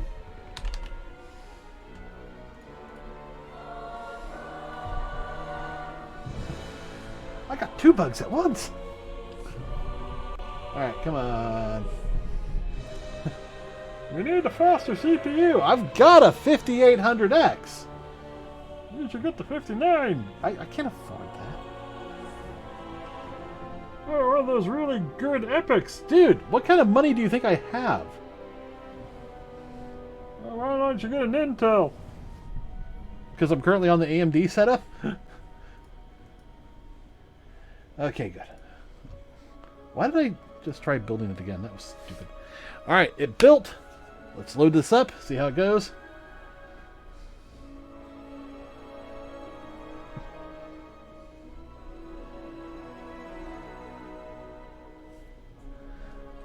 Alright.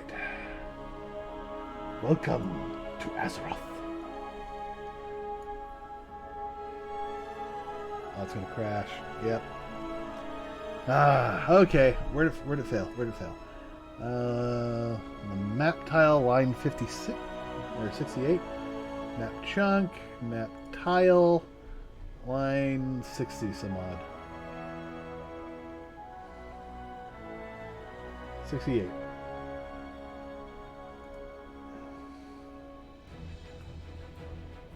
What? This was working fine earlier.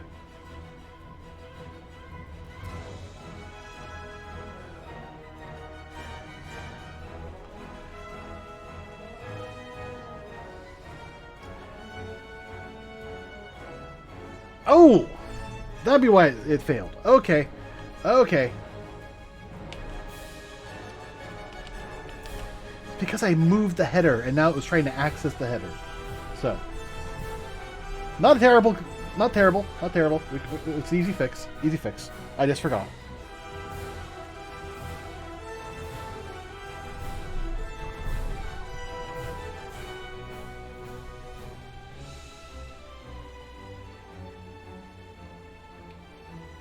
Yeah, I had that there so we could do debugging on the header, but then I moved the header.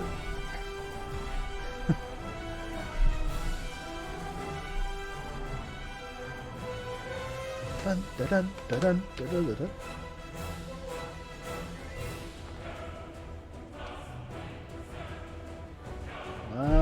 on. Build faster. What, you think I have Linus Tech Tips money? I can't get better CPUs right now. Some of the CPUs those guys get are insane. And they're like, you can't afford this! I'm like, damn straight, I can't. I can't even afford your wrench. Oh, looks like it imported just fine. But it didn't give me any information.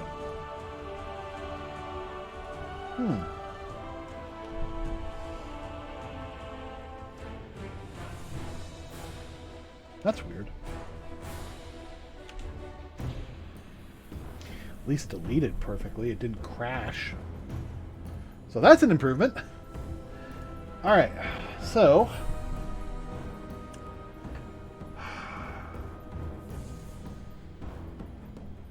well, what if I...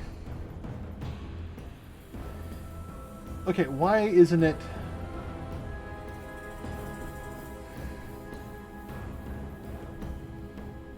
okay, reading map tile, read data. So come here, read data. The good news is there was no errors. The bad news is it didn't give me anything else either. And it should have been doing all this, so that tells me that it didn't find it.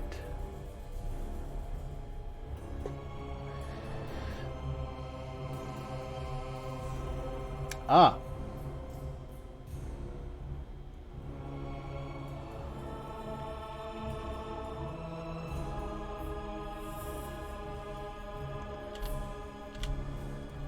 Alright, that was the issue. Because we were still grabbing that data that we shouldn't have.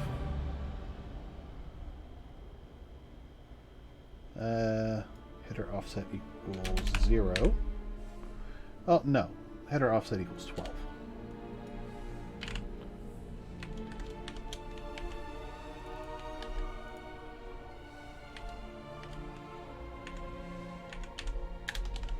Header offset equals primary offset.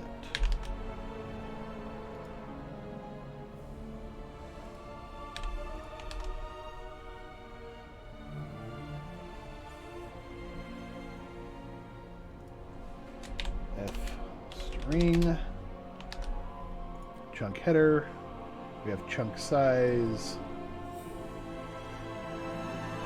and actually I can put that down here just so don't have to worry about cross-contaminations of various kinds.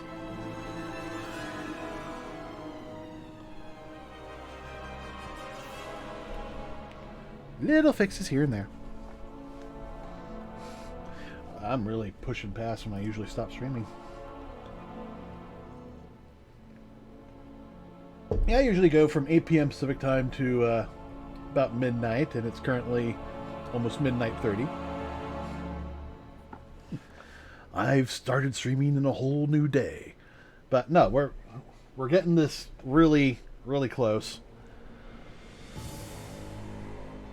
If we can get all the read data that I want to get, so I know that I actually loaded, you know, these chunks and everything, I would call that a success and end the stream. So we're not stopping until that happens. Plus, going an extra half hour or so, you know, makes up for the fact that I started about a half hour late because my sound system crashed. Alright. Oh, look, header data. Well, it was actually, no, it was fine. It just meant that had to reboot the computer. Okay, it found the header. It found msync, mtext, WMOs, and here's all the header data. Number of doodad references. Yeah, this is perfect. Wow. That actually did everything we needed to do. That is fantastic. It read all the data, and at least in the header.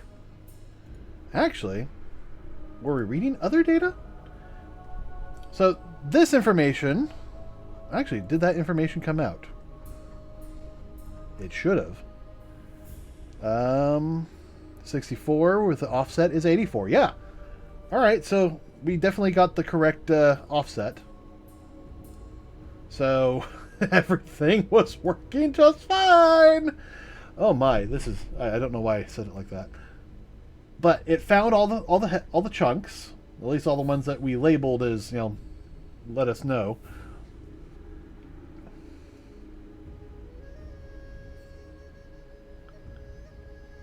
Oh, that sounds like fun.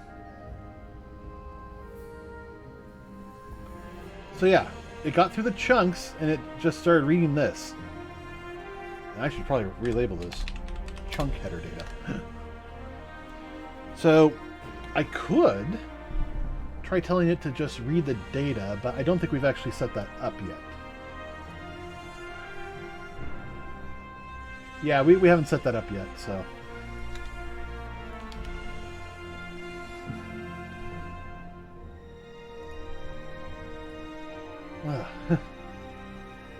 Oh wow, yeah, it's 12. Yeah, it's about 12 for me. All right. I think that's actually where we're going to end things. I actually got this to work. I am so happy. Yes, this whole stream has been refactoring, but this is getting the data in as a. It's been getting it in as this kind of data stored as an asset. Which means, when we actually come in here, and let me load these up.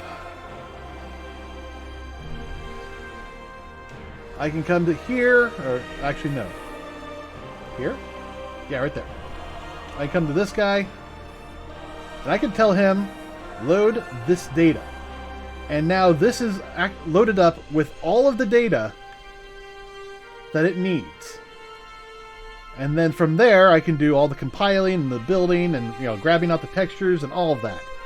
So we have done an amazing amount of work, even if we're not back to where we were at the end of the last one of these streams. I'm going to keep working on it. Hopefully, I'll be back there before we stream again. My next stream is on Wednesday, starting at 8 p.m. Pacific time. This video will actually air on YouTube at 8 a.m. on Wednesday. So you can rewatch it, get caught up, all that good stuff. Wednesday is also the last day, is the finals in the Star Citizen Ship Showdown. Tomorrow is the second semifinals. Today we're finding out if the Carrack is going to beat the Scorpius, which unfortunately it probably is. I'm going to take a quick look just to see where it's at. I'm curious. So, by the time YouTube sees this video, the decision will have been made. Alright. Oh, I gotta sign in. I hated that it just keeps logging me out. But, yeah. I can't change it. I try! And they won't let me! No. Yeah, Scorpius is getting beat handedly. 8 hours left to vote. It's got 9,622 versus the Carrack's 13,136. So it looks like the Carrack is going on to the finals. The next big question is if it's going to be the Mercury or the Pisces. That voting starts tomorrow. And, a lot of us are going Pisces. Because screw the Mercury. I mean, they're all getting, new skins. It's just who's the reigning champion. It's more than likely looking like it's going to be Carrack versus Pisces. And that will be interesting because you can actually park a Pisces inside a Carrack. If you want to see how that actually looks, come by on Sunday starting at 5 p.m. Pacific time. And we'll play Star Citizen, have on Star Citizen Sunday. You can also check my YouTube channel for the uncuts. All the old videos will be out. Let's see, yesterday's video, I think, will be out there tomorrow morning at 8 a.m. So you can check that out. That's it for tonight. I wish you all a good evening, and I'll see you Wednesday. Good night, everyone.